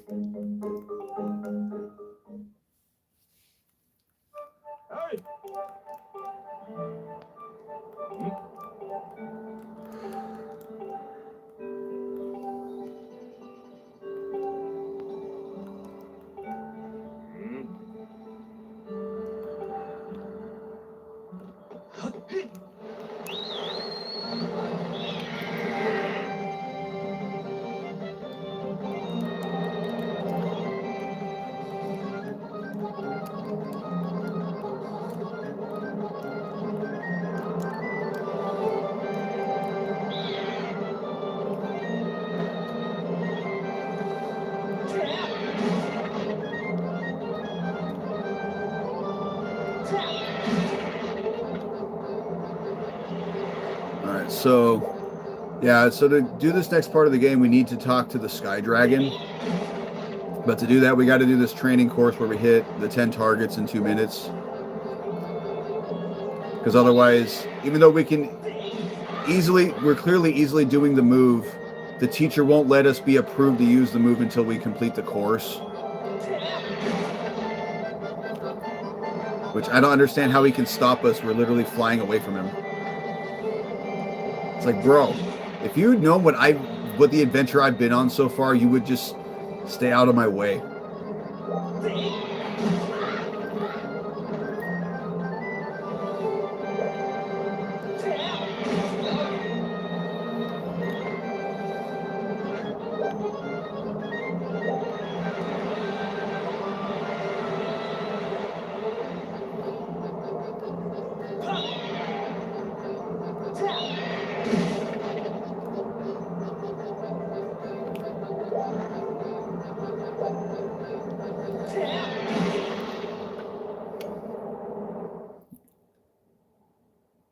A stressful match in Smash the other night, and then I won. I yelled praise the Lord without thinking. I did 316 damage that game. That's a lot. That's a lot.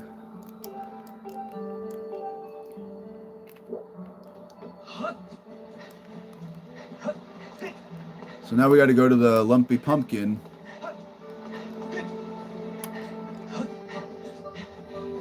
Oh wow, I've been streaming 4 hours. Actually, you know what, ladies and gentlemen? I am going to take another quick break because it's 45 minutes till midnight, so I might as well just play till it's my birthday.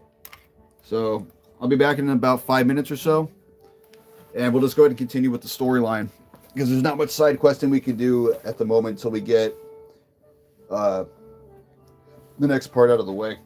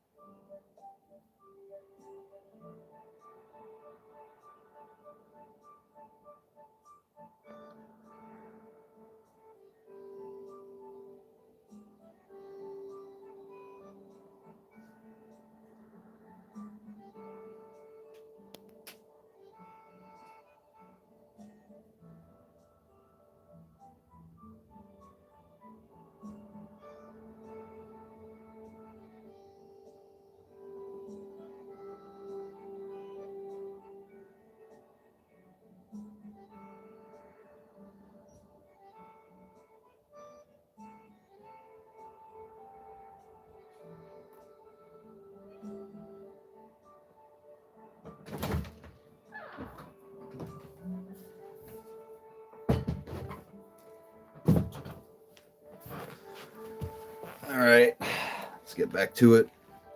Oh, so while I was out there, I was thinking of some more celebrity crushes.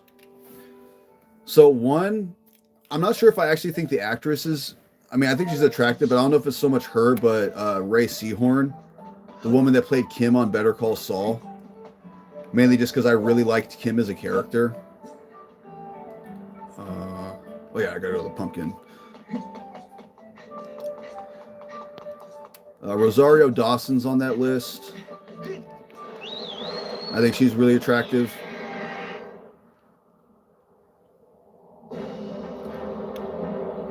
Oh, she does have a new show come out. Yeah, because Vince Gilligan's making another show with her as like the leading role. Which, you know, good for her. Winona Ryder. Oh, I was actually thinking of Winona Ryder too. I mean, because like she's still very nice looking now.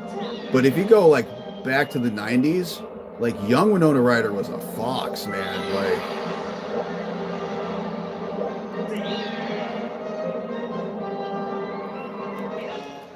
if we're gonna talk Stranger Things, Natalia Dyer, the girl that plays Nancy, she's really hot.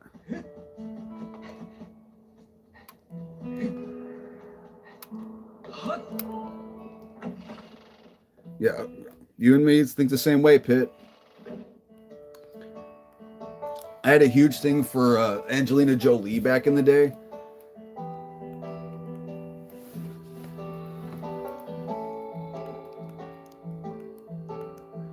See, what about, I'm trying to think of some Asian porn stars. I mean, Asian movie stars that I think are attractive. The girl in Crazy Rich Asians, I think she's really hot. Bro, I did slip. I don't know why my brain went to that one first. Probably because I've been awake since 7 in the morning with work and stuff. Yeah, hard to disagree on Angelina. Yeah, I mean, she's still attractive now. She's just, you know, definitely been aging. Oh, we want to talk about a woman who never ages. How about Jennifer Aniston? Miley Cyrus and Britney Spears. Made you prefer dudes. I mean, Miley Cyrus isn't bad looking. She's just kind of crazy. It's like the same thing with the Olsen twins. Like they're good-looking girls. They're just crazy. Like, oh, she aged. She's like aging in reverse, dude. Like, she does not age.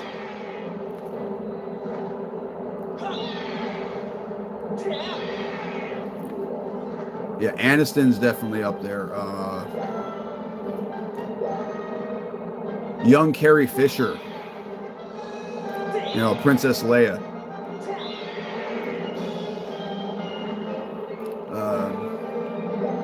Okay, so I don't know. Are we still talking about ones we just think attractive or ones that are on our list?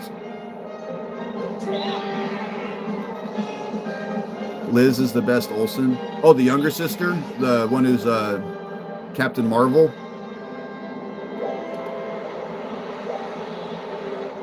Yeah, you know, that's the thing is like all of them kind of look like each other. It's just that Elizabeth Olsen just hasn't been crazy. Supreme Beauty and okay. See, because right now I'm just like naming off ones I think are attractive, but like the top tier ones are what we're talking about. Okay.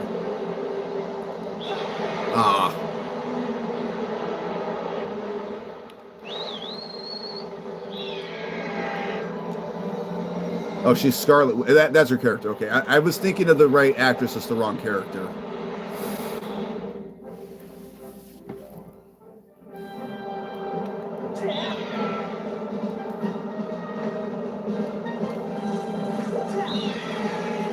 So we're gonna take Scrapper to the Rainbow Island.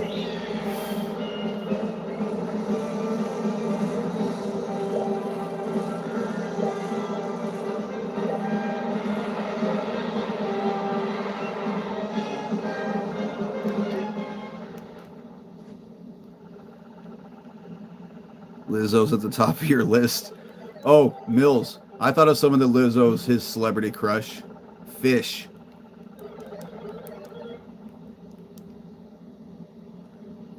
personality goes to Drew Barrymore.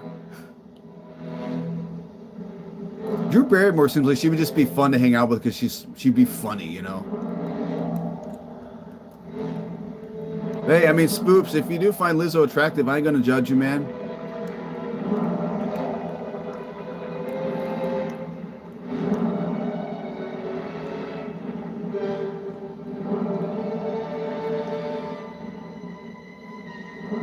What did you say? Sorry. Oh, I was thinking about someone who Lizzo is for sure his celebrity crush. It'd be Fish.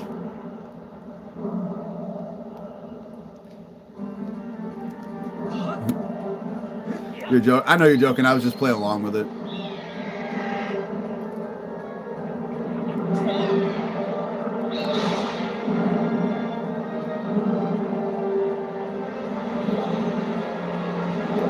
So this guy, I think, is actually kind of hard to fight. So this is the Sky Dragon Levius, but he's been infected by this parasite, and he's kind of gone crazy because of it.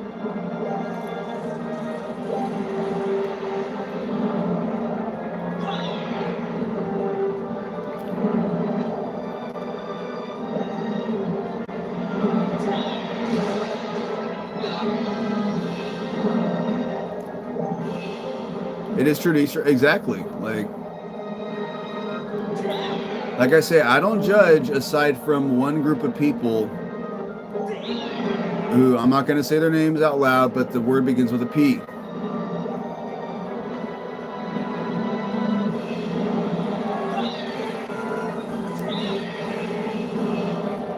Like that's like the only one I draw the line.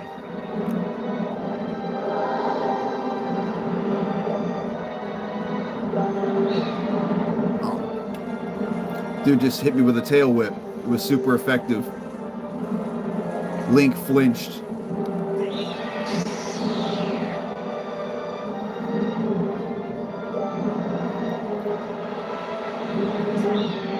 Aw.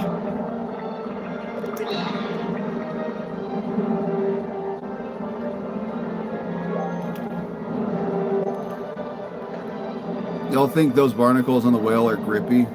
Like Jared from... Exactly, like Jared from Subway. Screw that piece of crap.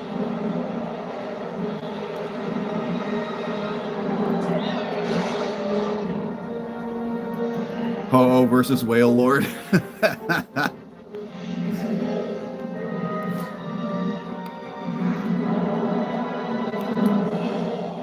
Well, now it's going to be Ho-Oh versus... so what Pokemon does this guy look like?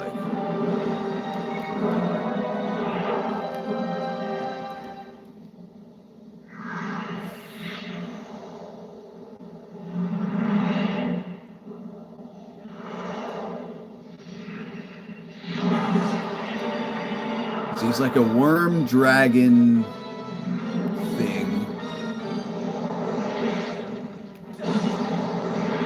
I don't know. I can't think of a Pokemon that this thing looks like. Oops.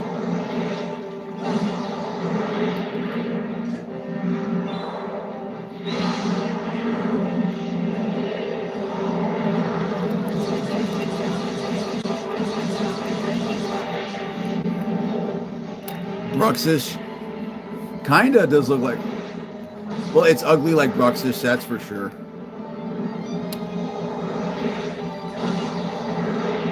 Zygarde? Nah, man, Zygarde.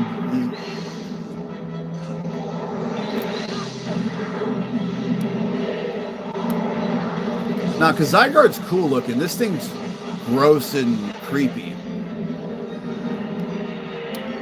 At least in my opinion. I don't think it looks like Skyward.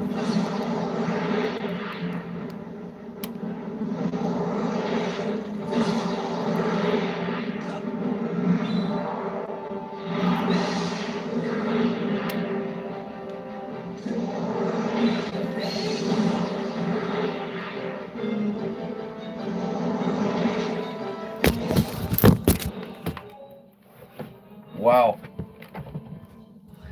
I am sorry about that, guys. I completely knocked the tripod over. I'm going to move this thing farther away from my hands. Yeah, earthquake. Whoopsie. That was not an earthquake. My hand hit the tripod.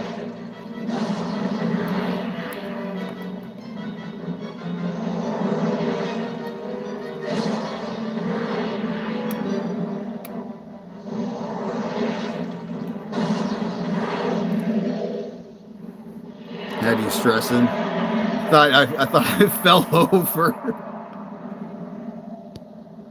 Some Balzanga with salt.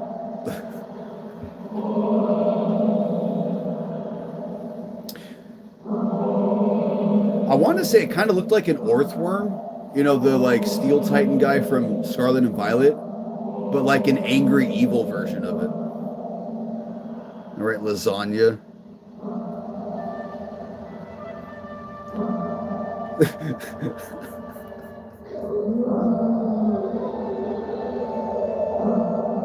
Shoved right into a ham sandwich. What's up with Big Bang Theory and then saying Bazinga? Oh, so that was like Sheldon's catchphrase when he would like burn somebody. He would be like, you know, he would like try to tell a joke or whatever, and he'd be like, Bazinga! Or he'd be like, Leonard, you're dumber than something, some science thing, and then he'd say Bazinga. It does look like Lil Leap. You're right, Spoops. It looks like Lil Leap. Oh, you don't like Big Bang Pit? I love Big Bang. You say Bazinga when you climax.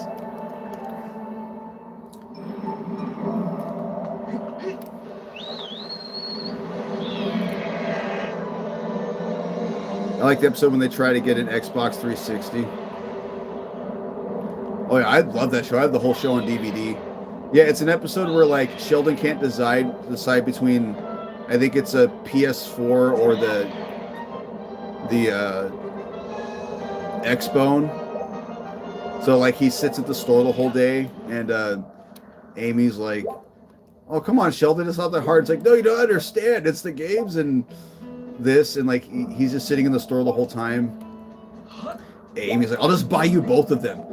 You know, I only have one room on my entertainment center for one more console. I'll buy you a new entertainment console, but which one?"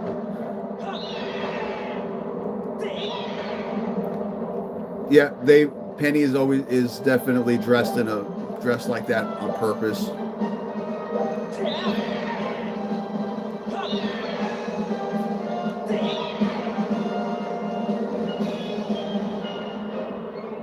So something I heard, I don't know how true this is, but I saw the original pilot of that show. So there was a different character. Originally, Penny wasn't going to be in the show. Their neighbor was another girl named, I forget her name, but she was like kind of like smart like them, and was like super obsessed with Leonard. So basically the opposite of Penny. And Kaylee Kawako showed up for like another role that was supposed to be small, but she just completely like won everybody over, so they completely rewrote her character to be Penny. So Kaylee Kawako, like, oh wait, before I go down there, I need to get something up here. Let's watch Sopranos, It's Always Sunny, The Office, Game of Thrones, TBP. What's TPB? Oh, I loved Young Sheldon. That show was great. I loved how they made that show so different, and how like as the show progressed, it became more focused on the other characters instead of Sheldon.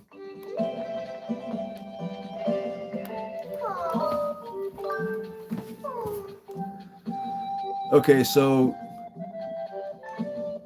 now what we're doing is we're getting the air potion and the potion medal, because these are going to come in Trailer Park Boys. Oh, I've never seen Trailer Park Boys.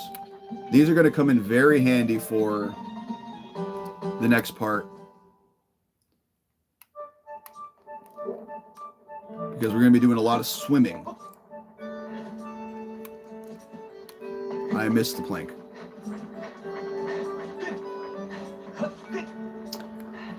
Correct me if I'm wrong, but didn't the guy who plays Bubbles in that show get in some trouble recently? I'd love it.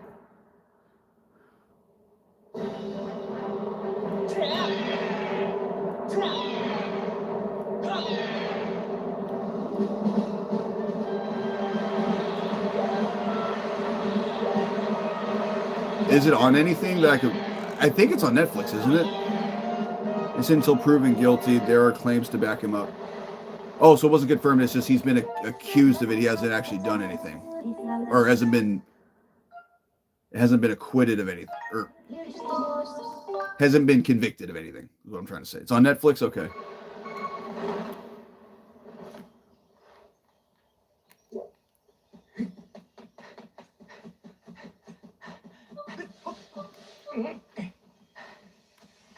See, how many arrows do I have?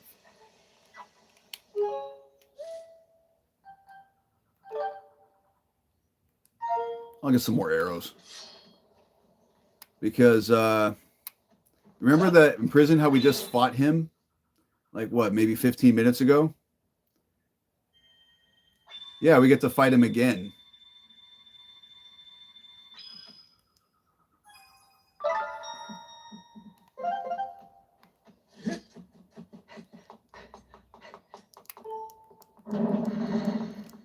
You thought New Girl was a pretty funny show?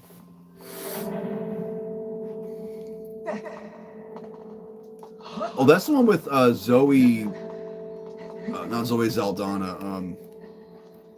The girl who was in Yes Man with Jim Carrey.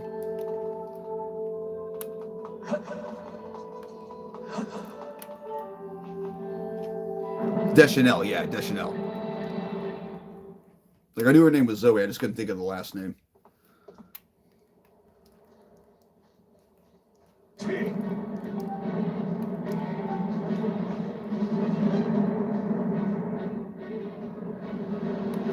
Very important to maintain innocence until proven guilty. No one really does that anymore.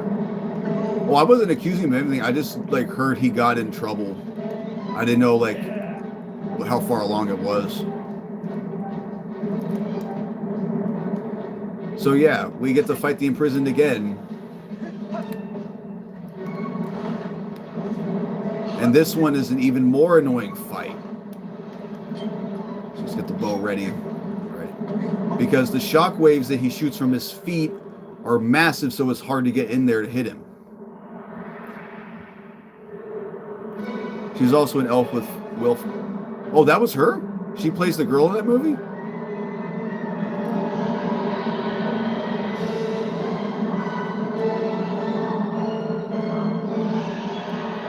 Huh. I didn't know that. Thanks for letting me know that.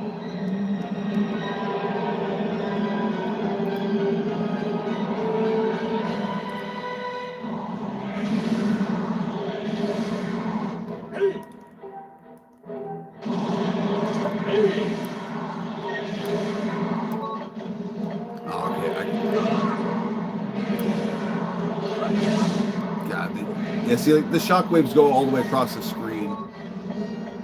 Okay, Bruce, let's hit him this time. Thank you.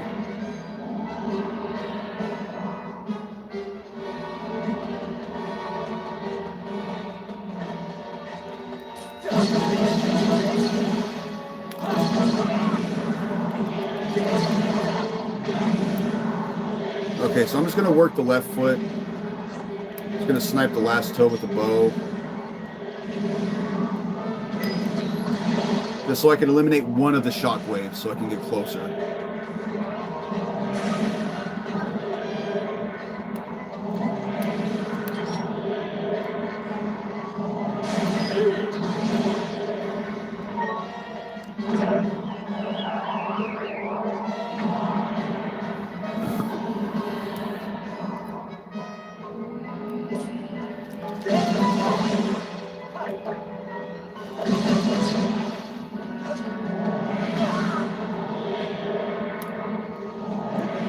That tail's annoying too because it can just smack you.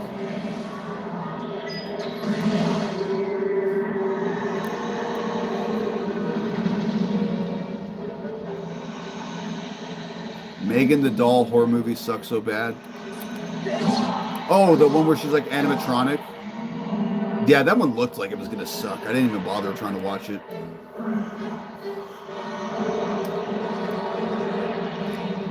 It's like you'll be busy till Thursday.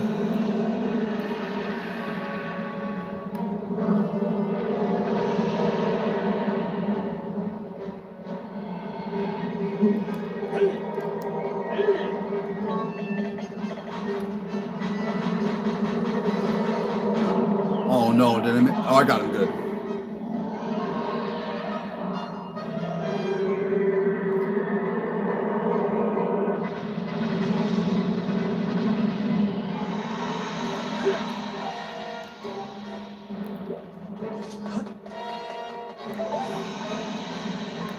Heads this way.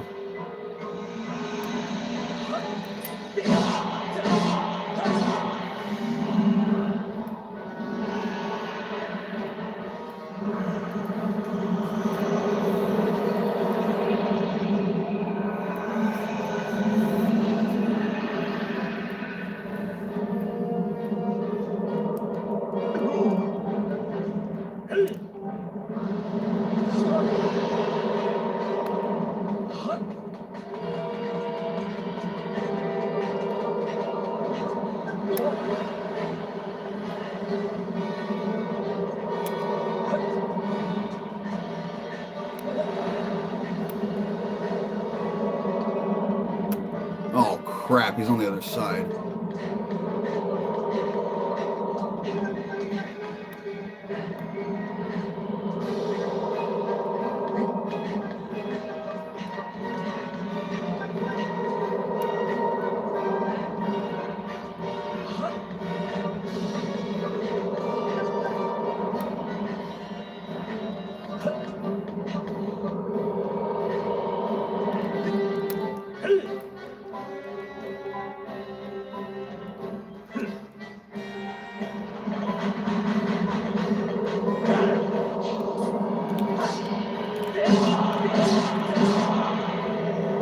Got him.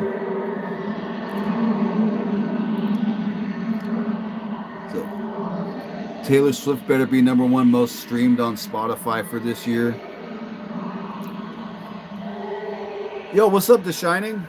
Love Stamina, now back to sleep for me. You'll be on in the background. Oh, I didn't wake you up, did I? For sure, man. I appreciate that. I mean, so Taylor Swift isn't already #1? Like, oh, it looks like I missed a lot. I'm playing Smash Ultimate earlier. What's the worst movie you've ever watched? This movie called Night of the Lepus. My aunt and I will watch a lot of Sven Gulli, where he's like this horror host on Saturday nights. He plays a lot of like older like public domain horror movies. And Night of the Lepus is this terrible movie about these like rabbits that like invade like this town. And God, yeah, don't ever watch that one. It's terrible.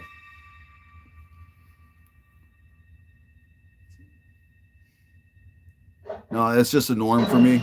Gotcha. She is currently, but Spotify wrapped up at the end of November. Lady in the Water. Oh, that's the movie with Radcliffe, right? That was like his first movie after Harry Potter. Too bad to hear that movie sucked.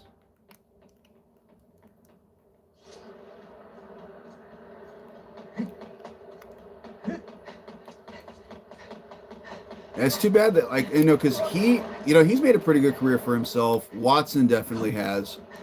But it's too bad that the guy that played Ron really hasn't done much since Harry Potter. Same thing with, the guy who played Malfoy, he's done a few things. But he hasn't had, the same type of career as the other two.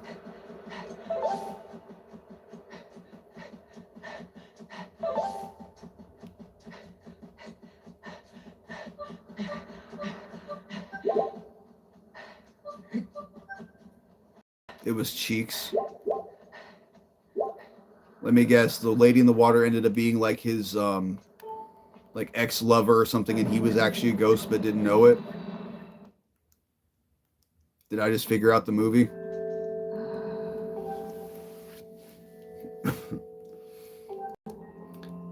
haven't seen the first Dumbledore in forever, now that you mention it. Yeah, I haven't seen him or the second one either.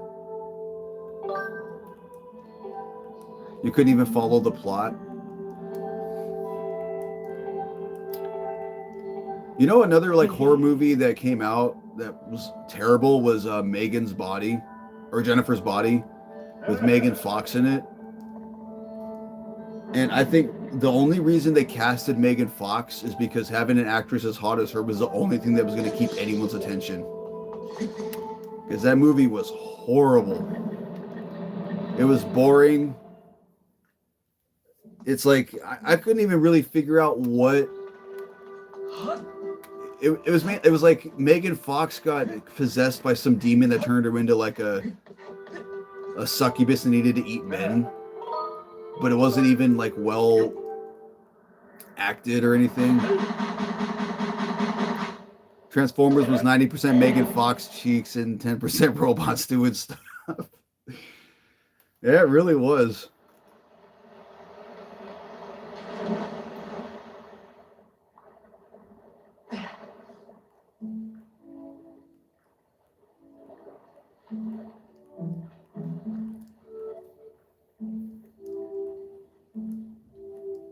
What's up, mister? I'm going to be the Deku tree.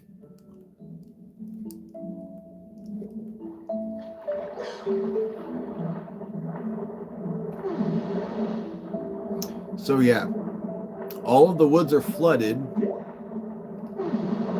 we're going to find out why. Remember when Megan Fox and MGK ate each other's blood? Oh, they did for real?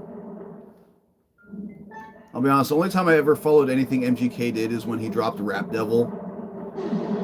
Because I actually thought that song was pretty good. And I'm like, hey, I mean, you're not going to win this beef with Eminem, but props to you for trying. And then like Eminem beat him so bad, he switched genres.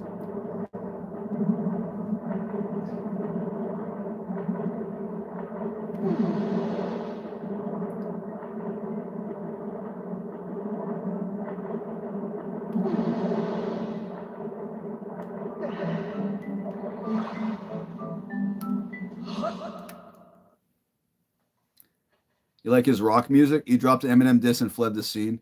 Bro crashed out and inked his entire body black. Well, he fled the scene because Eminem embarrassed him so bad with Kill Shot that like he couldn't come back from it.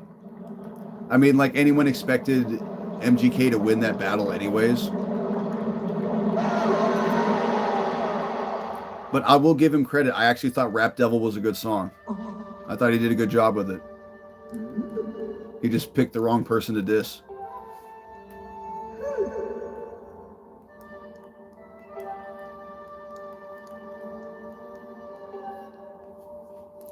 King of hip hop. He really is. Like, it's going to be a long time before we see someone who, like, has the same level of ability that Eminem does. It's like Ed Sheridan trying to go against the king of pop, Michael Jackson. Nah, Jimmy Pop. Yeah, Ed Sheridan versus Michael Jackson.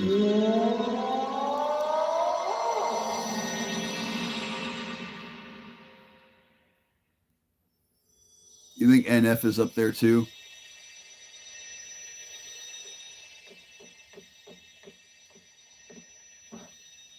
Well, my thing is, I don't know much about modern hip hop because I haven't followed it in a long time. Is good lyrically too, but he kept rapping about how he was biracial and it got kind of cringe.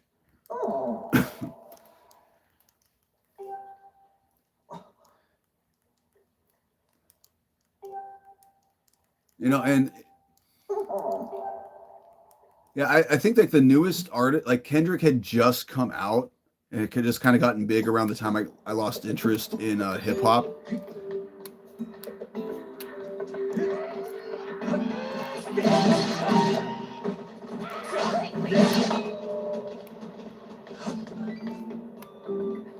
Okay, so what we're doing is, you guys probably can't see it on the camera, but there's like a bunch of notes we need to find.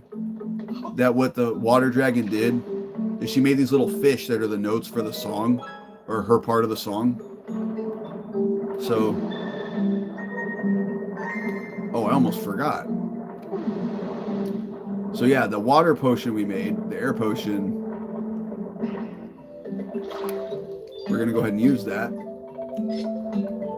So what this will do is this will give us unlimited air underwater, so we can just spam the spin and not have to worry about water bubbles.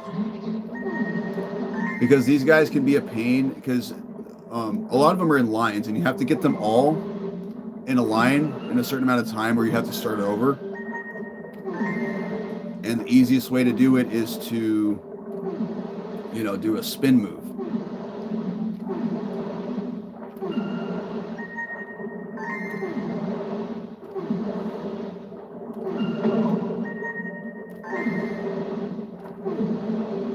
So yeah, we're just going to swim all through Farron Woods. Oh, I completely skipped over. So what happened is that the water dragon said she got sick of all the monsters taking over the forest, so she drowned it. So she flooded it to drown them.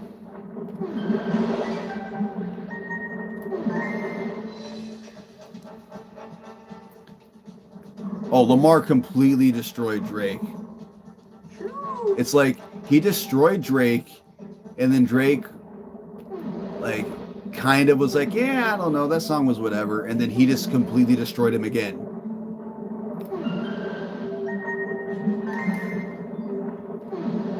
I mean, there was a point in time for over the past year that, like, I want to say like 8 months straight, I heard Not Like Us somewhere every day. Like, someone would be playing it in their car, it'd be on the radio, like, it would be on social media or something.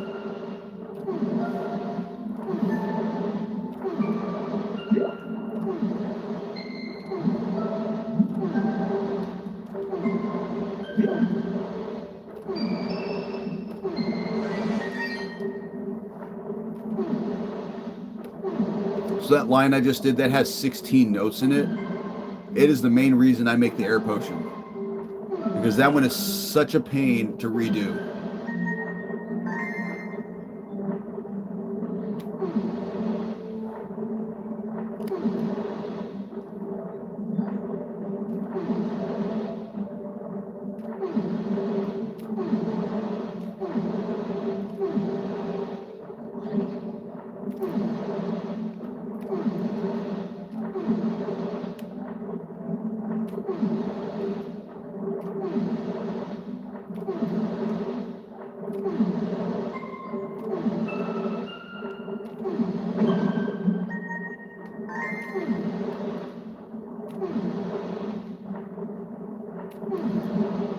Drake was at the top. At one point, it fell off hard. Even his top stuff is cringe.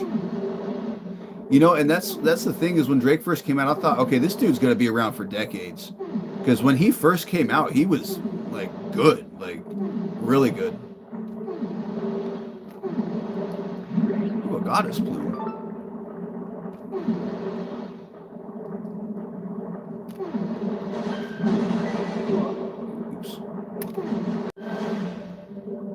Yeah, see, that's what happens if you don't get them fast enough. Like they restart.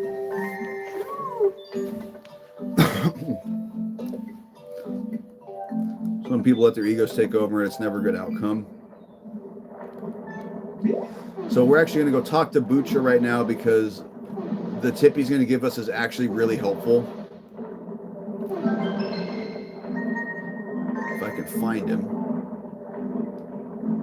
Where is Butcher? Oh, yeah, he's right here. Oh, the stupid shark got me. Climb out of the water. Thank you. So he says, you need help finding the tad tones? Well, you can do the dowsing thing to find them.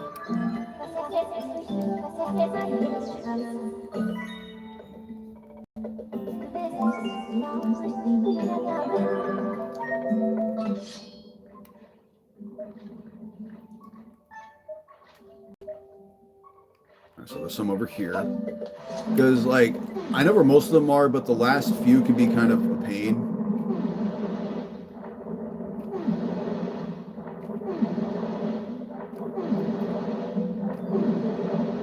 The cheeked up dude again? Yeah. Yeah, Booch. Yeah, it's funny how you bring up he's cheeked up, because if you look at his body shape, he definitely looks like a different part of specifically a male's anatomy.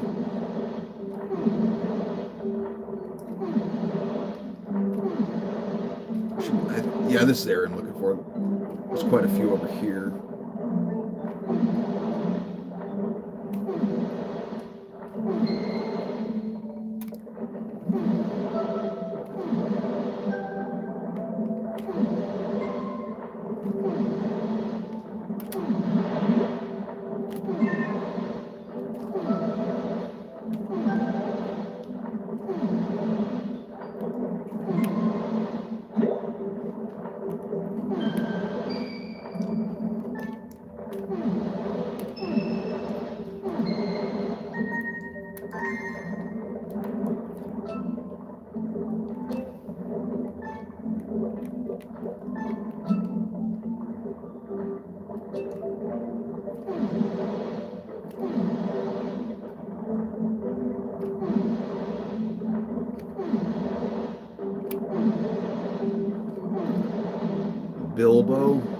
Bilbo Saggins.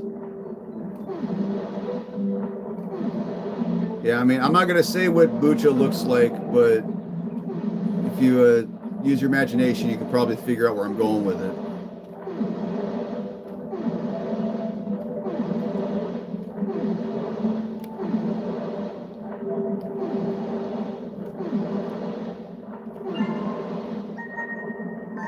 I think the last one is up here. Oh, crap. I need him to blow up the rock.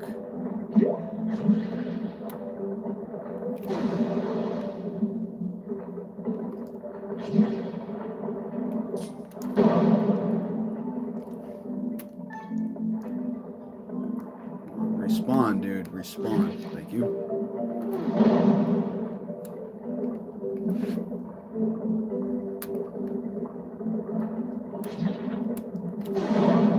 Dude! Come on. Hisuian Quillfish. He's as evil as this Hisuian Quillfish. I need you to spawn so you can blow up the rock so I can grab the tadpole. Thank you. See, Zelda's the only game where a sentence like that makes sense.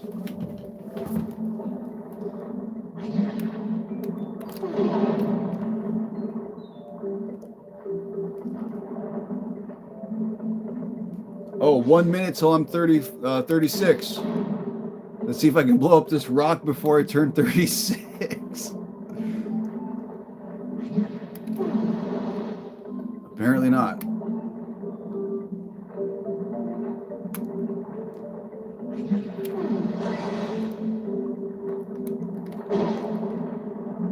It is a wild sentence. Okay, I'm going to come back to this one because he's trolling me.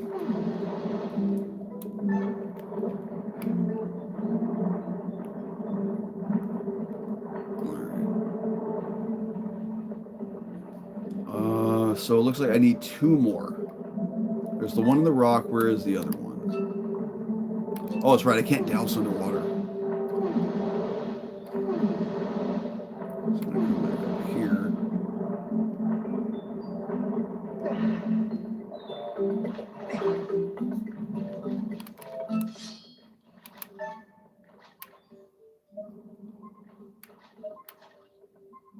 There's that one. I know about that one. It's over here. Oh, I know where it is. It's in the tree.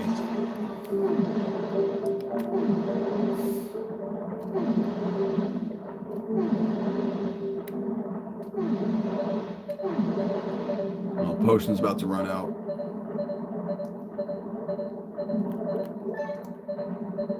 It's all right. We're almost done.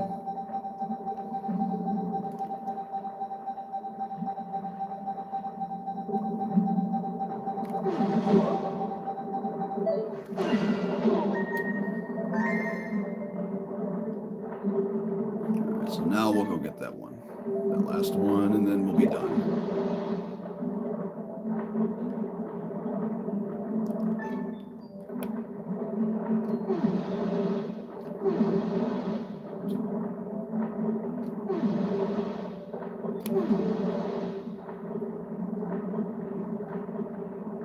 Happy birthday. Appreciate it, guys. I'm evolving. Dun, dun, dun, dun, dun, dun, dun, dun, dun, dun, dun, dun. Hope you get cake. Oh, yeah. In one way or another, I'll get cake.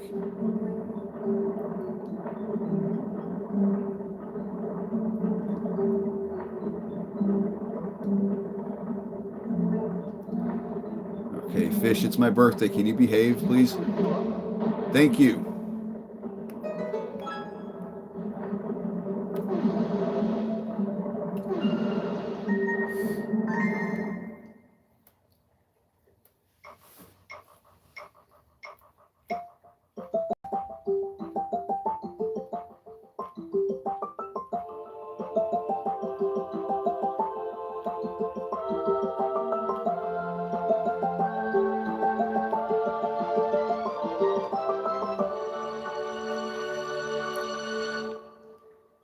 The rude sandstorm.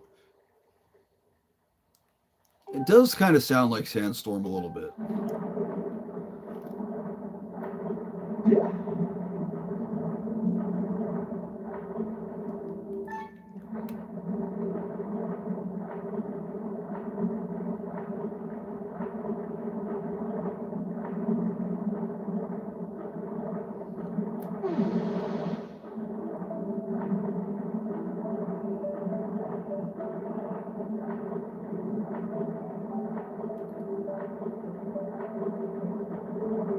Wait, why am I going down here? I can just go up.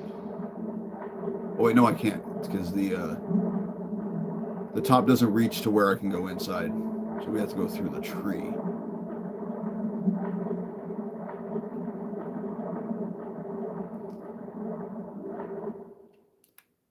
Every song is Sandstorm. I somehow forgot that Wednesday's BDSP delete the poll. We're still on, bud. Oh, for sure, man. Yeah, I saw that earlier, and I'm like, wait, no BDSP?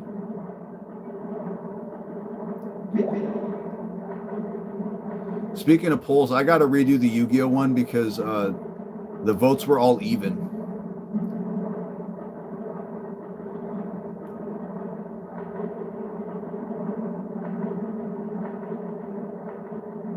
Yeah, because it was GOAT format, Chaos format, Critter format, and then I had Modern, which I think I'm going to switch to something else because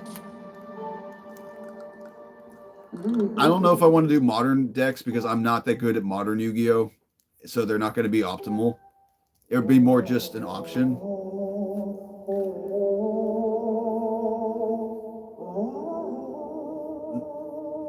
So Renegade, happy birthday now, DSG.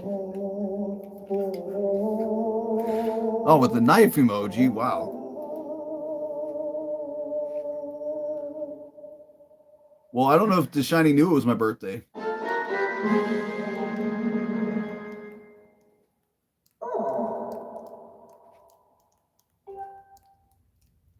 It's for the cake.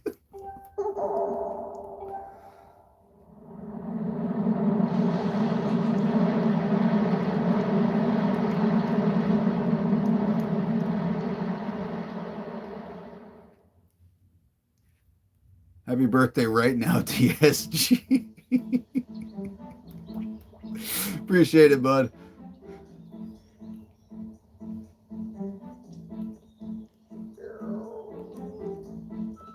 That's what's up.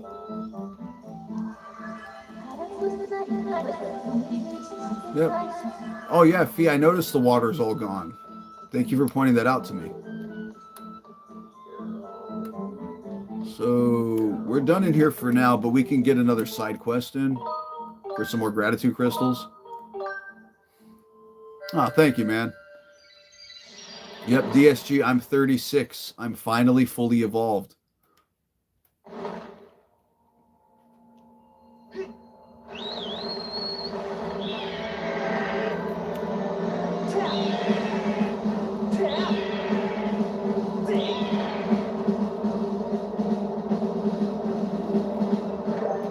come up here. Yeah, we gotta talk to the instructor guy first. Then we go back down there and talk to the Kikwi.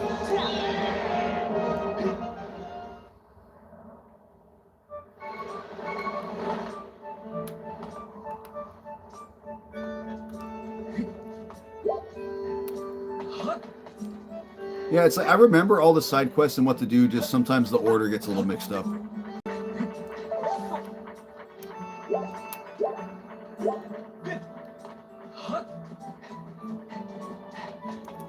Would you rather have 36 nips or nuts?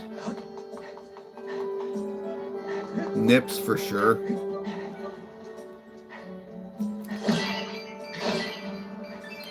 Because I feel like, you know, it's going to be hard to have like... So if you have 36 of those, first of all, that's a lot more pleasure. But second, like, the odds of all of those getting injured at once, unless I'm like drug across the ground, are pretty slim. But I feel like I could, you know, tolerate that better. But if I had 36 nuts and got kicked in them, like, I don't know if I'd ever recover from that.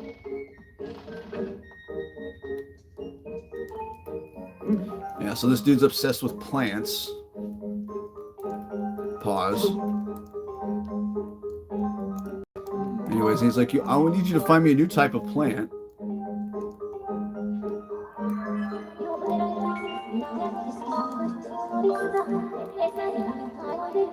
Logical, exactly, yeah.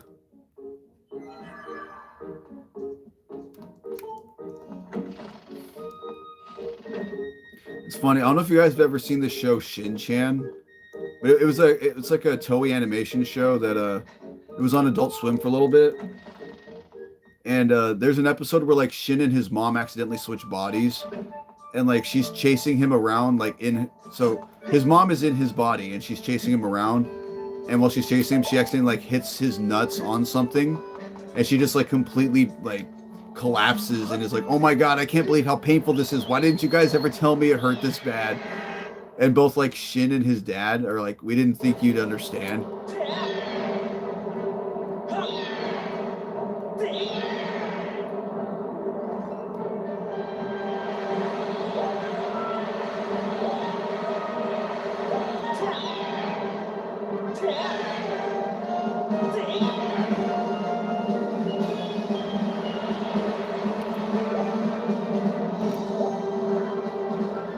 Natural birth, though, I like.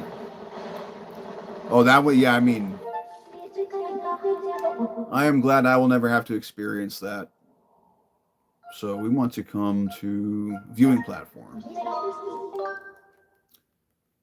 Although I know they make those like like pads or whatever, like the things you can put on your abdomen that simulate what birth feels like. Get our hearts back. That freaking frog wouldn't explode in the right spot and kept hurting me.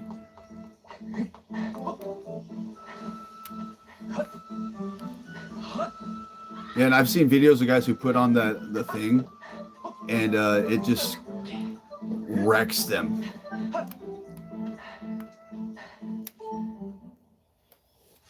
So if you remember, the Kikwi are animals, but they also turn into plants.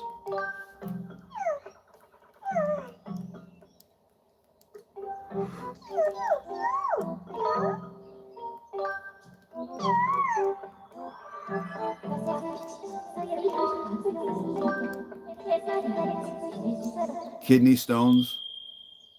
I've heard those are really bad too.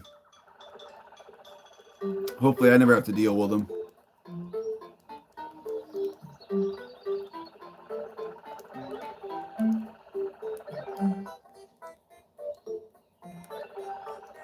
Yeah, from what I've heard, it feels like you're passing a bunch of glass through your urethra, and like through your kidneys and like everything.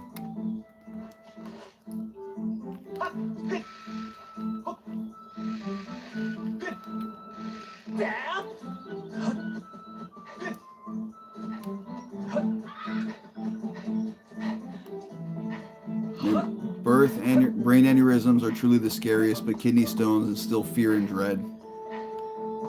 Well, I just feel like anything extreme happening to any of my organs. But I mean, if we're talking strictly pain, I've heard kidney stones are definitely in contention for the most painful. If maybe not the most, they're up there. Because like I said, I've heard from people that it's like passing glass. You're like, try to imagine peeing out glass, or glass like going from your kidneys through your bladder and your urethra and everything. Like, ugh. One of the reasons I try to drink a gallon of water every day. But yeah, brain aneurysms are no joke either.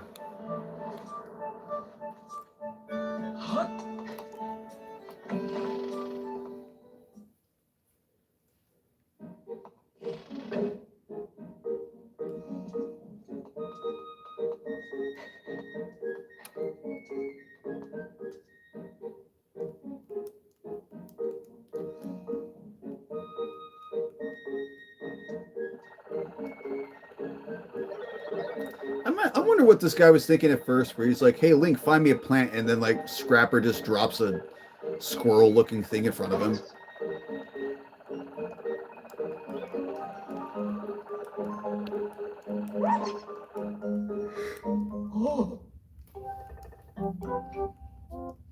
He's like, this is a plant.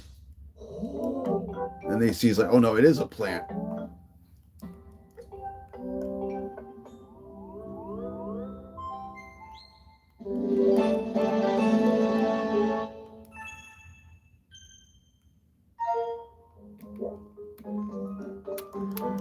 Alright, so I think what I'm going to do is I'm just going to farm some bugs to make the last potion. I think I'm going to call it a night. Appreciate you guys showing up. Appreciate the happy birthdays. But I think I've been streaming for about 5 hours now. And I got to get to bed.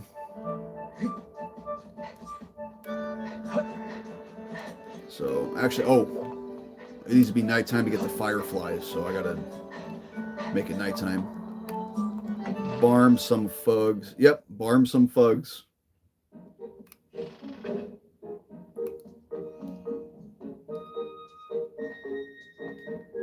Actually, if you really wanted to be a creep. Since we can get into Zelda's room, we're going to sleep on Zelda's bed.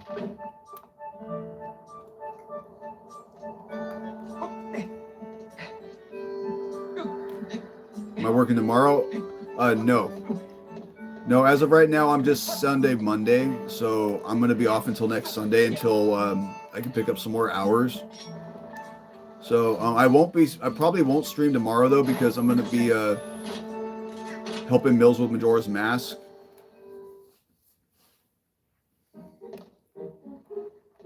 I don't know, maybe I will. It depends on what time he ends.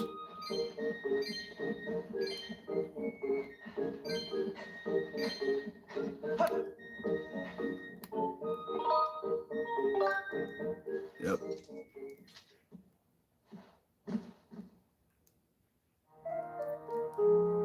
Tuggy time, she won't have to know. Well, I've said this before, but I mean, at the end of the game, her and Link are the only two on the surface. Someone had to populate Hyrule.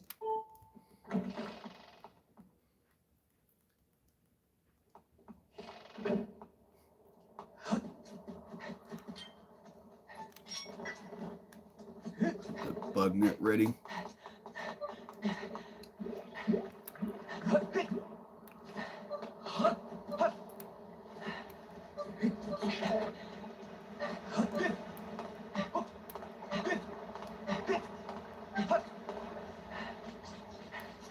Link left a stain on her blanket.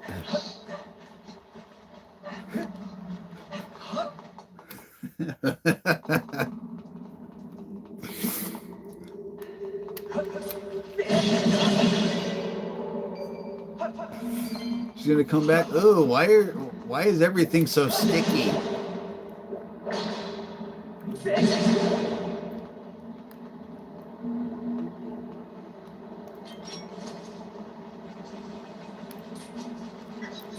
Go away. I'm going to let you guys live. So I think, yeah, we need another one of those. We needed a couple of butterflies. That's what he thought. I don't think he's rude like that. He probably lives no trace.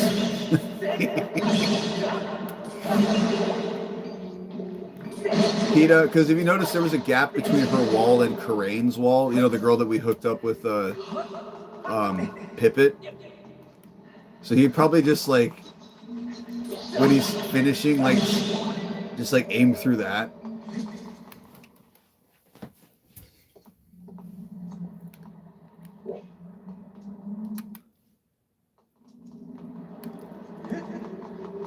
Gosh, the things we've talked about on this stream.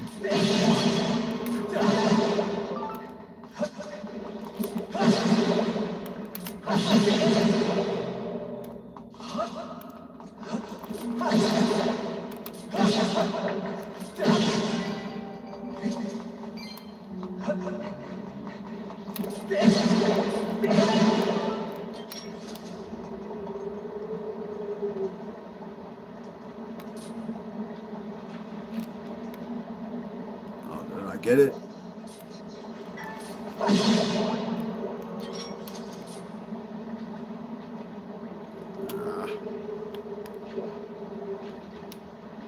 Oh wait, there's more by the water over by the houses. I don't have to worry about that one. Pitt started it. Well, technically I started it because I said if we want to be a creep, let's go sleep in Zelda's bed.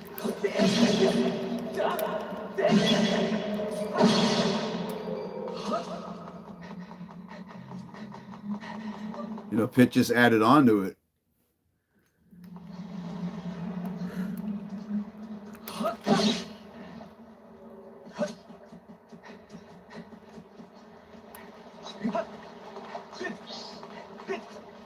I mean, at least they don't let you, like, sleep in someone's bed when they're already in it. Bukkake style. God, imagine if that girl sleeps with her mouth open, too. Oh, that one's terrible, guys. I'm sorry. That one was bad. Or even worse, Pippin sleeps with his mouth open. You know, because those two are a couple now, so...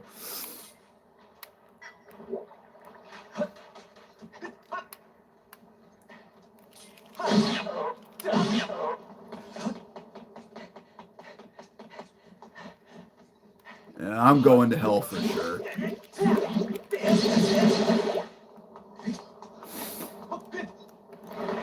I don't even know what that means. What, bukkake? Look it up. I don't want to explain what it means. Oh, never mind. Pippet's not sleeping, so it wouldn't be in his mouth.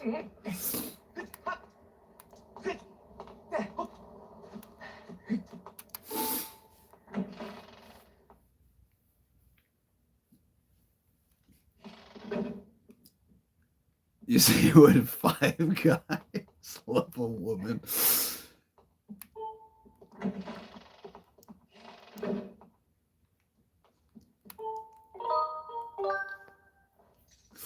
No, I'll stay innocent. Never mind. Yeah, spoops.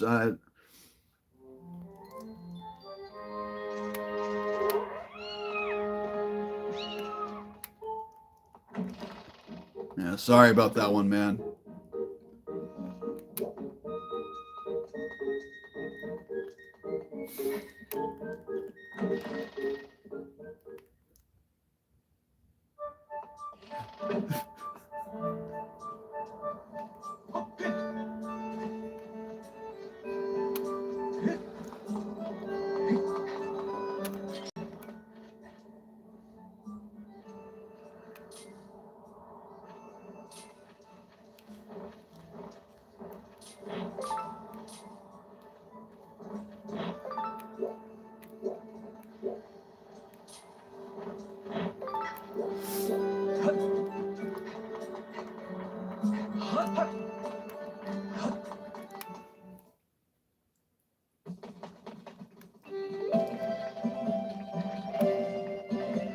think the potions in here.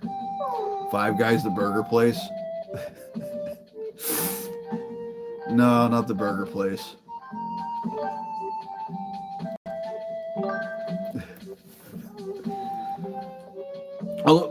So guys, answer me this. Does it seem like Five Guys has kind of gone to shit the past few years? Because I remember it used to be really good, but the last couple times I've had it, it's been bland and just kind of mid.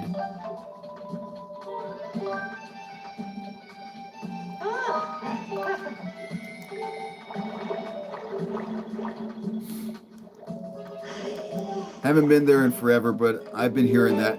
Yeah, because their burgers used to be super good, but last time I had one, it just tasted like a burger. There was nothing about it. And by that I mean like no seasoning, no flavor. It just tasted like a ground beef patty with cheese. What are we gonna need for the next area? Oh, don't need anything because we have to get our stuff back. The quality has dipped a bit. Yeah, it really has. Okay, so I'm not the only one who's noticed that's been eating it. Yeah, because I mean they're not very common out here. So there's one I usually go to at the mall when I would have it. So I didn't know if maybe that one just the people who make the food suck, but I guess it's just a problem with the place. Another place that's gone down since the pandemic is Del Taco. I used to love Del Taco, but now I like never want to eat it. But anyways, on that note, guys, I'm going to end the stream. Thank you all for watching. I am exhausted, and this has been a very interesting stream, to say the least. We've had a lot of fun conversations. I knocked the tripod over in the middle of an epic battle, so that was fun. Thank you all for showing up. Thank you for the happy birthdays. Toodles the Shining.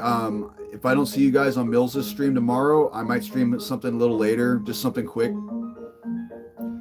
Yeah, it depends on how the night's going, because like I said, I did want to get a couple of games. So I don't know if I was going to stream ZA the first time. I think I was just going to play it. But I don't know. We'll see how I'm feeling. Anyways, guys, y'all are great. You have a good one.